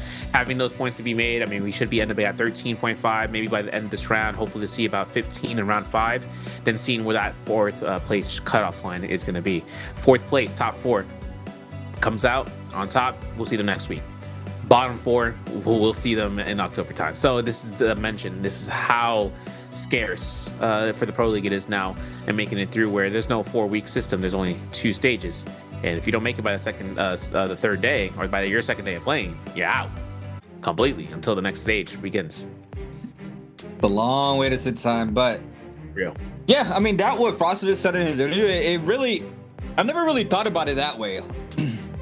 Like, if you don't win your first round in game 1, you're never going to have the best pick of the day until the game 6, which is very interesting to look at it that way, right? Because he was saying that, yeah, right now in this patch, Ye is obviously the best character to pick. It's gonna pick first seed, but I will not be able to pick that character until game 6 because I will always be second, seeded in whatever group I'm in. So that is a very interesting way to seeing that, actually. I never really thought about it that way, which is right in front of my face the whole time. But, the scoreboards as well. 9.5 for Arano, 8 there for Polaris, Henry 7.5 off that massive game 3. 7.5 for a game in this type of system is insane there for Henry. Chen now with 7. Frostivus, though, 6.5.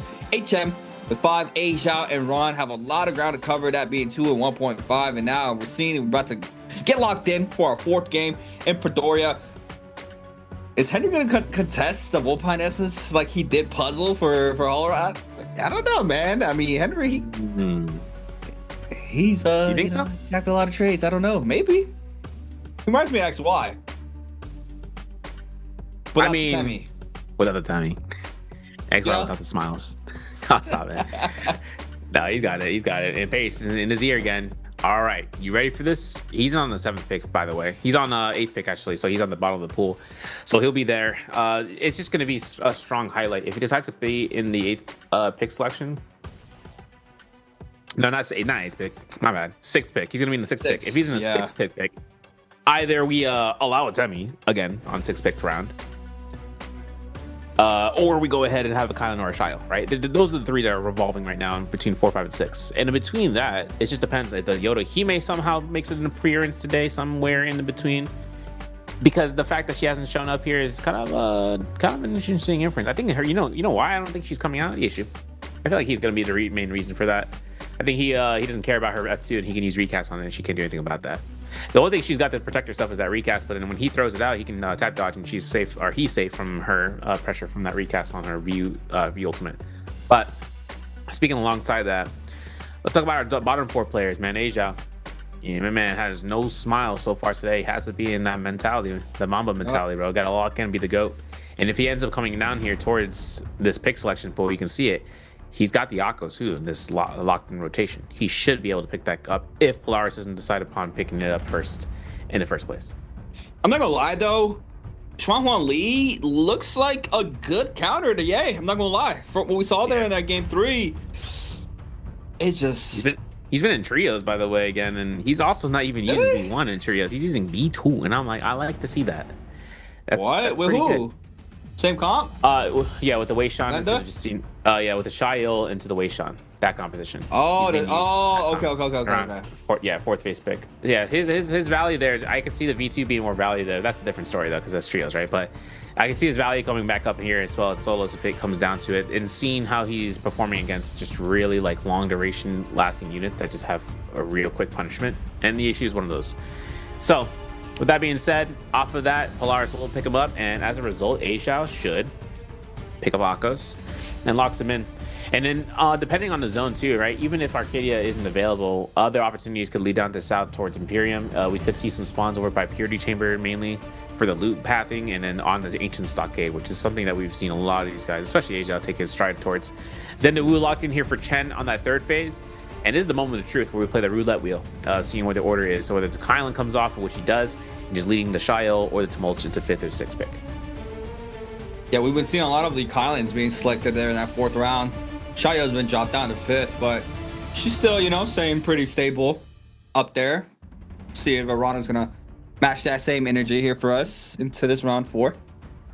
No, actually gonna be playing out the tumult. It's gonna be snagging that up. So Henry now has a free will playing that Shayo for the 6th round selection. And wait and see what character. Or you know he could do, you know, like I say, it reminds me of XY. You know, have a double pick. I wouldn't even be mad though. I'm not gonna lie. I wouldn't even be mad at him burning his double picks on his character, just to the fact that he had an insane game 3. Into game 4, I mean, you're playing pretty much all the same characters, or playing against all the same characters, and yeah, honestly, like I said, bro, when he came out of Yang and he ulted for that 1 kill, if that flies again, he just deserves to be in the top 4, because he should be punished for popping all off of 1 HP like that. Like, that is a full-on commitment for the rest of the lobby there. But yeah, I feel like right now in this lobby, there's a lot on the line. So, you know, tensions are high for a lot of these players. Shayo being 8th round is crazy. I can't believe the Lonnie got picked over the Shayo for 7. And I'm curious in seeing how Frost is going to react to that being so further down the list. And seeing the Shinwan ban means that he knows that that's going to be Henry to kind of take an advantage. And that's actually something you can see, like the pattern, right? If I'm doing really well on this character, if I play them again, maybe I'll have another pop-off game. That's like a 20% chance of that success rate. You know, don't quote me on that. The thing about it is that you've seen some guys like Mike take the double chance on the pick bans and being able to provide themselves that. And I'm talking to you, Mike, on the Zendu. But then that was in the past. Now she's going to be a hot top 5 pick. So if anyone decides to pick up a Shinwan Lee again, especially that who is a 7th, 8th round pick, that's got to be Henry. And understanding that he knows it's going to be a one player that he can try to understand through combat experiences already, to just go ahead and write him out. And hopefully when the drop, I'm not certain if Henry is going to have his drop locations to be recognized. Like I said, relatively new in the league. So it's only up to Frostbus to kind of determine where he would want to end up depending on where the map spawns are located. Yeah, I'm curious if anybody has like really like try to download him and seeing where he's gonna land. Look, even right now talking with Pace with job zones, it's the best way to land, probably rotations. But we see right now Arano has a long way. And that's the thing, man. Right now, like, this is a big hill, but you got 2 more hills to overcome. Yep. So like, it's like, okay, fine, you make it top 4, you gotta make it top 4 again, and then you gotta try to win. So it's just like, this is just the start of the journey. This is a long hill climb, but this our Zenda will be running that V1, not the V2 that we saw last game. And then what else do we have? V1 on the Kylan. I think that's our only differences that we have sometimes. Yeah, sometimes. Yeah. And the thing about it is on you know, this is going to be a mosh box of things, you know, because V2 V1 V2 V1, and it just comes off of V1 just having more there, and nowadays at least, because losing HP is not so hot. It was funny because we saw the change on the multiplier for the insta slash that did more, and it was like, if I could sustain myself in the fight by hitting the infinite slashes, it's also doing more damage nowadays with his post-patch buff, so take it. But they revolved back to V1 just because safety net, right? V2, even though V2 has omnidirectional slashes in any charge up stage, V1 can still technically do the same work off of that, and even being further in ultimate focus, because ultimate focus is one of the strongest forms of control of body, like tenacity. So you're looking at not being stopped in your tracks, and that's what it's meant for. So spawn rate wise, 521's Life Polaris, FPX is aged out, ancient stockade, I called it. RW is HM though inside of Imperium, and Frostbus is taking himself out to the north of Imperium itself towards the temple, where Ron is going to reside. And like you said, man, Henry taking it over to Arcadia. Yeah. Arano though and Shen are there to contest for him. I'm not surprised, man. I'm telling you. I see the type of player he is, man. And that's I think it's important. I think it's really important to have that confidence, especially in the league, right? Like, you've been swimming, so you know who you can really kill, like, and who you can't. Especially like in the repeatable reps, and seeing like how the matchups really pan out in your favor. And obviously, right, if you make it into the league, you're clocking in those reps in Immortal Wars, so you know the type of strengths you have. So being able to come into the league and having that confidence up like that it's very big, and a big bounce back that he had into game 3, just to capitalize off of that in a really bad situation, is just makes you even better, and it really, you know, amps up the ego, and you know, that's not a bad thing. I think it's a good thing, but it's bad for Frosters right now because Ron is just chipping off that white HP already. And he's reading this horizontal clink and come off here with the R&B and doesn't get the parry on the attempt there. There's no armor in sight, I think. And this is going to be the blue focus horizontal that Frosters might have to release here at some point. But he gets a scare rush. And I see on the second floor, he saw that. He saw that blue armor, but no one saw it. Not either or. Weemout's going to be showing up here. No. Having that blue armor. And Ron is going to be going ahead and still keep the chase down onto this. And the R&B health checks here. LMB uppercut burns the combo breaker with the new skill color. Nice. And that's a double parry. And Ron gets the value on that soul bloom. Yeah, that's beautiful there from Ron. And he catches power. He forces out the Kylan F. And guess what? He has ultimate. The Kylan does not, but does it manage to catch that uppercut off that Scare Rush. So the chase continues here onto HM, but Ron definitely needs this, right? Currently in 8th place with 1.5. Seeing, oh, that's just unfortunate. He doesn't even get the kill for that. It was HM. Oh. Yeah. I thought you saw that too. I was looking at Dark Tide coins and I was like, this man got nothing on that, so you can't even go to a shop if you wanted to. But HM, ooh, the army, oh my god, he's just going ahead and just having inventories walking like that. That's crazy. The horizontal comes off the clink though. Slap is not going to be made out. HM making sure whether or not Ron wants to commit R&B somewhere around the corner. Ooh. He's got to play ticking time bomb, man. Call him Kiefer Sutherland, man. It's 24 hours because this is the problem. Everyone in this area is going to now converge here who's looted from the ancient stockade. They can take the catapult. If they're coming down here from Arcadia, they can just run down there. And this is going to be the case right now, seeing how and what has been happening inside of Arcadia. Because as of right now, Volpine's Essence is in Chen's hands. And he's going to be having a gold or purple longsword. I say gold, it's gold color. He's gonna have a purple longsword rarity here on the Zenda Wu, which is actually going to be really dicey here for Ron once he gets his eyes out here. Weemout going to be coming down towards the north side of the gate, the Black Tortoise Gate. He'll make his reapproach here, but I'm really curious to see whether China can go ahead and release something else besides a slap. Very surprising too. He goes in thinking that he wasn't going to get pressed, but HM's about it. Looking for the opening. Chen, though, has that weapon advantage. Seeing if he can try to potentially steal that from Chen. But nobody has really full committed anything. There goes the F-burn from Chen off of that Scare Rush. Beautiful play there from HM. Chen now trying to create a little bit of that distance on the top side of this terrain. Overholding since the R&B focus. Beautifully done. Doesn't get the pistol shot. Yes, he does. It's a little bit of that. Help pulled down. HM gets a common armor swap. The no ult zone is gone. Froster is now back into the mix. Look at the minimap as well. Ron starting to rotate on in. So it's going to be a four-way scrap off here between the lobby, but you can't really full commit right now. We got 21 on the timer, so that means Yang is starting to form already. And that's what's pretty much the main priority here, especially at the beginning of this game. Yep, and seeing how Henry's coming off of this LMV and trying to hold off against Toronto, just quick pot shots is all he needs. Now, this F1, he ain't gonna recast it out. He's gonna get the Scare Rush. He actually is making his way towards these corners, and they're working out. Look how much more distance Henry has now against his opponent here. No ultimate in sight, but the LMB R&B was enough, and he goes for the sign thing in the mix. Oh my god! LMB 1-2, do it again. Pistol shot. Wow, finishes him off. Henry's down and completely out the lobby. It's unfortunate, man. It's unfortunate. See, that's the thing that throws me off. Like, he got the mentality of XY, but the grit. Pause. Yeah, pause, man. Yeah, XY. Oh, XY is he on some other stuff too, but yeah, let's see. We have a little bit of downtime here for our first game. Looks like Polaris has been scaling up beautifully though. Purple armor, purple whip sword. They're currently here for 5-2-1's Polaris. It's a good way to start off the beginning of this game into the Yang. I mean, yeah, it's rough. You're gonna be fighting grays and blues most of the times. Chen, as you see it though, blue armor does have a purple whip sword, so he's gonna have that sustain there. This is pretty much the standard setup that we see in a lot of these players into our first Yang. Blue armor, purple weapon, if they have the luxury to do so. But as you see it here, is double blues for HM and Ron. That blade dual blades here for Ron. How do you feel about this skin? I like it. I like the convergence. It's the dagger skin too. Or are you talking about the Enor Wan skin? The Enor Wan, yeah. And I think go tough. I mean, if Enor Wan had F1 career color changes to like purple and all that stuff or yellow, I mean, he already has yellow. But with the F1, you can just make it look cool. But here, if anything, I still want that cape, man. Give me a variation with the cape. I'm gonna call myself Lingering Will, bro. Oh, yeah, that'd be sick. But for Enor Wan, it sucks how we're not seeing him in solos as much as we've seen him often. Trios, first round pick, man, all the time. Of course. Oh, so there's gonna be a chance here.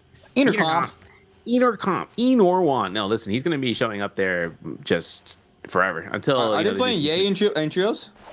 Yeah, they are. They're playing him with the Yashan Justina. They're having him with the Yashan Shayo. I've seen the Shayo version, yeah. I'm curious in seeing how he would work off of a Wei Shan into Xunhuan Li, though. I'm curious in seeing how that would turn out because you can get vulnerability on everybody after lifting them with the cannon shots, which is really, really, really, really good. But let's look. Bullpine's Essence, Chen, R&B spammer. I mean, I'm hoping. If Ron gets punished by the first and second blue focus R&B, I think that's going to be enough of a done deal. But let's see how it turns out between his dual blades versus his whip sword.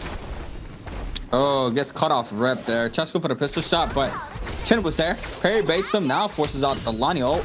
Beautiful little blue color too there on the accessory, but Chen now is going to respond. Send the ultimate, looking for the pariah overholds. Now gold frame drop for both sides, but is just a little bit too quick there for the ball throw. So to still be able to have the escapers there after sending out the 1.0 and just send them, man. Just so good, this character. The knockdown is good, but the range, baby range, and the dual blade is not good enough. And now straight chip damage off the jumping bees, and Jen now still applying pressure here on Tehran. Yeah, the R&B is not going to connect there for the blue focus, but this is what I was talking about again. There's going to be the whole check. There's going to be the first one. Combo breaker is invested. Chen going for the second one here in a second. If he doesn't eat another blue vertical, this skybound drop down release is enough there for Chen to be in a bad spot. Tries to repair dodge, doesn't get it, and still attempting for the R&B. Bullpine's Essence had to use it at that point. Then that still gave him the victory. Ron never had a chance if that was going to be how low he was by the point of him getting knocked back by the Bullpines. Picks up the Juggernaut, Gold Katana, aka Hong Sword, and then having himself out here for the Flare Crystal for any other melee weapon of choice. He sent 3 R&Bs back to back. That's... I called it, man. I called it, bro. That's crazy, man. Let's see. Polaris won, though. Chen, obviously, that we just seen. And then FPXC Qs as well. Looks like Polaris got a gold whip sword from his Vermilion. Or Yang. That is... Yeah. Here it is. Replay. Oh, yeah. It was against Frostvis. This is a massive fight. The Sea Boys going at it. Yay for Polaris, right? Seeing if he can find capitalization here right behind the pillar.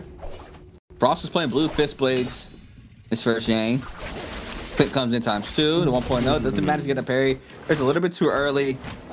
And this was Frost an 8th seed on Shayo. Goes for the tap dodge through. This is beautiful here for Polaris. Carousel in the corner. Yeah, you see that? Yeah, man, club, bro. Feeling himself, bro. He's like, I just like the music, man. I just like the music. All right, let's go. Polaris puts himself up against Chen, though, and Chen is looking to roll up here with the maybe not even a 2.0. I think he's kind of risking out for the range shots. Right now, in terms of Polaris' position, I don't know, man. I mean, we're eating a lot of damage, a lot more than I can fathom. LMB comes off of this. Who's that? Whoa. Seeing him on that respawn, and he is looking for some hands to be thrown out. Maybe not. Dead hands, man. Bro, please.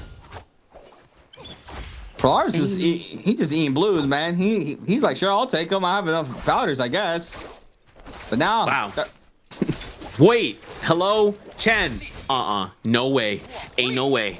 Get that recast, man. You got a dragon at 70 meters, man. Pause, but listen. R&B comes off. He down. How to say it. There's gonna be the launch off of this. Arana gets that pistol shot. Can we land that vertically? I mean, yes, we could, but we got caught on a scare rush, and this is exactly where people are like, yo, see, this guy's a good character, not the best. And I'm like, well, there it is. Find the recast at some point. Maybe even look for a teleport. Frostvis though finds his way here. This is Soulbloom territory that he needs. He needs it, and he doesn't get it. Oh no. That's unfortunate for Frostvis. Chen just committed the biggest thievery of his century. I don't even know if that's even a word, but it's a thief. Stole the Soulbloom. Thievery. Yeah. Oh, thievery. Oh, with the F. Oh. Thievery. Yeah, thievery is not a word.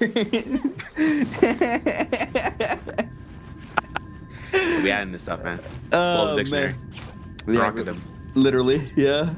But now, 16 seconds. I mean, it's not going to be possible. Frostvis is literally going to be taken out there by the timer, unless this is common armor here on Ron. He can get this damage done quickly. He's going to go ahead and invest the ultimate now. He goes to first. Proc off of this. Doesn't throw it yet. And back into Whis is good, but not towards the opponent that he needs it. He gets caught up.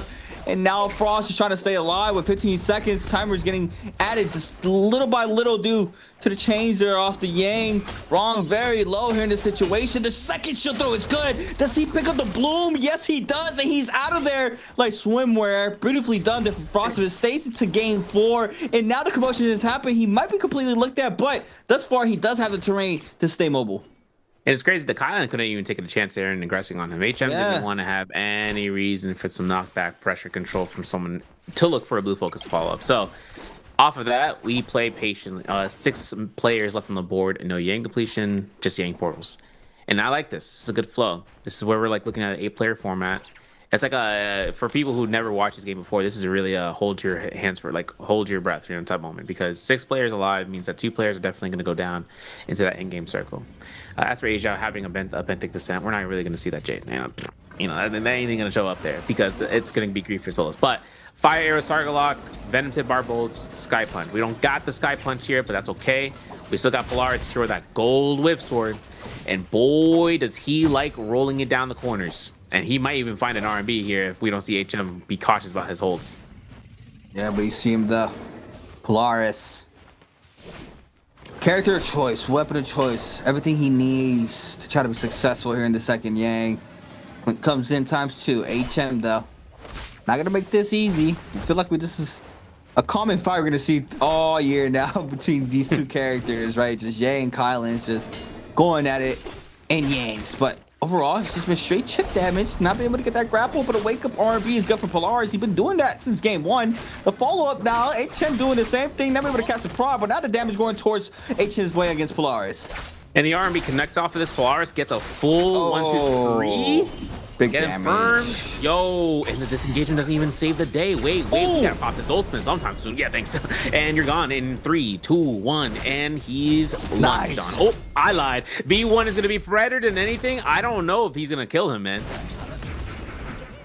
What? I told you that range, man. Look at Polaris. He's smiling like it. He had the candy store. Call him Willy Wonka, bro. He got the golden ticket. This is gonna be a gold staff, scatter shot, burst arrow. Purple dagger now. Dude. Yeah. It's that character, man. Dude. Wow. Okay. That's insane. I heard it. I mean, GG Chen though won his. Let's see how this looked out. What do we have? What do we have here for Chen? On the flying knives, Zenda. Asia had gold spirit head. Don't tell me he lost it too, man. Let's see it though. First bird call there from Chen. Off rip with the knockback, doesn't connect. Looking for air rush just like that. Gets the float because he jumped. Ult proc into parry. Beautifully done there into the 1.0. Off the R&B. Now forces out the Zendo ultimate. Looking for the V2, not good. Misses, nice weaves there. Just straight mobile in this ult form. This tap dodge is back there and just locks onto his dome. And he catches the float carousel. 1, 2, 3, jump LMB. Yeah. Doesn't even matter. Tries to weave it through. The pistol shot is good. Scare rush is on up. He goes up to avoid it into the aerial LMB. That was so clean there. In Asia, there's nothing he can do in that situation and gets stamped by that Yang depletion. I don't know my head like Anthony Anderson, man, worth it, man. He's worth it. You know what's crazy too is the reason Chen survived so much there was because that Mortal Defiance, when he got caught by a spear vertical R&B, he got all his white health back because of that. If he did a little bit of chip damage there, even like a 1-2, he'd at least got like at 500 health back at that point. But takes a full R&B gold spear to the dome, man's already at 1,000. That's how it works, at least for Mortal Defiance. And then having that to be said, I mean, that's probably the Mortal Defiance I was purchased in the shop. So everyone's going to see no value there, no more. It's not going to be there available. It's all going to be the secondary Jace. So we'll have to see 2 minutes and 20 seconds on the clock for Asia with that gold spear on Anakos. He should have the scaling. He's got the weapon too with the pistol. So you saw what happened earlier last round, right? With the Anakos launch back pistol shot and all that for a kill confirmation. Just depends on who he goes up against and seeing if he wants to take the risk for the biscuit, because this Sudden Woos is exactly the person he just fought.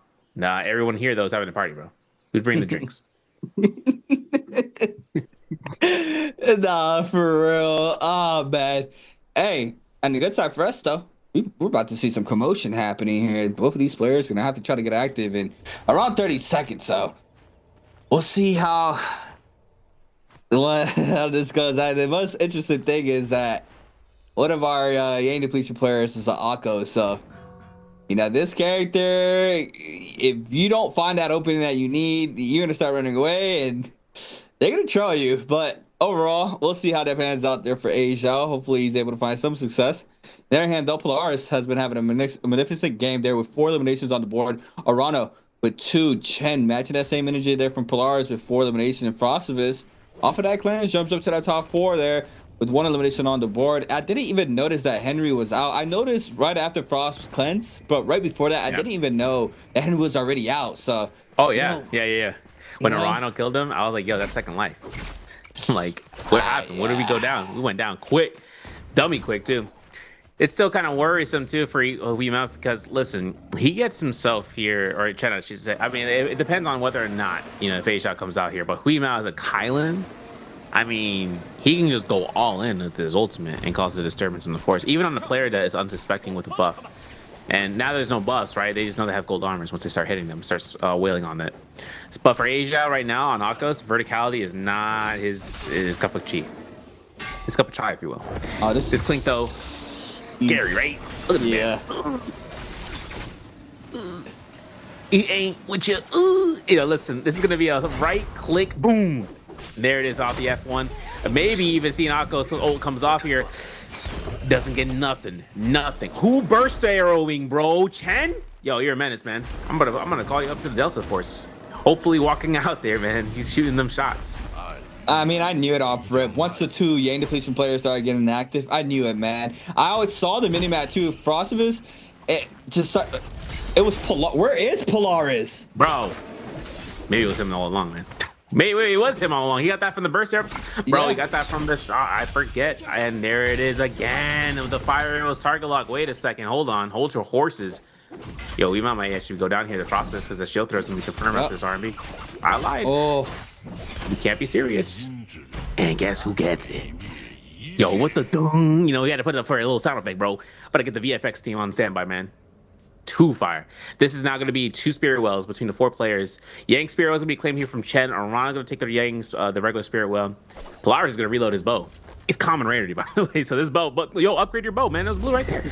But if he ends up going across this world, I mean, as a Yeshi, I mean, I don't even know if he wants to stick around. Yeah, he's going to have to back off. This alleyway is definitely not where he wants to end up. But hey, look at the book. Tome is the book of Katana Tome, Void Sunder.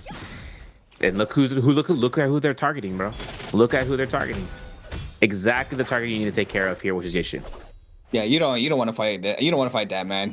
Let's just gang up on him. Like, he got to go. He already has 6 too. They don't know that, but they've definitely been seeing the name popped up in the kill feed. Yeah. Yo, why did I see this name again and one more time, man? This guy got a bow with a gun? Get him out. At least 2. And him running his army in because he has gold armor and that's +3. And if they kept track of it, they'll be calculating this in their head and be looking like Henry, bro, with +6. I can't. No, that's crazy. I didn't know that was a common bow. Like, he was hitting those shots. So yeah. Hey, he deserved those 2 kills, but that's kind of rough there for Frost because Frost did invest a lot in that fight. And he was not able to come out of there with, with 1. He's currently only with 1 elimination at 8 points, but even though Henry got taken out, he only has a 0.5 difference from him. And right now it's going to come down to seeing how these last altercations go on. But overall, was that through the bottom? Yeah, it's just straight horizontal angle. It doesn't go track on the terrain like that. Though, hold for impact. Burst arrow comes off of this. And I think Polaris is still just kind of holding onto this bow. I don't know if he has another one named for. I still see the blue one over there on the platform. There's the one he walked past, and I was like, yo, you forgot? Yo, see bros, bro. Look at this guy. He walked right past him. Hey, what's up? This is now going to be Polaris for this bow shot for the reset on the armor. He can't deny it. It's going to have to happen at some point. Vitality probably heal first, right? Yeah, from Chen.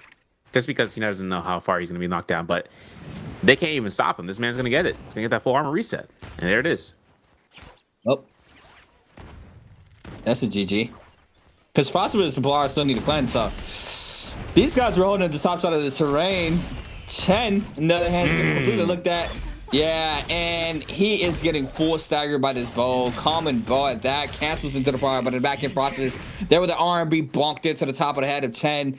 Everything invested here for the Zenda. Still having to try to stay alive here. The pressure might be too rough for him. Arano really not trying to get involved right here, being a tumult in the situation. Once that ultimate goes down, you're kind of just like a sitting duck, man, if you're that Temmie. But overall, though, Chen staying alive thus far. Being thrown everything right now. Now forces off the F. Shy ultimate now called in for Frostivus. Full commitment here from SS1, but Aranos will be snagging up this elimination. The bloom goes towards not Frost. Yes, it does. Frost does cleanse, but ultimate was procced in. You see Polaris now switching his attention onto the Shayo. Look for the Tumult now to potentially force out an ult, but no, 27 seconds here for Polaris. Might be a little bit too late here for 5-1 to try to stay up here in this game 4.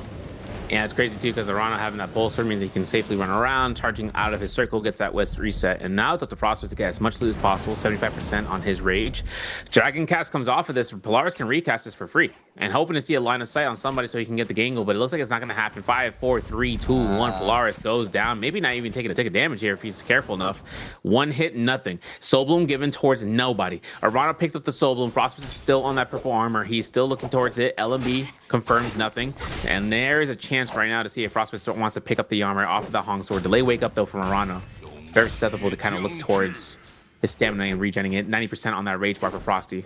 Still having that armor though. Thinking about it, switched over the whip sword. It's actually real optimal. And he still has just a little bit of an effort here to be at the advantage. Listen, the rage right now is at 50% for Arano, and Frostbus, he's ready to go. Let's hit it now. Shayo proc off rip. Monk ultimate not up for now. You see now the scatter here from Arano, trying to make enough space as possible to try to avoid anything being thrown out here, but the terrains is good for Frostivus. 3 scale rushes on through there, connects off of that there for the chip damage. Back to back tier. Oh, he can't even move. It's just like glue here and sticking inside of the rock. Just beautifully done here from Frostivus. Now you see Arano trying to go for that full reset. Does manage to pick up the gold armor that he dropped earlier. He made himself a free armor swap, and now it looks like Frostivus is not gonna have the upper hand here in this situation. I really wanted to see Frostbus get that gold armor, but he decided to take the push on the mountainside, and then by the time that he was done chipping out, one scare rush out, and he's already back to that body of Polaris. And seeing how it turns out, no shield blocks means that he's kind of able to get back up into the ring of things, but 1 armor heal is given. LMB confirms, so he chips down 150 HP and 150 armor, I should say. As for Arano, though, him having ultimate, this ultimate placement's going to have to be pretty pristine. He's going to eat up a lot of range shots. Frostbus is still going to hold out for blues, try to see whether or not he can confirm or drop that R&B. And he does. Doesn't get the last hit on the purple, but this scare rush will be a kills death sentence. And now Frostbus only has one way here. He's got a little portion of the map, but he gets caught by the whisk throw, and Arano takes a dub there for 4 eliminations and putting himself out in 2nd to 1st place.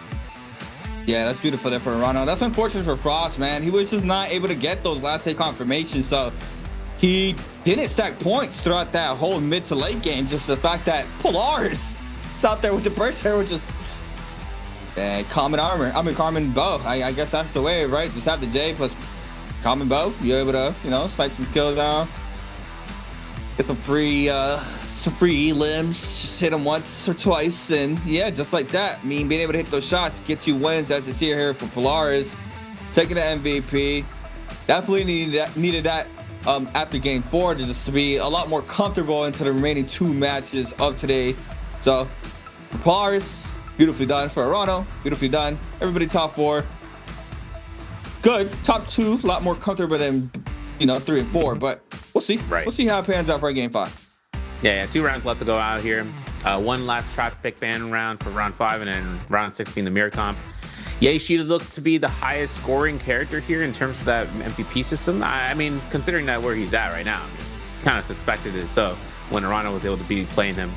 But Arano being able to get 2 MVPs in this matchup means that he is going to be one of the top MVPs for today as such, and pushing himself down now from the Tumult. I mean, he's going to go straight up to what, phase 2 right now. So with that being, or at least the second row picks, but with Polaris actually, no, my bad. Sorry, Polaris. I forgot, man. I'm blind. I'm sorry. I got the eyes like like a bird box, bro. I got Sandra Bullock in my hand. Now, what we're gonna have next is going off on just how that final fight ended up. I'm not sure how and why Polaris got away with that burst arrow. I'm gonna be honest. We almost saw a yak moment onto the Zenda there, right? Which is kind of a rough moment there, and beyond that, we had that prediction in the chat for which hero was the winner for game 4. Was it A, Akos, B, Viper, D, Yeshu, or C, Tumult? You saw it in reverse? No, so the one thing is that on this round selections here, having those bow shots, having 6 eliminations, especially, was something that kind of just came off of the third party from far range. And sometimes players will want to contest it. And then you notice after that Ying Spirit Will, they took care of Polaris as soon as they could. And having that down towards it, we know that Polaris was looking at Yeshu as like a potential option pick for that first round, and he didn't break a sweat in doing so. I mean, he chose in the frame that he got it. He didn't even think about the Akos at that point. So for him to come off of this end and having him get the MVP means that where Yeshu is guaranteed for mirror comp, by the way, because we may or may not see another chance there, but 2 MVPs so far from the character himself means that we'd only have to see another choice of an MVP of greater value to see if it's on Shunwan Lee, you know, which if that happens again, who knows. Henry, though, going down massively early. We get a scoreboard check on this. 6.5 for 521, Polaris. And then seeing 6.5 as well for Arano, but, you know, due to eliminations, taking that lead. Chen here with 4.5, Frost with 2, Weemap with 1 for Asia, Ron for O, as well as for Henry. You get the average right now in terms of the mid of the board is around 10, I think it was at 10. The 7 or 12 maybe in terms of the mid. Since Frostus is just barely cutting the grass right there, he should be having enough value for the next 2 games, hopefully, just making sure the cup make it the top 4. Alas, I'm gonna say this right now: Ajao, Ron, and Henry, of course, and HM. They're the ones that I'm really kind of concerned about and seeing where they want to kind of work into the next 2, because as of right now, in the 5th place, 7.5 for Henry, we out at 6, Ajao at 3, and 1.5 for Ron, man. Gotta have pop-out games there for Frost or Henry, making it a top 4, man, in game 5. But for Frost, I say this is usually where he has his insane games during the second part of the day. So I wouldn't be surprised if he has an insane game 5. It is gonna be our last free will character pick. He's gonna be in 6, so 6 round select, and then Henry's gonna be in what, 4th, I believe. So, you know, it's one group ahead of the other for those 4th and 5th spot for overall standing. But HM not out of the run, right? 6 points. He could just have a massive pop-out game as well and really just bump up to 3rd place as well. Chen is not safe as well, so Chen really needs to stay active here into game 5. Asia and Ron, I think it will be possible, but they have to have a good game 5 and 6. But quick highlights here. Either or. Yeah, either or. Like, they both have to get one or the other has to get like 7 points each game and make it happen. Game. Right? Yeah. Crazy games. But yeah, Henry going down there was rough, and it was kind of rough seeing how Polaris was able to get as much pressure on Prosperous as you saw, man. I mean, like, this tough, too tough, and then this. The problem about Chen here was that he also not only took the kill, but he also took the soul bloom, you know, from Prosperous here. So that early game aggression would have came his way and coming out. But Asia getting knocked down here with the Vermilions down. It's the float, man. Man was going down here like a spaceship. That was filthy. Not gonna lie, I don't think we saw that, huh? No. Yeah, I don't think we saw that. That was a cleanse there from Frostus. What happened? No, I said we were stuck in the Hollow Worship that entire time. So we didn't get a chance on the drop down. Like, dang, I missed that. Come on, Prod. I'll stop. They're doing a great job out there, though. It's kind of funny though. You've seen where Chen is like trying to lead into the jumps and getting the float on the bow shots, and that's crazy. Somehow just taking that pillar to his advantage and just look at this guy, man. He just rolled over the pillar like he's Nathan Drake, bro. He comes out with elimination. Uncharted. Up each end, like just check out the show, like a Polaris, bro. Look at this guy. He's stealing all these kills. Look at him. I mean, sure, why not? Yeah, you know, they're not gonna look at me. Then, you know, I'll keep sending them. And just like Arano, sending that 1.0 off the drop down, beautifully done. Frost almost had ult here. He needed probably like 10 more seconds, and he would have probably had that ultimate. But unfortunate for him, didn't have the time to do that. So it really comes down to just the pistol shots connecting for Arano, even though he was the last one standing. He was not the one winning. The answer was, you know, I think he asked for character. It was Jay. So yeah. MVP. I'm a genius. I'll stop. I can't. Everybody asked me, how does it go? Wait, how does it go? I don't know. Oh yeah. Everybody asked me. No. We're not doing that. We're not doing that. 16K though. Look at this, man. Look, Pride Burst Arrow, Whip Store. Bow is 5,000 damage, bro. Yeah, that's crazy. 5K, 5,100, more than his ultimate. Think about that. Dual however, second, it's a 3rd. It sucks that we didn't get a chance to see his Sky Punch Valley though, because you know he had it, but he didn't have any fist plates to work into. But Listen, let's think about it, right? From the jump, you know, we had our fights off of the start of Imperium where a lot of the players, you know, sporadically had their own fights. We ended up having that Forbidden Seal being activated at the north side of the Black Tortoise Gate in Imperium. Arcadia had GG Chen have his Volpine's Essence, which he burned in the realm of Yang when he did win with it, and Ron was like, I'm in shambles. And then the next part about it is that we ended up seeing just these fights converse over to the western side of Imperium, southwestern side actually, more accurately, where we saw Polaris having a bit of an aggression packed on towards him. He was able to come out here, he was able to come out alive, and then seeing how that Vermilion was going to be invested at such point led into that whole group fight. And the bookshelves in the Hall of Worship is where things are either hit or miss, literally hit or miss on terms of how you'd want to approach chasing someone down. Because anytime someone rolls out, if they are able to get around a corner and able to shift out, you kind of see where the dominance is on certain players, like where they think about it. Like they know they can get out, they'll put themselves away from the fight that might be pertaining to it. You even saw HM not even take a fight against Frostbus, even though he was an open view. Like he was right in front of him. He's like, I rather not, because if anything comes off of that, Shot Frostbus is out there, man. He's not going to take any shorter chances. HM was smart about that. But right now, HM is one of those players that are at the bottom of the board. Frostbus is right there on the cusp. You know, emphasis on the part, because the thing is he's going to get put out of the lobby and placed back into the back burner for another month. So they just don't want that to happen. We don't know if this patch is going to be updated by finals, by the way. We don't know if it's going to 8-13, but we know for a certainty and for a fact that once we reach into the next stage, when we get to stage 2, that's going to be changing, right? We're going to have like 3 patches by that point. So the guys are just going to go ahead and hammer it out on the off time. Hopefully new map too. Yeah, that too. I hope we see the new map. I haven't really seen a lot on the map, so yeah. I mean, the Mortal War, because the Wanchu Mortal War map is like, it's different from the regular ranked mode, like a lot. Like, they took out a lot of the elements out of it. Like, you used to be collecting pieces of fishes and fishes and Coraline and all that stuff for armors, but in the Mortal War you can buy it. And then on top of that, they took out a lot of the elements of it. Like, they had a salvation podium with gold weapon and potentially red armor, right? But gold weapon. And they took out the gold weapon in that chest. And I'm like, yo, can we change that? Because that's really good. But the crazy thing is, if we play Starry Night, don't be anticipating fireflies. I'm letting all the casters know. There's no fireflies on Starry Night for some reason in this map, which I'm like, that's kind of breaking the mold in a weird way. That means there's only one firefly variation for that map, which I'm like, okay, weird. But I'm really curious to see how it's going to turn out because of the armors. The armors, specifically the purple armors, they're going to have some pretty good boons to have, like a flat attack boost, flat HP boost that will just rotate. It's random each game, by the way, so they'll have different boons. But the other part about the new map is just the collection spree, the clams that you can get for loot, the gain.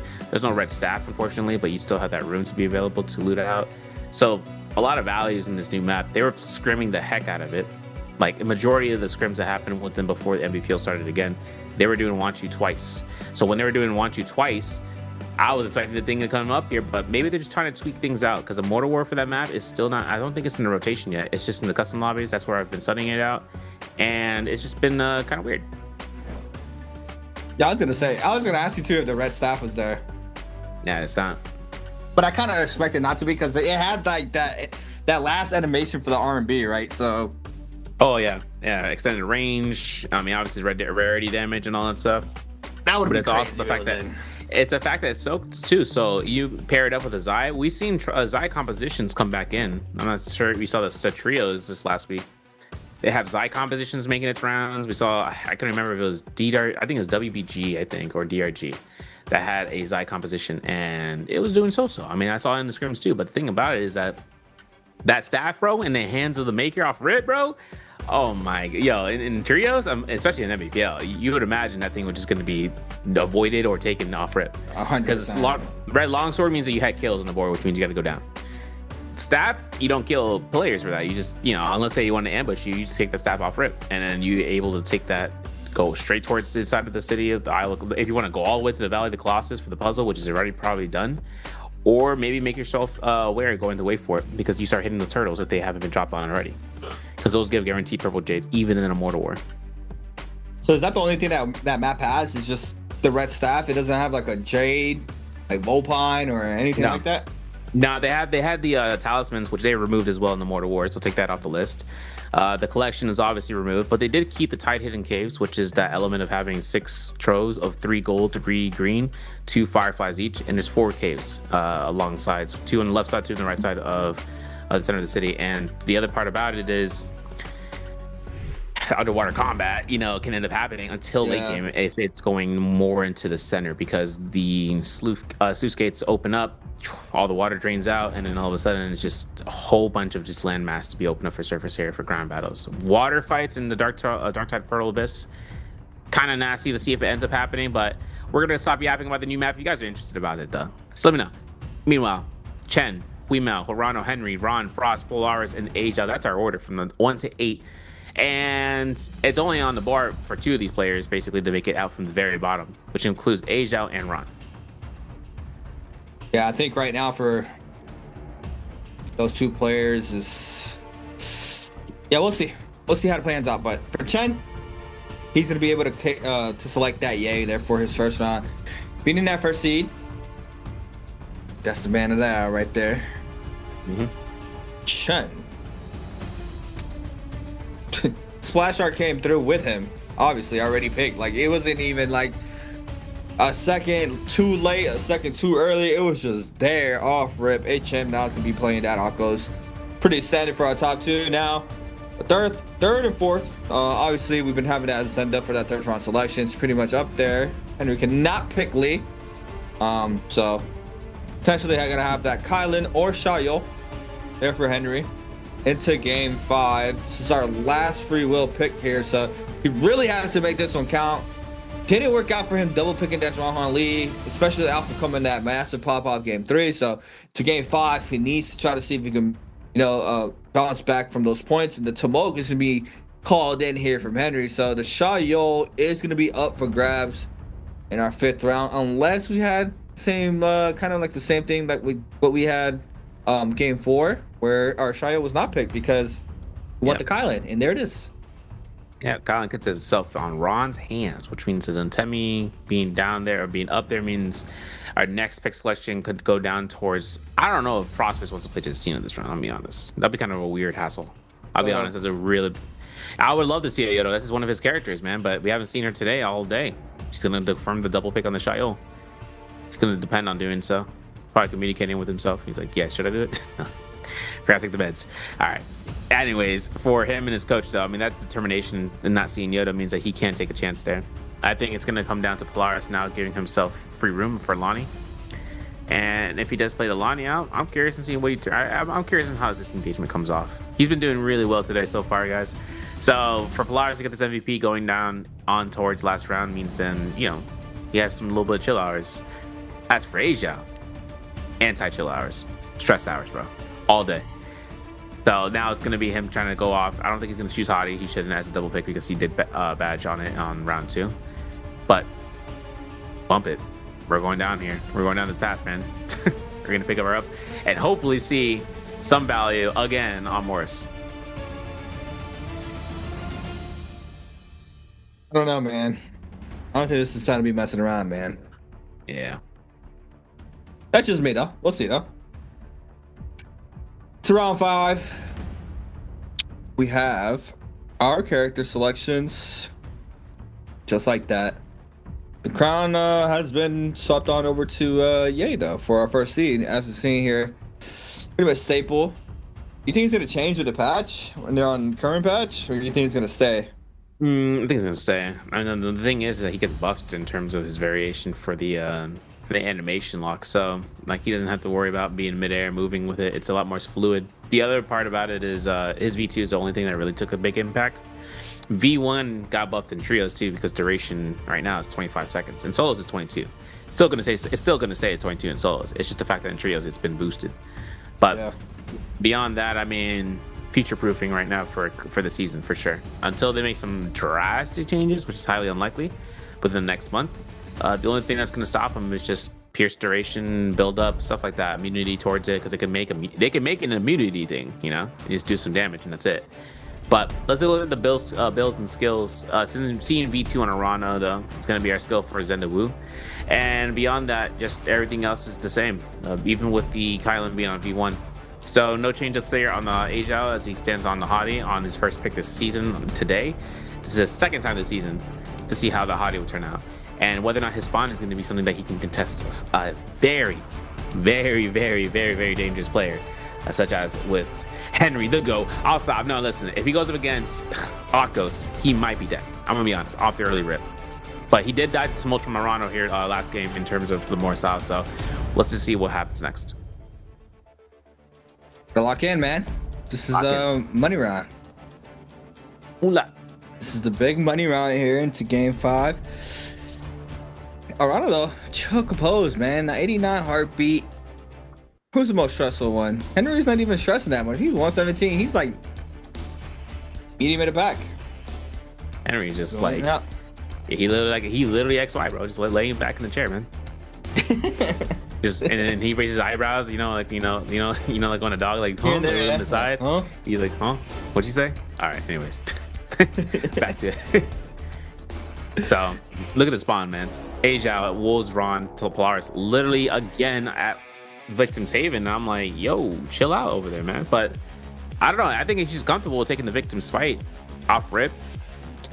It's just who's gonna get that solo off rip, because if he gets a solo against Polaris there, I mean, this is gonna be a huge game for him to get his ult back up. But then after that, I mean, if he loses that fight, where is he going? Islet Crater? Is he going to Alchemist's Cottage for a reset? This is only going to be so many paths. Round 5 though begins here. Frost is at the Servant's Grounds alongside with Arana, and then seeing the blue armor, blue nunchucks. I mean, I would take aggression too. But over at Artisan's Grove, Moneytown, GG's Chen, common armor with Henry, common weapons on rarity. Ueshu versus the Tumult, and they're going to spread off just for a second. But I do see a pulse sword in Henry's hand, which I'm very happy to see. I'm very happy to see pulse sword today. Oh man, indubitably. Quite exquisite pulse sword. But overall though, let's see how this pans out here to game 5. Yeah, nobody really tried to full commit off rip. They're trying to see if they can try to scale a little bit more before they start getting a lot more active here in this situation. We have a third-party action, or potential third-party action with Ajao, Polaris, and Ron, depending who starts the aggression between these three players. Henry and Frost, on the other hand, already getting active. And this is 4th and 5th place. Oh, massive swap there from Henry. Crouch on the beat for the extra damage. Shit damage. Eats the 1.0 off. The nunchuck forces out the Temef. Doesn't manage to get the whisk down. Frost is going to use this time to take a quick reset in for himself. Henry's going to respect it as well and try to retop off that karma armor, which he does. Frost is not with the blue nunchucks, just the grapple stagger there to make sure his opponent does not go too far away. The 1-2 is good. I'm keeping in mind on minimap this potential third party. Go Trobe and play. Overholds the LFB. Beautifully done. And now the third party moves on in, and it's HN with a snipe down, and now he gets stunned but not looked at. HN not going to commit to the elimination, and Frost lives. I'm so lost, bro. I saw him raw uppercut and I knew he was going to get covered that stun on the flag. But the problem is, no one in the lobby looking his way. Incredible here. Wait, look at Henry. Look, it's XY. You couldn't see it because you had to put your glasses on, bro. It's time. In the kill steal. The double whopper kill steal coming from Frostivus. Insane coming back from not only a stun, but 15 seconds later, picks up 2 points on the board. Now that is crazy right there. I just can't believe HM didn't commit onto Frost there. That's a free elim instead of a chase down. But hey, now you saw there, bit him in the behind, but Chen and running, going at it, getting active. Chen loses a lot of HP. The 1-2s is good there from Murano, forces out the AF. Chen now needs a lot of ground to cover, and this is a perfect way to do so here with a massive parry. Now health advantage going towards Chen's way. Zenda ultimate now called in from Murano. Chen nearly connects off that R&B through the window. The chase down is good. No, because the Murano gets a blue armor swap. Now the knockback off the Crow into the Zenda bow shots. 1-2s, repeating crossbow. Oh, I thought he was gonna get it, but no, the ult recast is good there from Chen. The TP on through avoids the ult recast there from the Zenda. Lots of pressure, and looks like Chen might get taken out here. Ooh, he avoids that shot though, and he looks into the R&B from that. I don't think Arana's going to be able to reach from this point. One heal is going to be guaranteed. Arana looked to potentially get that scare rush on the glide, but he didn't get it. It looks like Ron, though, just gets elimination. Seems to be on Polaris here. So keeping this in mind here, Chen, jump on the beat on. R&B is immediate. It's confirmation. And he did the 1-2, please, man. That wall is your enemy. Well, maybe it's it. Maybe he gets disengagement. Maybe he doesn't get grappled on. But for Arano, he's already holding out the shield forms, and he doesn't get the parry. And Chen has his own combo breaker, and he might jump LMB and force out another blue focus. It might be a spot right now to see where that release is going to come out, but he still has the combo breaker. He's just going to have to be really predicting on that end for it. But once more, looking around, no third party. Arano gets combo breaker. Still gets that stone form, and he clinks off 1 HP. Look at this, man. He's surviving. He throws it, jump LMB clink, and that's it. Wow. Beautiful bounce back there from Chen, right? I mean, from the start of the fight, he just had the disadvantage, closes out the distance there with that parry. Then the Zenda gets an armor swap, so he loses the advantage off rip. Ultimate invested. Just everything was thrown at him, and somehow managed to stay up and just fully composed there in that fight, and comes out victorious in a very important fight into this game 5. So being able to stay up, not lose any of your resources, and then start rotating on into the Yang is very important. But player like HM in 6 plays got double whammy there by Frostvus, gets taken out by him and Henry. And now going into this first Yang with no armor, well, pretty much no armor. It's just common armor. Don't really know how the weapon department looked for him, but it's a lot more rougher than how he would have anticipated going into there. As you see, he's getting active against Henry, and this is a big fight between both of these players because this is 6th and 7th. Yep. But HM invests the ult just to back him on up, and now goes inside the Yang. He's gonna get that ult back if he doesn't get pressed up. Yeah, he's fine. Wait, he's leaving. Blue. And you're gonna leave that Yang pass? I mean, that's good. If you saw the blue armor, just go back for it. But that's kind of rough, man. Considering that, with 15 seconds on the line, doesn't want to go ahead for second realm, or rather second spot on that realm portal. But now that we see Chen here at full throttle, I mean, with the longsword, man, or whip sword, he's been doing work on this, man. Look at this. He's practicing just so he doesn't drop the combo, just so he doesn't swap into his weapon and is accidentally pre-input buffer it, bro. GG. But looking at 2 attack Js, 3 mitigation Js here for Ajiao. Has Flying Knives, has a dagger. I say he's set to go here, even with 1 elimination. Let's look for 2. And this is a very bold statement here from Ajiao, right? Locking in his Hadi for the 2nd time. So he needs to find the value now. It's nothing else can happen for him here, being so low in the overall standings. But against Frostvus, gonna have to wait to see how he does. Does open up beautifully there with the overhead or the mid-charge Flying Knives into the pistol shot. Now we have the Shaya ultimate called in here for Frost. Look for the advantage. Now the kite still good due to having that F on cooldown. But Ajiao now just trying to kite out this full pressure of the Shaya ultimate for as long as possible. There goes the first shield proc. Doesn't throw. Ajiao now not having to pop the ultimate, and there it is. It's gonna be going up high, and Frostvus now has to live out the pressure here of this audio. Yeah, shield throw is not going to be guaranteed with that much space. I mean, at least for Ajiao, he's having this Hadi ultimate to be used in a predicament for Frostvus, right? 1-2 punches come out here from the blades, but once he charges at level 3, I mean, around the corner, you can see the heal coming back to Ajiao's hands. Oh, I love this combination, by the way. But this is the problem right now. Crouch LMB is going to reach F2, still having it available. It means that Ajiao's combo breaker being available. So where he's going to have to just catch a nice gear rush off a corner. You can see the whip sword. I'm panicking for the whip sword R&B, but my man is moving. And Ajiao gets his Hadi 2nd elimination. Wolves is Ron, 2nd Roman Yang, Polaris on Lonnie versus the Kylan Zhang. This is now going to be a no ult situation between these two as it's 40 seconds left on the clock. Yeah, this is a potential double time out. No, because Polaris hit a catch power. And he has a great sword. Swap it on over, forces out green focus. Can't forget.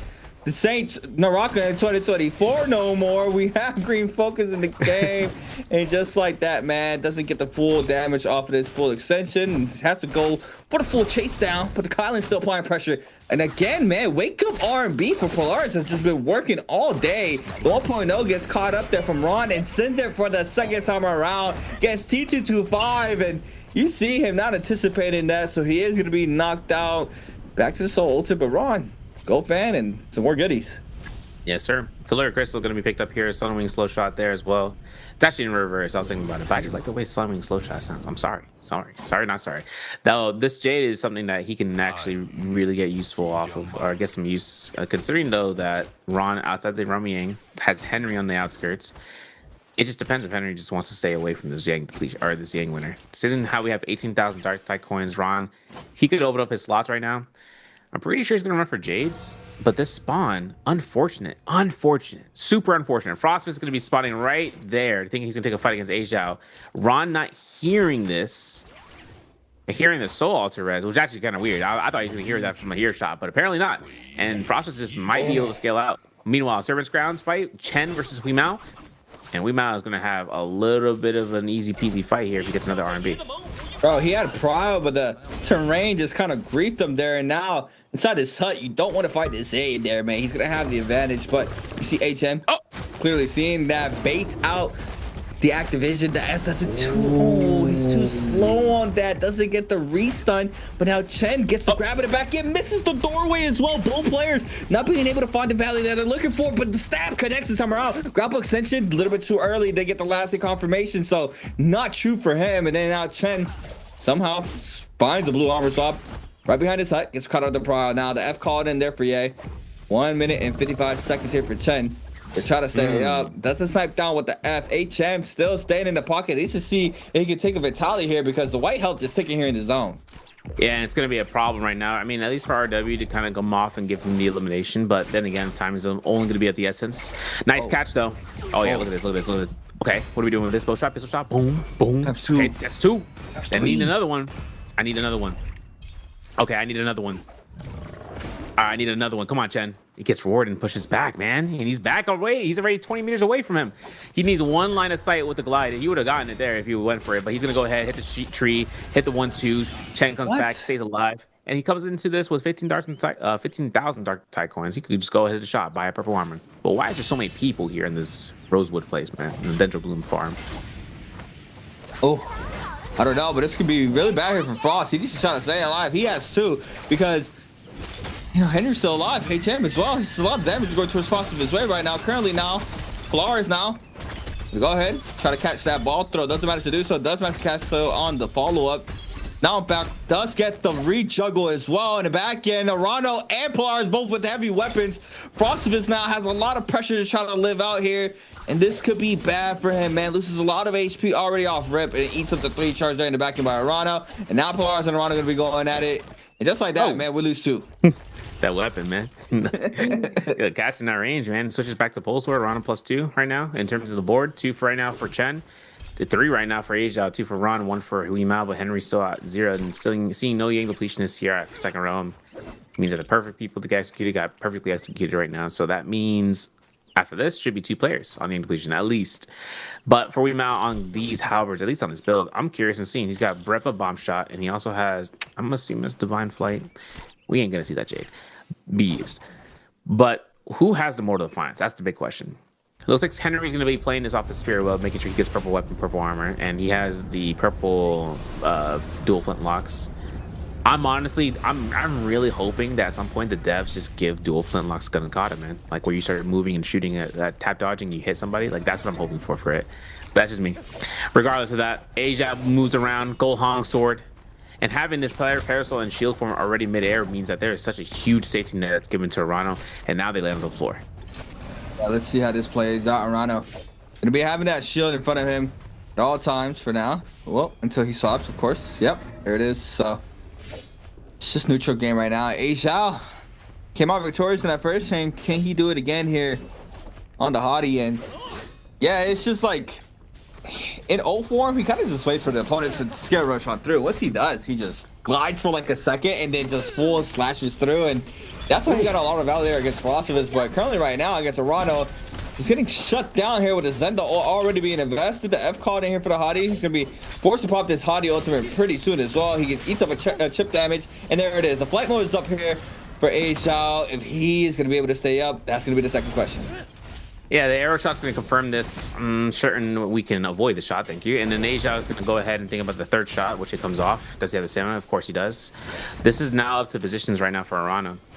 Blue focuses from this range. He could parry the blades if he wanted to. It's just not going to get any sort of no riposte. But taking a level 2 from that axe form is kind of crazy. I know we had to bring the combo breaker, but good lord. Looking at the scare rush here. Can he confirm something here for the combo breaker is the question, because this is now up to Zendo's domain, and we lost a Hong sword. Unfortunate. No. And look at the uppercut, bro. Yep. Got it. Took it off his hand. Said, hey, thanks. 3 eliminations right now for Arano, and he gets gold armor, gets another gold weapon, has himself to pick up a, I'm going to assume that's going to be a ground crusher, gold dual blades, and a palm lightning. Man, this is how Hottie should have been from launch. Like, the fact that his ult lasted, like, how much longer did it lasted from now? His ult lasted so long before. 25, yeah. It was just dreadful, but let's see it here. Chen against Luffy Ron. Move to capture the R&B focus. Big damage here. Out the Wizard. Oh, no. The mid-dodge caught there off the R&B Prio. Doesn't get the full damage, though, in the corner because of, oh, man, the wall, man. It's everybody's worst enemy. You see, though, Ron trying to stay alive, but, I mean, in this situation, Jay just full-on lives this, man. It's just so much more better. Yep, gets caught up on the go frame. Yeah, I'm just going to go ahead and ult recast. I'm not going to catch it, but it's fine. I'm going to have the range to set me through. I'm going to full extend off of this as well, but no, you're going to drop ×2, just like this. Man, this character, man. He gets Kylan's too, because I always say that Kylan can get punished off of post slash. It's like the health inspector from Boondocks, bro. Yeah. Now it's gonna be R&B comes off with the parry, Asia down, and that's gonna be Ron taking the elimination. That's 3 now for Ron, and like we said, right, it's one or the other, either Asia or Ron. Ironically, both of them had 3 eliminations, so they were both doing well. But at this point, Ron is gonna have to start skyrocketing from this stage. And meanwhile, he's got twin shot, bounce shell. He has a rupture gale orb, slow shot, slung shot. So he's really good on the range shades. And I'm thinking, I thought I saw the range 3. I think maybe he has overlord. I'm not sure. But we're gonna have a Razor Swift, a Sap Jade, gonna be a Alchemy on this side. At least that's for Chen right now. Chen, Mortal Defiance, Soft Side Gecko Foot, Kabloom, Palm Lightning so far. Stacked though, 2 gold weapons. Mm-hmm. Oh, it's one of these end zones. Hate it. Trees. This would have been an Asia's like playground right here, man. No, 100%. Didn't make it to the top 5 though. Got chopped at 6. Not invited to the party, but you know, Arado and Chen have 3 and Ron, all of them with 3. Only HM has 1, and then Henry with 0. But that doesn't really matter. We see multiple times, just players who go into this end circle with 0, even 1 elimination, and they end up getting 2, 3 picks, and just like that with the ranking points, you just shoot up in the overall standings, and you can't count Henry out, even though he has 0 right now. Game's not done. Gotta wait and see how he's scaled up. I'm not really too sure how he's looking like in the armor department and/or weapon. But player like Chen, very, very nice gold weapon, gold dual blades like we saw earlier. But yeah, everybody else just chilling, waiting for the zone to fully close on out. Random Bane is in someone's bounty, but not gonna be able to get a lot of value off of that alone. So it's just a waiting game right now. Everybody knows this is a big game 5, right? I mean, super close into that top 4. It's Frostivus being that gatekeeper with 10.5, Henry 7.5, HM with 7, Asia out with 6, and Ron with 4.5. So I was saying 7 to 8 have a chance if they had a good game. And currently right now for Ron, he has the potential to do that. So we'll see how it pans out. But for Arano, just been smoothing through like butter, just making sure he's staying. Basted with some rosemary and some time. Oh my god, bro. He's just chilling. Got Gordon Ramsay in the background and just saying stuff to you, man. Couldn't be me. Couldn't be me. Now, it's kind of rough too. It's about in negative 42 seconds, I'm gonna call it. Ron's gonna go ahead and take some aggression on Chen. I think he just wants to get this issue out of here, man. I think at some point he's gonna like, yo, I'm gonna knock you down. I'm gonna knock you down. I'm gonna call it. One or the other at least. One or the other, because one of them, like Kylan, is like, I'm gonna be infinite in health, and then another one's like, I'm gonna be infinite in stopping you. Rano is gonna be holding this out for the Yang Spirit Well, at least the regular Spirit Well, I should say, but this Yang Spirit Well, I don't know what Henry's plan is, man. I like seeing the tumult on the halberds a lot, especially. It's just whether Henry wants to kind of pop hole into this Yang Spirit Well and then just like deny everyone of entry, but Chen is gonna take that first slot, which means we're gonna see this Spirit Well get picked up here sooner before the Yang Spirit Well. I'm hoping. And Ronald picks it up. There it is. Buff is made, and so is the Yang Spirit Well depletion, and that is gonna keep him safe. Thank goodness. Jade check though. Gonna have to look at that. That's a melee resistance. That could be anything. It could be martial art, will form hook. That could be literally another Razor Swift for worst case scenario. Chen though is not gonna have any people to come firm for a fight, and I think he even knows that he's not gonna get any people to be going down. I think this is a placement point angle, man. I really think so. I think there's not gonna be a point in time where they want to aggress. They want to wait for those guys to aggress for them. Yeah, everybody playing very patient. Nobody wants to be the center of attention, man. But now with that Spirit World capture, you're going to have some aggression force pretty soon. Minute 50 on that Yang depletion.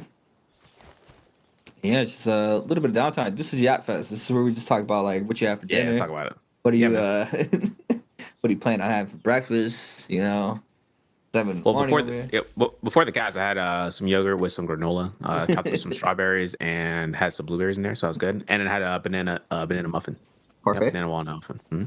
Okay. Yeah, parfait with the banana muffin. It was, I mean, this was fire. But what I also did was yesterday, actually, like yesterday breakfast, I had boiled eggs with some chuck roast beef, slow cooked over like I think 18 hours. Okay, so that was good. So 18 hours. Yeah, for the beef. Yeah. Wow. You have some patience. Right? Yeah. No, literally. Gotta have that patience, man. Yeah. Especially for making it good. All right, it's done. 15 minutes later, I'm like, oh well, I mean that's steak. But now I was gonna have this thing, man. Sure. Oh wait, so that was 15 hours. You can probably cut it in half if you did a pressure cooker. Yep. It'll be like 7.5. On high. Yes, sir. Beyond that, though, make sure you eat your greens. Don't forget, stay healthy, y'all. Don't think just drinking energy drink and saying, all right, that's it. That's my day. Can't do it. Can't do it. Try to stay healthy. Meanwhile, just like Mao, he ain't healthy at all. This man eating a donut, and a slice of pizza at the same meal, bro. 20 seconds on the line, he's being caught by some whiz throws, and all of a sudden, the lobby sees him. A riposte is good from Henry, man. Henry, first name, the greatest. This might be a spotlight right now for Mao, though, where his post V-cast comes off.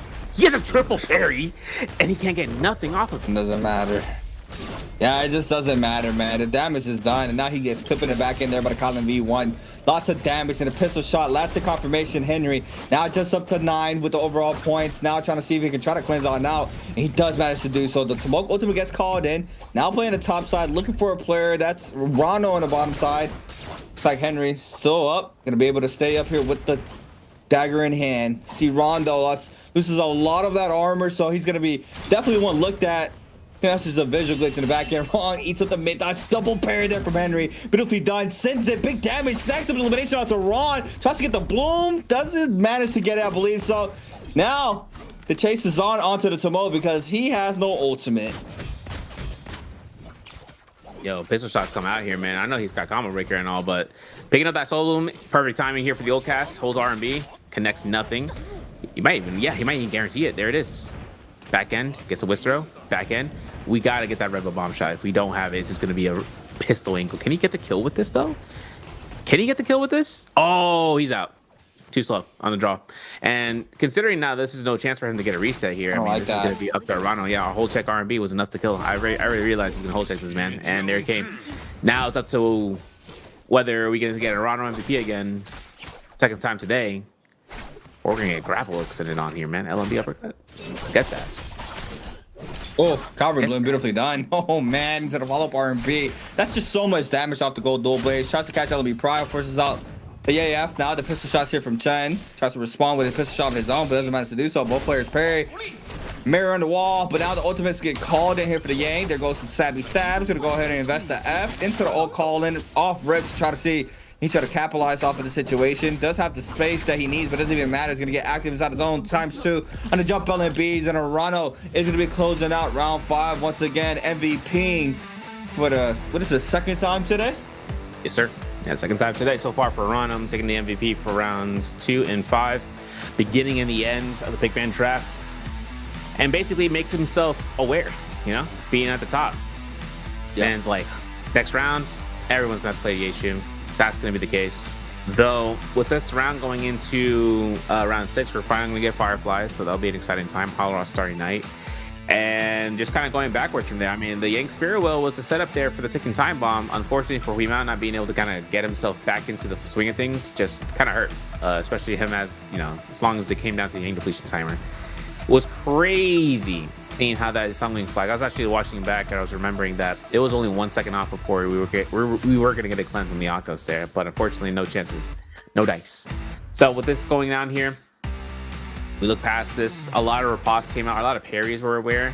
Sometimes you don't realize it and then it's too late. By the time your opponent throws a blue and you're in the next one up on the list. And it's crazy too, because we just saw Ron, when we saw Ron go out there, he was right in front of that parry possible when he was sitting still, or like when he tap dodged right back into it. So that type of decision making can happen in a split second, and you realize it before it's too late. Yeah, I'm just thinking about Henry, man. Yeah, I don't like it. 10.5 right now for Frostivus, right? 10.5 for Frostivus, 10 for Henry from 4th to 5th. That's the difference right there. A 0.5 difference, like tough. But we go into this pick selections of no longer, right? This is done, right? We go into the next round with the mirror comp, and this mirror comp means that everyone plays a single character. This is determined by the number of MVPs of a character being selected, or at least for the number one first round picks that has, you know, highest score and all that. And in this case, since Yeshu has the most should be, right, for what the value is, he should be able to be chosen. And if not, I could color be surprised. Though we are going to go ahead and potentially get ourselves to look at the stats as well. If you guys aren't aware in terms of where the positions are, I mean, it's going to be a little bit of a slide positions between 10th or between 5th and 6th as well, but more so from 4th and 5th. But which player won in Game 5? A. Arano, B. Asia, C. Chen, or D. Ron? We talked about it, man. Don't mute the tab, man. Just listen, watch us. Now, let's talk about it, CA. From this point on, when we have this loose bracket, this doesn't mean that we'd lose out on the potential on the character's value, because the skill set is different from here to the winner's bracket, right? We know that Yagami, we know that TTG5, we got Mike. Those are guys that would not allow shenanigans to be let fly. We saw that from round 3, right? From the Hollow Rock round. So some of those things can end up happening here sometimes, but those players would want to capitalize on unfortunate moments. Some players get away with a lot. They were getting away with a lot today. I don't think we're going to see that on Saturday for sure. Definitely not. I mean, when you have top 5 in the lobby, in the league, it's just a whole different pace as well. I think a lot of the tempo is being controlled by 1 or 2 players, especially what players having, you know, the good game. But yeah, I mean, that's just something, it comes down to micro decisions and what these players have to work on. It's just, you know, that's another thing where it just comes down to reps and scrim. Even though the game's been out for quite some time, it's just a day-to-day thing. You just got to keep on top of it every single time. And yeah, I don't know how it's gonna be seen, but you know, I'm excited to see how top 8 plays on Saturday. For sure. You keep talking about, what's his name, Yagami? Yep. As Spider's replacement. If he's the truth, like I said, if he wins stage 1, I don't think Spider is a player that would get dropped. So he has to get bought out by somebody. If you're having someone winning stages like that, oh yeah, straight up like bam, you know. But I mean, we can talk about it for a second, because I mean, it's kind of where we look at the schedule in the NBPL Pro League season, where Asian games happening next month. Spider is one of the players, well, he used to play for solos, but also TE's members between TXJ and Wenfang, they're playing for China. So you see 2 roster checks for TE there. Why can't I remember the names? Couldn't tell you guys. Yu I think is one of them. I couldn't remember. But scoreboard wise, 23.5 for XKG's Arano, 15.5 for Chen, Polaris at 14.5. The jump is done. It's now going to be 10.5 for Frostivus and 4th. 5th is going to have 10 points for Henry, and then 7 for Female, Asia for 6, 5 for Wolves. Literally, Frostivus and Henry can get knocked out. I'm not casting cursing. I'm just thinking about reality checks. They can get knocked out, and bottom 3 can make one or the other come out here and push them off. Like, it's just going to be a scramble, bro, for the ladder. Look, I love Frostivus. Like, I never want to see Frostivus never make it to the next day. But if Henry doesn't make top 4 just because for 1 point, just because he decided to go for dual musket flick knots extensions on Temi that have no damage output, instead of taking the full reset in or full on committing to the kill to get the bloom there, because that was a potential elimination if he just closed the gap, right? Because he was able to re-whisk 3 times in a row.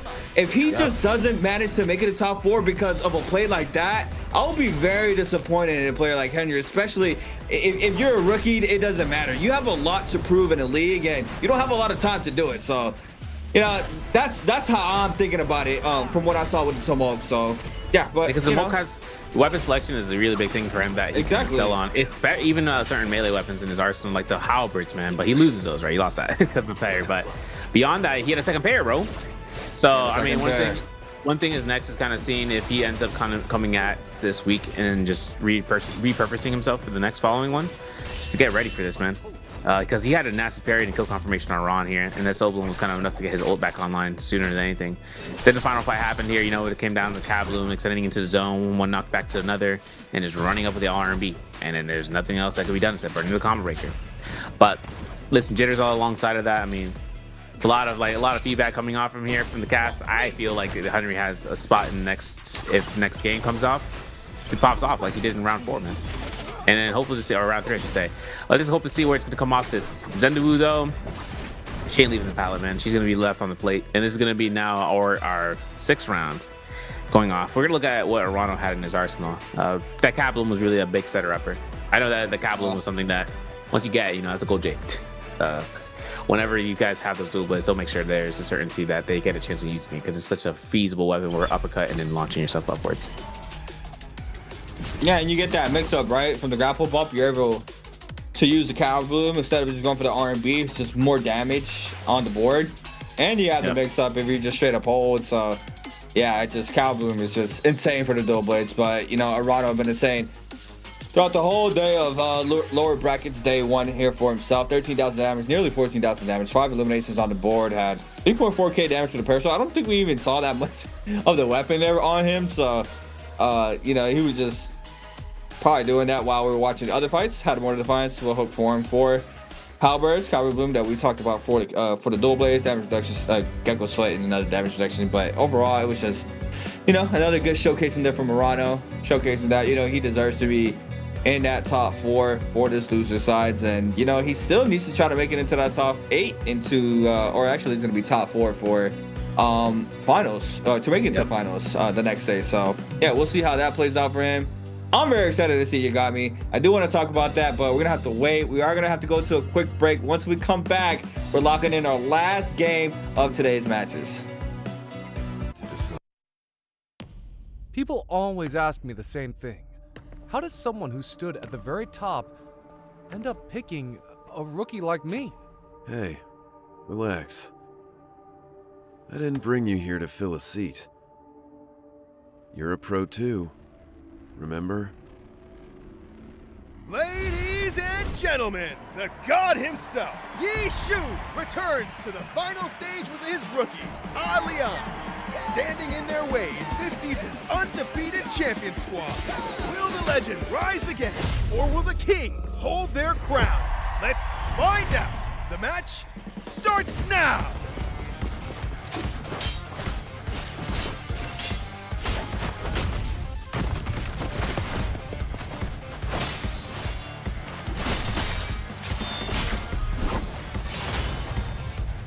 Buy me some time. Hold on.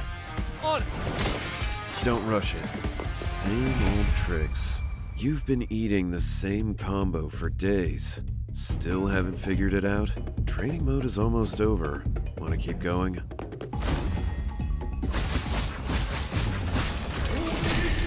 Good opener. Don't just memorize combos. Your opponent is not a training dummy. Oh, hold on. Let me reply to this message. Can't even stay retired, huh? What? You want to go through all that again? Just keeping the kid company. Taking it easy. Out of everyone you picked, N? Yeah, like what I saw. Yeah, come on. This kid has more holes in his game than I can count. You really want to run with him? What's the rush? This game is not as simple as you think. Leon is down. Yi Shu is on his own. Hey, can you hold? Yeah. Nice break. Yi Shu squad looks like they're in real trouble here. Luck is not on their side. All right, ladies and gentlemen, welcome back here for the NARAKA BLADEPOINT Fall Split. This is stage 1 into the lower bracket round 1. My name is Severio alongside with Creatives, and we've reached the finale, round 6 mirror comp match. This is going to be a possession of whoever did the best in the last 4 rounds as MVP for the selection of the hero in the first pick, or as MVP as it stands, and seeing where they would be chosen in a mono pick round, which means everyone, no matter if you have hero points, you play that character. So in the essence of this round, Yi Shu has been something that's been killing it, you know, so far. We had a Shinwon Lee MVP as well, and seen about the Zendawu. But majority of this is going to go into the standpoint that, you know, with the issue being such a highly chosen hero and having a highly, you know, set up performance, everyone having the opportunity of choosing him again in the NBPL Pro League instead of Akos, thankfully, means that they just have to be really, really tenacious on how they want to operate, considering that they've been mixing up no ultimates except for V1, right? Soaring Blitz, Fire Dragon, whatever the form is, right? With the Dance of the Dragons, that thing is great. The thing is probably, well, it was my favorite when they first dropped. Kind of see its value going through. I like the V2 was sick. I'm not gonna lie. You know, the array, Scythe array and all that stuff, all the movesets there with the cannon, the follow up and all that. That's sick. That's for trios down. But for solos, I always see that the V1 was something that comes up because that piercing doesn't have a cooldown, and that thing has been extendo ranged. It's been buffed, and especially considering those changes in the current patch as well. There you have it. No introduction needed. Even Dallas Severity just gave you one. But yeah, not surprised, right? 4 times picked. I mean, the average damage on this character is 14,000 damage. 14,000 damage and a half. Which is insane. Yeah. For average skills. Some players end up with MVP with 8,900 damage, you know, sometimes. Yeah. And I'm like, happens. But he does a lot of damage. And he does a lot of sustain. Like for himself, like I said, like his V1, every pounce is a 117 heal. I was going to say that, like, I even forget that he has that siphon like that. Oh, yeah. Yeah, and the thing too is that we're just seeing Combo Breaker F1. Even F2 has a lot of siphon towards it, but no one uses it as it comes off of Combo Breaker versus not having one. But like we talked about in the scoreboard, third, fourth, and fifth are really the standpoint of like players that can potentially get knocked out between each other. And then from 6th through 8th, any one of these players could go back on top if one of those two foremost players end up getting knocked out early. So they would have at least an opportunity, so long as they have a pop off in this round. Now, between the point thresholds here, it's very interesting seeing this from the 8-player lobby for a 12-player lobby score line, because we also had kill multipliers back when, right? So not seeing any kill multipliers, you can see how tight it is in terms of making it happen. So when we get into this round, this is going to be on a Hollow Starry Night. Salvation Podium, think about it. Henry was there. Did he win? No. Why? Because of Rano. But the thing about it is now that we go into the second round, maybe he's more prepared. Maybe because he wants to get his ultimate online. Since the green build on the preparation glyph board, which ensures you having the disengagement or the green focus, involves that starting rage. One Firefly is all you need. Having 40% starting rage and starting off with a couple of seconds means that you'd have your ultimate by a first strike basis. And depending if you get your weapons, hopefully. Yeshu doesn't depend on weapons on his inventory. Like any other any form of ground transformer unit, like Zai, for instance, or even Kylan, he has a weapon in his stance on ultimate, and he can just go ahead and pummel you down if he finds it reasonable enough.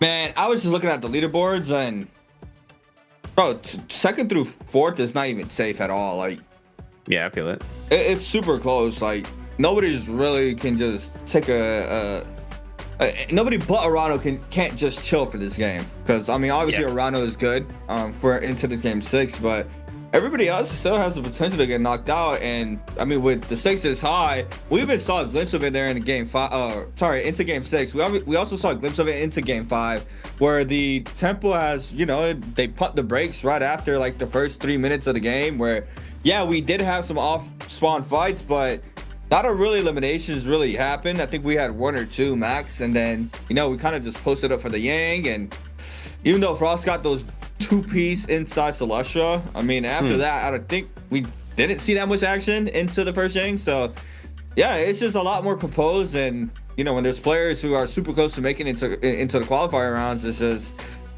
yeah, it's gonna be a lot more thinking, a lot more should I commit, should I not, a lot more overthinking. It's just everything gets involved. But I mean, if you're someone like Arano, he can really shut down that tempo for a lot of these players, because he doesn't have anything to lose. He can just go in, grief your game, and, you know, you're sent back to the lobby, and, you know, it's just a GG go next for you. But, you know, for him, it's just like, okay, I just picked up a kill. I died with 3, I died with 4, whatever the case can be, and, you know, he's safe. But overall, game 6, a mirror match is gonna be that Yeju once again.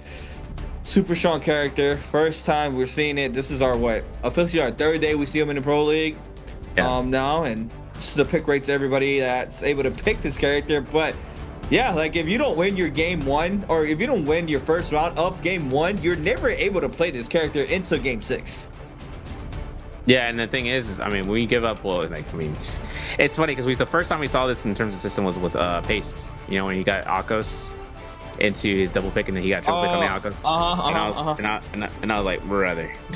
But the thing about it is just seeing who gets away with what, you know, is really the biggest questionable thing, because that's when the players were still trying to figure out where the prioritization is of certain characters, and they can't like swap out, and they know they can't give Akos up until today, right? Whereas Wu showed up in second round pick phase and he ends up in third, but or like, you know, from third to second. But now we have the Akos here to be not the character of choice. Yeshu's gonna be the one. SS1's Frostvus inside of the city, or inside of not Yushan Ruins. So actually, yeah, it's Yushan Ruins. And then Asia taking himself over towards the Lotus Village. Ice Lake with RW's HM, having Wolves' Ron over by the quarry. But inside of the Plume Castle, it's gonna have Polaris, who's gonna be at the Falcon's Perch. HM taking all the tropes out there, and Henry taking himself into the Salvation Podium again, most definitely with Arano. So this is going to be our last round here tonight, folks. This is going to be with the mirror comp match, and this is going to be a long shot in seeing how this first drop fight ends up, whether we're here on Salvation or somewhere else. And look at that, look at that. I'm like a kid of the candy store, man. The fight I've been waiting for all the time. And between that, guess who doesn't have a weapon? Yo, Rano is too funny, man. I don't know if you guys caught it there, but he literally he burned his whole stamp just to make sure Henry couldn't get a weapon there, and then he finally gets one, but it's a great sword. So yeah, I mean, it is Firefly, so he is able to have that ultimate, but Arano perfectly spaced it out, trying to read the Spirit Thrust. Who's gonna be able to get it? So recast there, beautifully done there from Arano, anticipating. Yo, hold on, man. He just beat him in chest there like twice. Arano is gonna be picking up the first elimination of game number 6. And at that, it's Henry who is in that, you know, 5th place spot, which he needed to win that fight. But unfortunate for him, he's gonna be taking a trip back to the Soldier. Yeah, and Frost was taking the Yushan Ruins. This is gonna be a spotlight right now, since he was the only person here besides Asia, who's at the Isolate Village. HM's still at the Ice Shard Lake. But looks like this. We went to the teleporter. He's now here. Looking for the blue, doesn't get it on the cross horizontal. Now it's going to be an LMB situation, whether he throws the RMB. Yes, he does. Combo breaker. LMB, RMB. I'm still thinking about whether or not he went to RMB this. I'm thinking, oh, he finds armor spot. Never mind. But he gets caught. And we still don't get any blue focuses, which is kind of unfortunate, to be honest. That is unfortunate. Now, ultimates are out. HM. Dragon Dance is on through. Frostvus still has his. Looking for the thrust stab. Does manage to get it. Beautifully done. Can go for the second time because he didn't burn his. And now in the corner, has the F though to stay safe. So that's good for HM. Look at the minimap. Not sure anybody's around. Yes, it is. The Polaris, man. Massive and third party. Someone don't give him the information because he's just going to come in and re-ult you back. And he's going to be forcing you to pop that F as well. What's really interesting about the Dragon Dance is the fact that it is a double-edged sword. So it does a massive amount of damage. It goes to extended range, and it will connect right at some point. And when it does, yeah, it can do a weird dance in the sky and not go exactly where you grab them from. It can go anywhere where it lands from above down. So you saw Frostfist. He technically was safe by being up there. He could have just spaced out without burning that combo breaker. But now that it's down, he's spaced up a long time to get his combo breaker back up. And he's back in the mix with Frostfist or with Polaris. And the problem about Frosty right now is that if he throws one RMB, it burns the combo breaker, and then it's just whether or not we get an LMB uppercut as a catch. But let's take a look and see, because you can't get up there. And look at Polaris' grapple count, 18 versus Frostfist's 5. Seeing how the whole check RMBs comes off, there's LMB RMB, Slap doesn't get it. And still looking for an armor swap. Polaris might be aware about this, and he's just cutting these corners like a stick of butter. And there's the parry, there's the Frost. Jump LMB confirms it. Into the combo breaker. And the nunchuck setup here might not be enough, but let's see armor swap. No Can't way. believe it. Finds that just like that. Incredible. RMB comes off. Anyway, you throw the blue, and there it is. And there's a parry, there's an RMB, and there's a parasol. Still up though, hold on. And the quarter scout rush through. Raw uppercut here for Polaris. To the grapple extension, doesn't catch. Tracking doesn't go towards the back end, but Polaris now itching to try to find a common armor swap or any armor swap at that, but doesn't manage to find one thus far. Now rotating on over to this side of the map. Frostvus still looking for the chase down. The 1.0 is good. Common armor swap now for Polaris. Burning out combo breaker in the pocket. Big parry for Polaris. Frostvus now is going to fall off of that. And Polaris stays up in that engagement. That was a super close fight between both of those players, and that's unfortunate, man. He's gonna lose all that loot. Henry, on the other hand, rotates on out, gets purple armor, sees Ron in the back end. Henry needs to try to get active, though. I'm not gonna lie. He needs to see if he can try to find his illumination here. And he does have the upper hand in the armor department, but he could just fight out here to stay, just picking up the game pass. But But depending on what route he takes, looks like he is just gonna go ahead and rotate on through to the next pass and just hold this down. Yeah, for real. Yeah, he's be safe. I don't think there's any ice butterflies around here, so I'm to be worried about. But the bell has been struck. Otherwise, HM's still alive in this mix. You're still having everyone alive. 2 kills so far for Polaris, so super safe, right? He was 3rd place, but he was he's been super safe. And then seeing how he's wanting to contest against Asia. Now, Asia is one of those players we're talking about, hands in the air. You know, if he doesn't come off of here, he won't make it for tonight. But considering that Polaris is just mind gaming him right now with these scratch LMBs, I mean, the dagger on Polaris' hands are kind of a scary instance. I'm not gonna lie. I've seen how he was doing against Frostfist and seeing it here. You can see even against the fist blades, like he just switches over here the moment he catches some sort of opportunity on the low to from a high ground to low ground. And that's what all he needed to really do is just force out that ultimate there. His job's done. He can just back on up. He doesn't really want to burn his ultimate, extend this fight to potentially get 3rd party, and then, you know, he has no pass, so Asia is safe, but he's not, so job's finished for him for now. Henry, though, on the other hand, just gonna go ahead and be able to enter the Yang now. Polaris potentially spot him, but no, Henry front and center, waiting for his opponent here to take this round, and nobody out right now. 8 players still alive. I'm waiting to see how many players are exiting with Yang depletion and potentially have a timeout, but with this character, I don't even think it's possible to have a timeout. Just it really only one really catch is really needed, and then the beauty of him is like if you don't have old recast, he has that grapple extension as well. So it's just like, man, he has a lot of options. Dragon Dance is good to, you know, catch and start the rotation, or it's good to extend as well. I don't know. Overall, just this character is insane. But here it is. First round of Aroma Yang is going to be Chen against Henry. Yeah, this is going to be LMB's Ville. Oof, connects it. Henry has the R&B follow-up if he wanted to, but Musket Shot kind of parrying it around here, just worrying about this blue focus span. Let's see what comes up. R&B uppercut. Oh, yeah, it has to burn the combo breaker. I thought you could eat that, man. I thought you could do it, but there it is. Combo breaker for trade-offs. Scarce doesn't connect to anything here. The raw uppercut, again, is going to be denied this time with the ultimate cast. So you can see that Chen is actually being very cautious about where he wants to position this. He finds a nice grapple bump into the launch. This is guaranteed, by the way, the entire... Oh, and there is that terrain thing I was talking about, double-edged sword. No matter what, if the Dragon Dance lands on the pillar, what can you do? But Chen takes himself out here, gets caught, doesn't have combo breaker. Oh, yeah, I lied. I forgot. 2-second difference there. And that's going to be it. Henry's going to be caught out for his combo breaker. It's a last impale situation. LMB's linked off. No way. He spins it back, catches Pro off of this as well. Oh. What? Whoa. I don't know how the body didn't float there. Yeah, I don't know. Last hit or I think he jumped. But how? Yeah, if he caught Prio?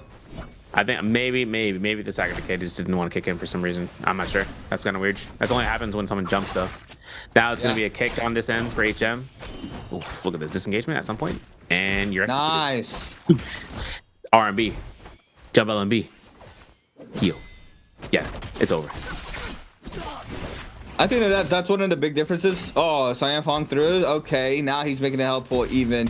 HM trying to stay inside his fight, doing everything possible, but the cannon shots here flying on in from Ron. Barry Bates unfortunately out the F there. Once again, tries to stay up, but a cannon shot connects for Ron. And he is going to be staying up here against HM. And yeah, what I was going to say, I think that's one of the big differences that I've seen from this losers bracket side into, you know, the first day of the winners bracket or the first group B. Yeah, we saw a lot of green focus catches, right? A lot of the top 5 players were really catching those green focuses, and you know that really turned the fights around really quickly. Just being able to get that off, but replay against Arano and Ajao. This is Gold Halberds to the fist blades there from Ajao, baiting him on top. Beautifully done, but still gets caught up. Now being able to combo break off of this on cooldown, full extension. Let's get the full capitalization now. Arano's gonna respond with an ult of his own. Looking for the Spirit Thrust. Playing very patient right now. There goes the Dragon Dance. He's gonna go ahead and match it as well for both players to avoid both. No, he still wins that trade-off. Oh, incredible. Couldn't believe it. Literally couldn't believe it, but hey, look. Wow. You got it, man. You hear it, man. Watch your mouth. He's gonna go out here, man. He's gonna blue focus his spam. There it is. Blink off number 1, place a shot. I like the micro decision making from Marana, but combo breaker usage here is gonna be kind of questionable if you can do it just right. No way! No way! He wins it. I can't believe it. He wins that because of the double hit. Are you kidding me, bro? Triple clink off the umbrella there. Breaking my heart. The Pro League, man. It's a Pro League. I saw drop that R&B though from Morano. Oof, almost got a double hit there. That would have been kind of workful. You know, working for it. Workful, is that a word? Add it to the dictionary and rocking them. Now, for Asia, Scare Rush is inside. I don't think he's going to have anything, but Frostus. Oh my God, not the extension. Not from Henry. But Henry might be clean for it. I'm not going to lie. Wow. Nice read, too. I'm not even certain whether or not the Nbpl is going to be coming off of this. Frostus might even looking for a recast in just a second, but deciding on doing it late or doing it early, I'm not sure if he wants to use it now just to kind of go on full frontal.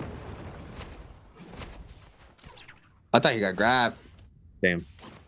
But she Frostus though.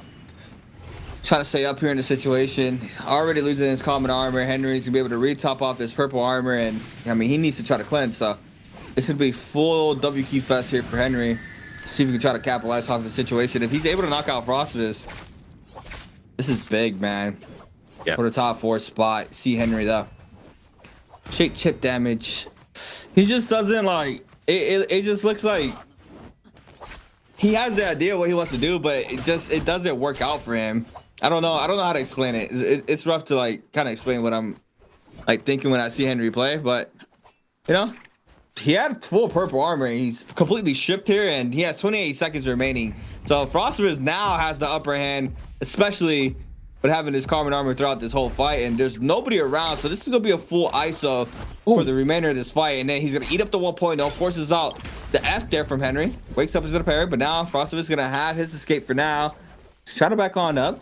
Nobody's still around. This is still good here for Frost. Henry, on the other hand, trying to stay alive. Since the LMB focus, good damage overhead. 1-2, goes fight. Both players, same HP. One in the dream. Pistol shots not connecting in the back, and Frostus is not going for the reset and gets the whole powder off as well. So now Henry going back to square one. The 1-2 Mink spins back to R&B focus, going in for the 1-2, playing out the clink off. Air R&B is good. Frostus is winning spin the dream, but the clink is good, and Frost being able to take out Henry out of game 6. He's officially not a contender for the top 4, and Frostus now has to try to keep that lead up.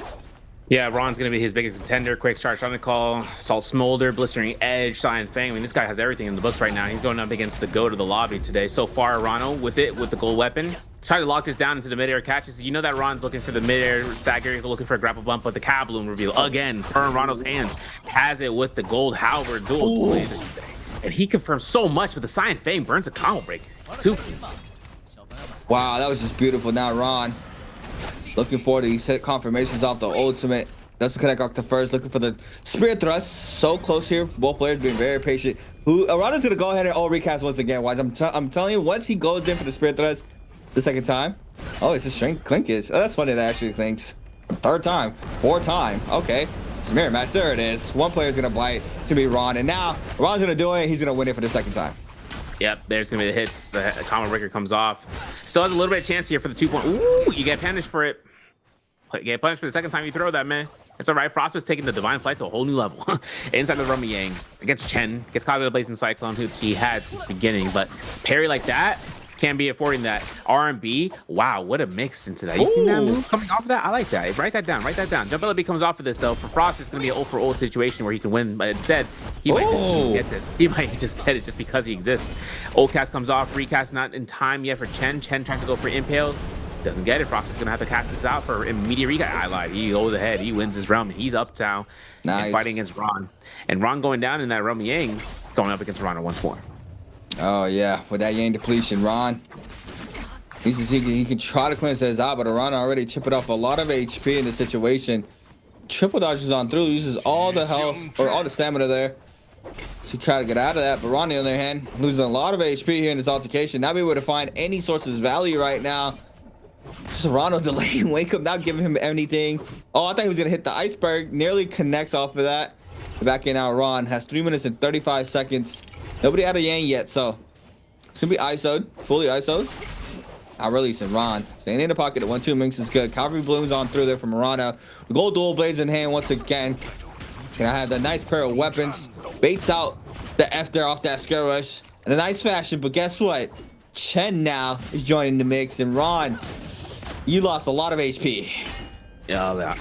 And this is going to be a no. clink off. Where he clinks, right? Ooh, wow. Whirling slash for that? That's crazy for the Cyan Fang. That's insane. But now walking back here for it, Ron, drop army, the Brandora. Holy smokes. Might have been Death's Deal, but look at Arano, man. Aura farming. I don't know how he's doing it, man, but he's going ahead. He sees this. Horizontal release. It might be just a pistol inkle at this point, just to confirm the skill steal. The Salt's Motor, though, the Greatsword is actually one of the strongest things to come off of this. And for Ron, 1 HP in the Dream, gets a heal on the immediate tick. Goes for the immediate recast. Does it connect off with anybody? Yes, he does. He's looking straight at Chen still. He does not care. Chen spaces up inside of this inside the village over into Yushan Ruins, but crazy vision right now. Since Frostbus is going to be showing up here in the southeastern corner at some point, he's going to realize that there's going to be a hunt to be had. Yeah, this is rough, especially for Ron, right? I mean, now he's gonna have 3 players chasing him down. He has no ultimate. Frostbus can just pin 1 to 2 together and just make it 3. And he obviously knows the one who's a lot more antsy is definitely the one that's gonna get target looked at. See Chen does staying in the pocket. Nice 1.0 there from Ron. Now trying to retreat for a second, try to bait out some source of attention there onto that player inside the hut. But Frostbus staying low, staying unseen with 13 points. It's going to be Ron that needs to see if he can try to knock him out of that top 4. Being the only player currently contesting Frostbus for that 4th place spot. But overall, 2 minutes and 20 for that to happen. Yeah, it's just another, I would say, I don't even think this is going all the way to distance, honestly. I think it's just gonna it's not a game 5. Yeah, I think so. Yeah, pretty soon. Yeah, I think it's gonna be a spotlight right now to see whether or not they want to end it before Yang Sparewell comes up into the play. But at least for right now,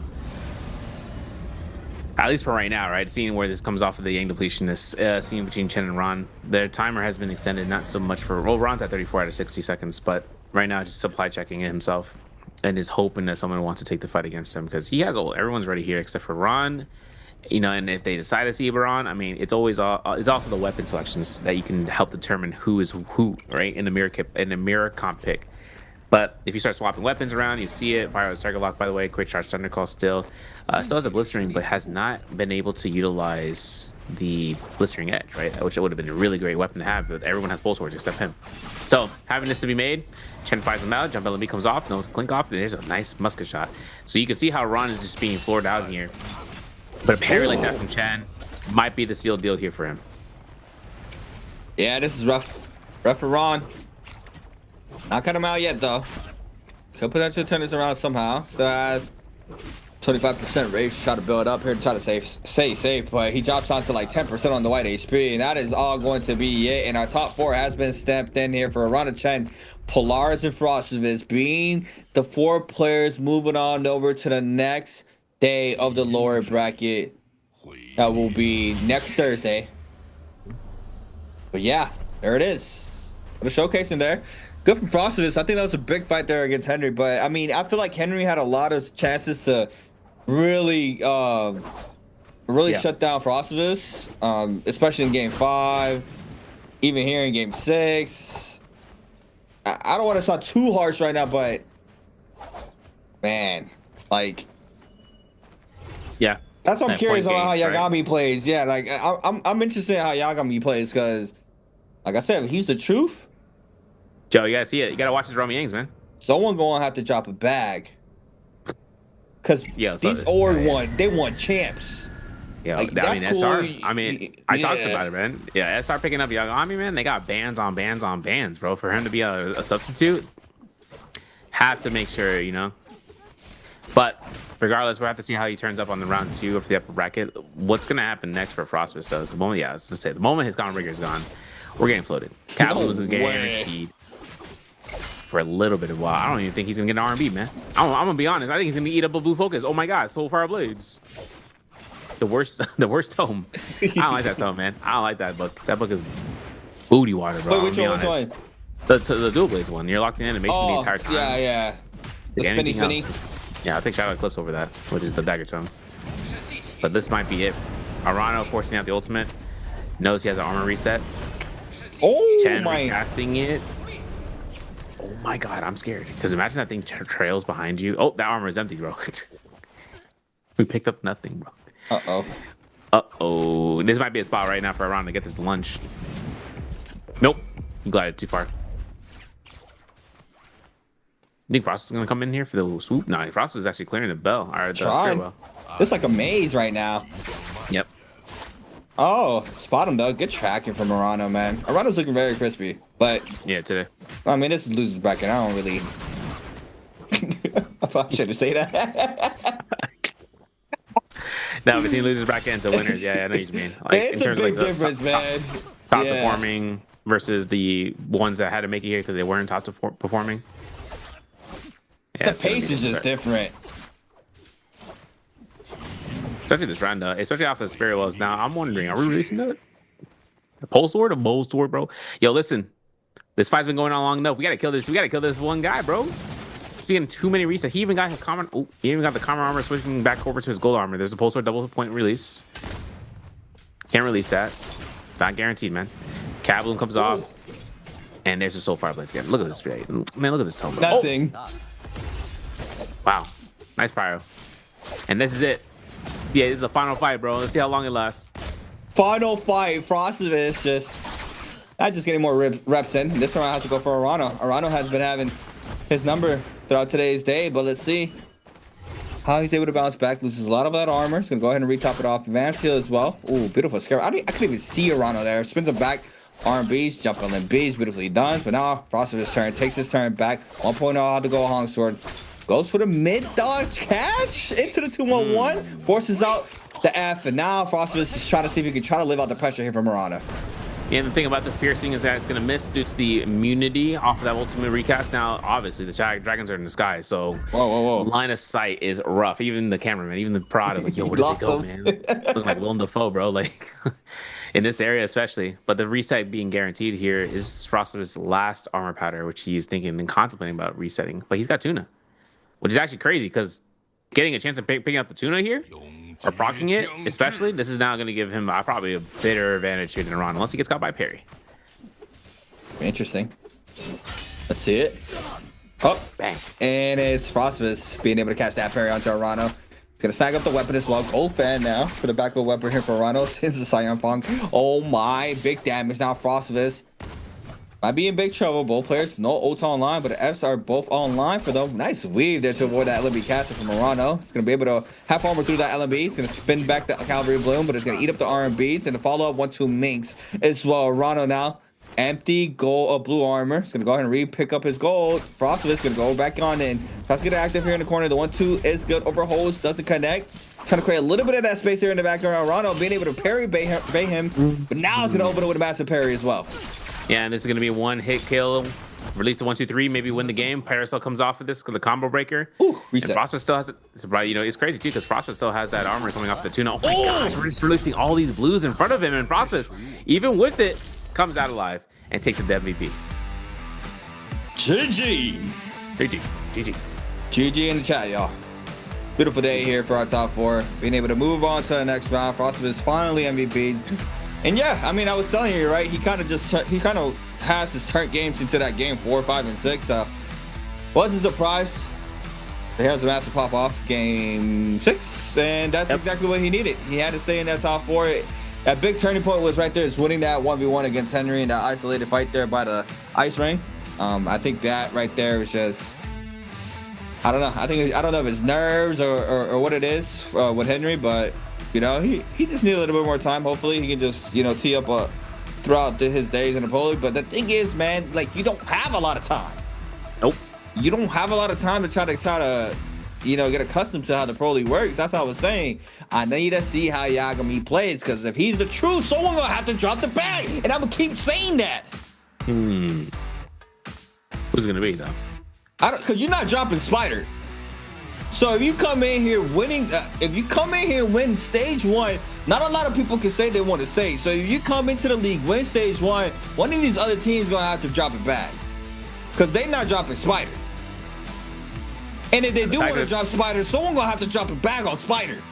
Yeah, The thing about it too is the fact that they re-picked him up after picking up who? Mike, right? So that's the part that comes off. So SR knows what they got in terms of showcasing it. So now that we come out here, teams like Wolves, you know, with Ron, I mean, going off here, Zhao as well, and just seeing where HM, right, from RW, where he's kind of coming out here.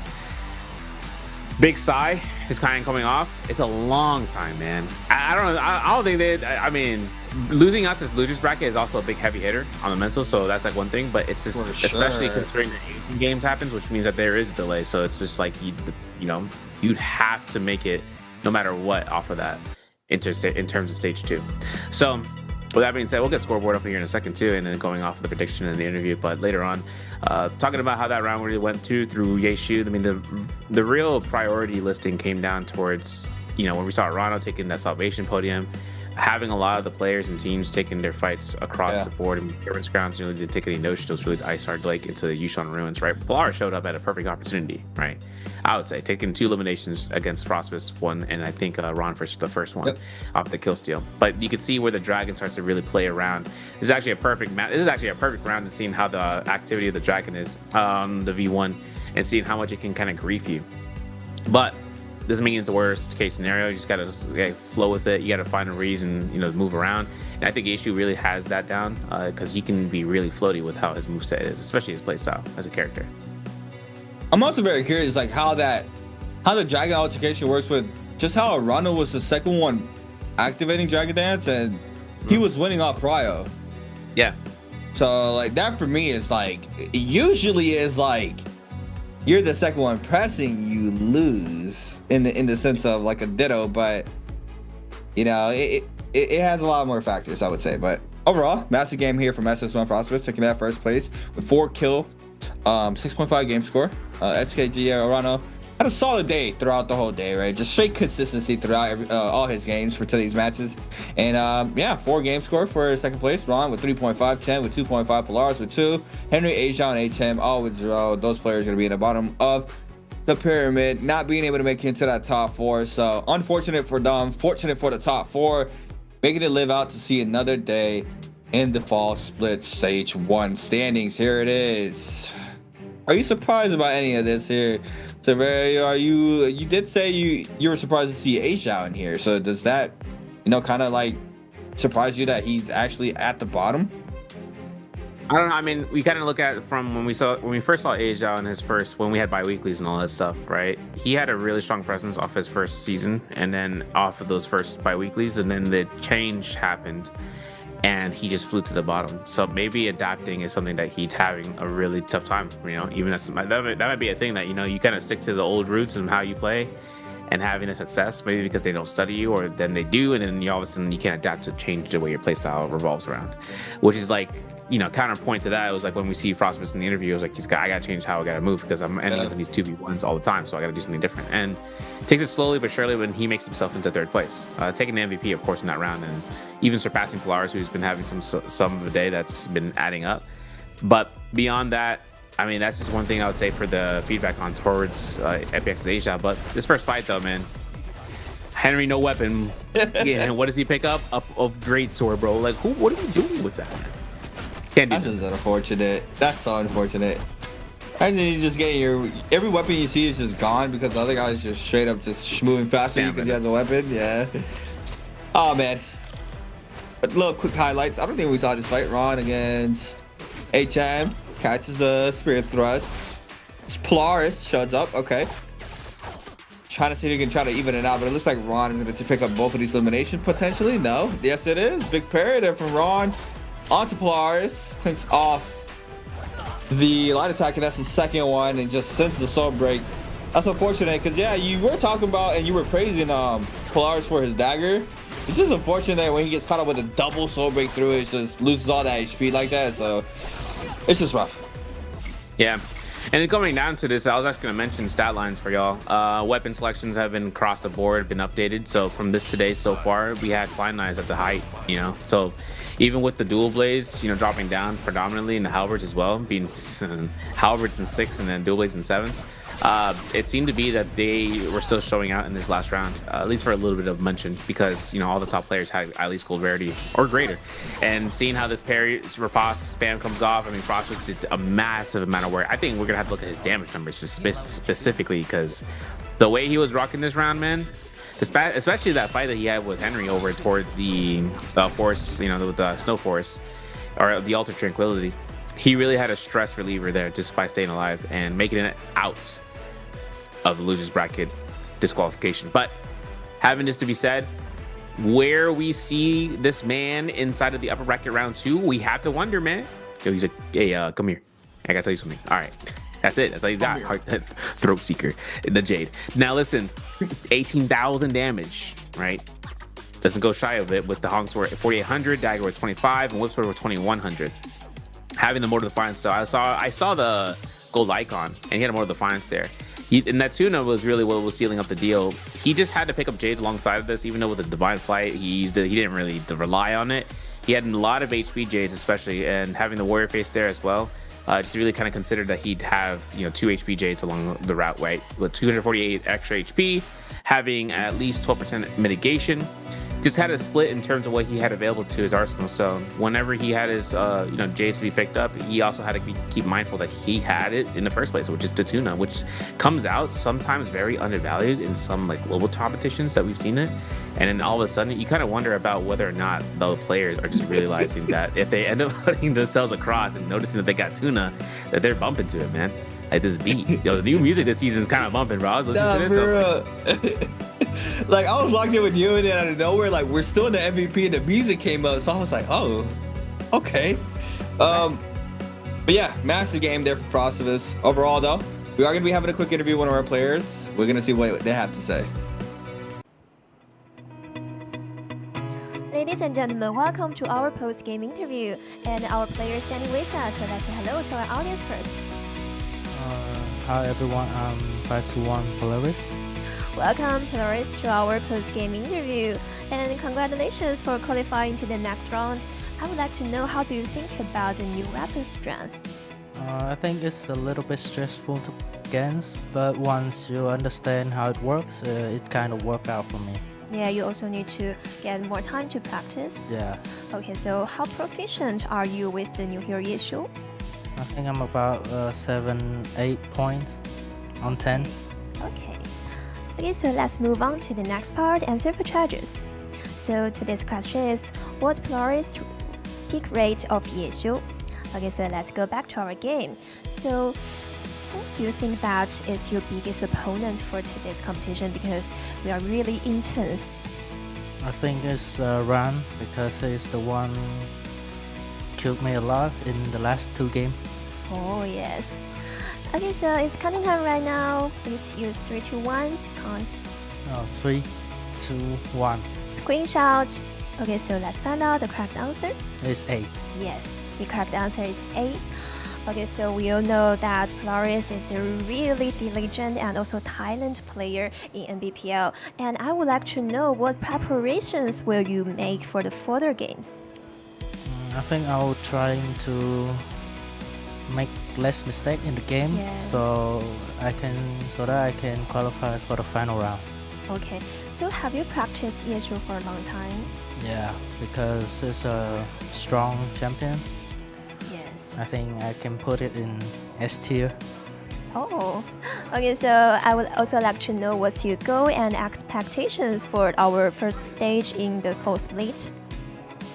I think I'll try my best and going as far as I can. Okay. I still have a lot of room to develop, so I need to improve myself more. Okay, so we are all looking forward to you have a better performance for the later games. And thanks for joining today's interview. Let's go back to our casters. But I'll bring us back, because just like that, chat, I'm bringing it back.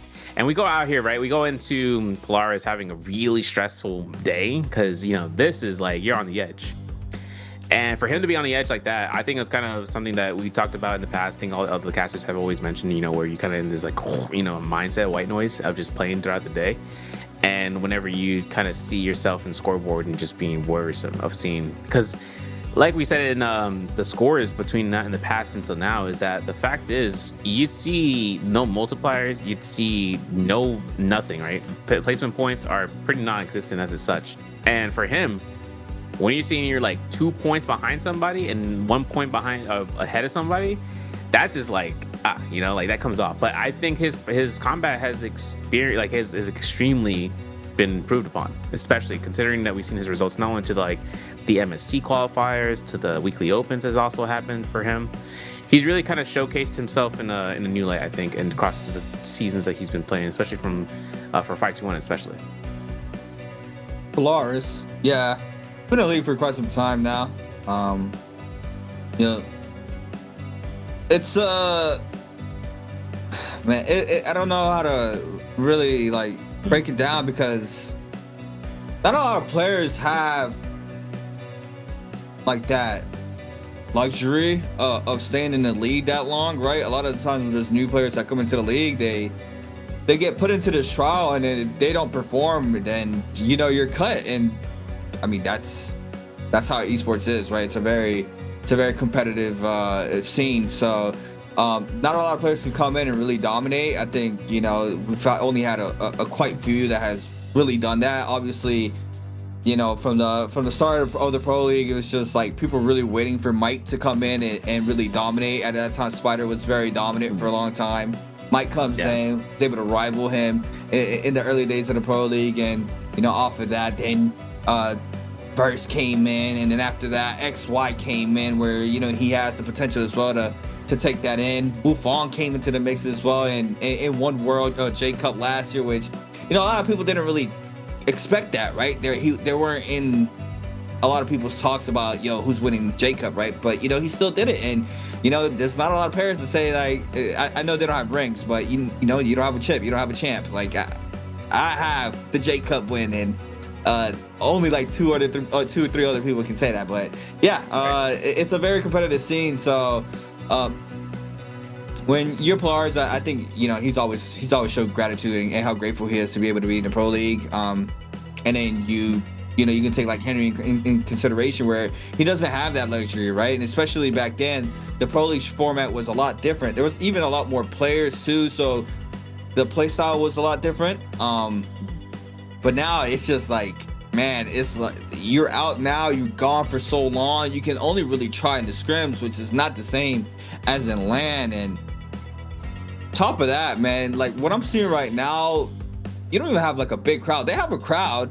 It's something now, because before our stage 1 plays is just short, but you know, a crowd is another big element into esports. So in a finals day, you're gonna have that crowd in the back, and you're gonna hear them because you're right next to that. So you know, that's another element, that's another factor of you know, pressure that you get added on. And you know, if you're not able to experience that as fast as possible, it just makes it so hard to be successful in the pro league. So you know, it's just, they got to go back to the drawing board, see how they want to try to, you know, overcome stage 2. It's a long time, man, because of Asian games, it just cuts off. It's a long time, but hey, it's time to prep, I guess. Yeah. Now the thing is, and we're gonna go back to that point, right? It's just how the players that show up for the first time and trying to show out, how fast can they adapt in the short amount of time, right? Like, we've seen the performance off of just recently, right? Not even counting players in the past, but we've seen it from Yagami for the first round. He crashed out for a little bit, but then he started amping himself up when he started winning victories. So he knows that he can just like take that energy and move it into forward, and he did second place overall off of his Group A. And then seeing where the new players, like with Henry being in here and kind of going off, you just kind of see where he's kind of standing up from his on his 2 feet, and hoping that he's not standing on his tippy toes, you know, and just trying to reach the mantle on top of the board, and just kind of making certain that, you know, even though it may seem like a daunting task, considering that he's going up, and he was in a killer lobby to kind of go off in the first place, then going into this, and he's still having to make it out of here a stage 1 of the losers bracket round 2, if it ends up being that way, if he loses losers or winners bracket. Then it's just going to be a mention for that stage finals and just being in the crowd for a lot of that motion. A lot of players, even on, not even on LAN, right, but even online, have stage fright. You know, when it comes down to having people watching them and watching the gameplay, hoping they don't make a mistake, and that stuff that comes a long way considering the viewership. Seeing how we go off there, there's gonna be our scoreboard. This is our landing zone. So top 4 making it through: Rano, Chen, Frostmas, and Polaris. Unfortunately, the bottom 4 with Henry, Ron, Weimao, Asia, they are not going to be making it here for the stage 1 for the remainder of this split, at least the remainder of this stage. But stage 2 happens in October, so we'll see them back. Regardless of that, we still have our trios. I'm excited. I'm watching them all back if I can, you know, and I went through day 1, I'm going through day 2. Day 3 is always going to be a pleasure to watch this back. I always like seeing it, and that was mainly because when I watched the weekly open, I'm seeing some things, little changes, so I wanted to get more involved and see what that's happening. Because listen, grouping right now: TT25, Yagami, Yuro, Wufang, Verse, XY or Xinwan, with Mike and Wan Liang. They are the winners bracket. They're going to be playing on Saturday, but whoever makes it on the bottom 4 of that list gets pushed down to losers round 2. Losers round 2 involves now with Urano, Chen, Frostus, and Polaris, and they'll have to make it out alive again and seeing if they can convert for the finals, which is going to be on the 29th, which is the following weekend's Saturday or Sunday. Saturday. So converting to that, I mean, we got a little bit of time. Those loser bracket guys are good to go. They can take a break for today. The winners bracket guys are going to be waiting up until Saturday this weekend, and then being able to perform out. So real excited to see how that turns up. For us though, beyond that, for trios, I mean, the map rotation still stays the same.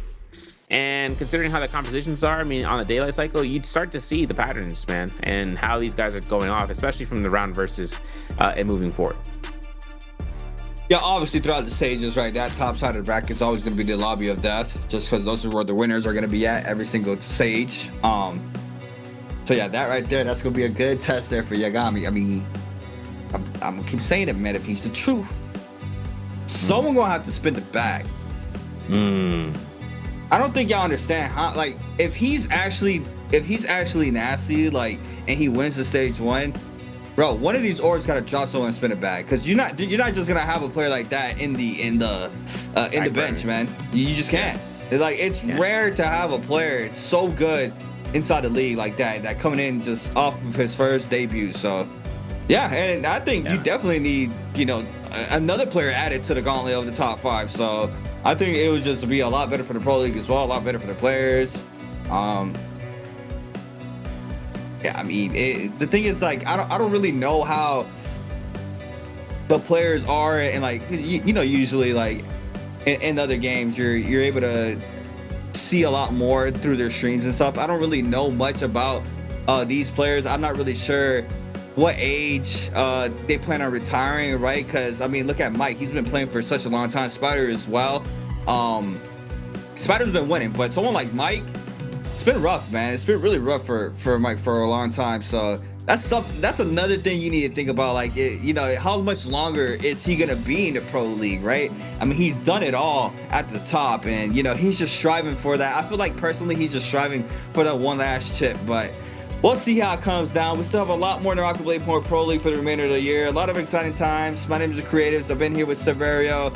Finish here with lower bracket day 1. We'll catch you guys this Saturday for the top side of the solos.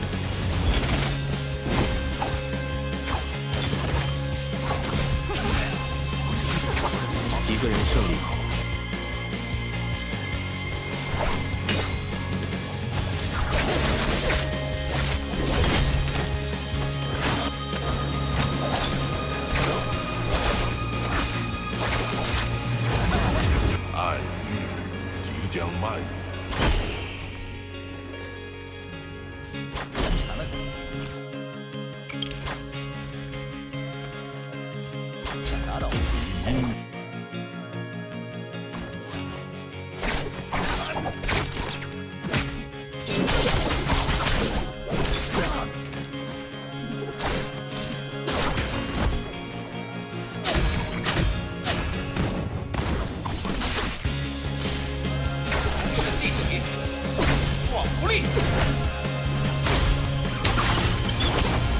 神功幻影，痛击长斗。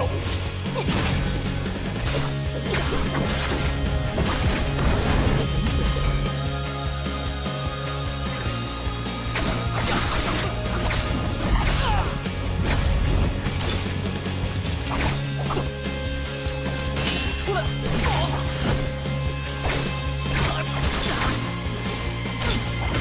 再找找，命来五缺嘛。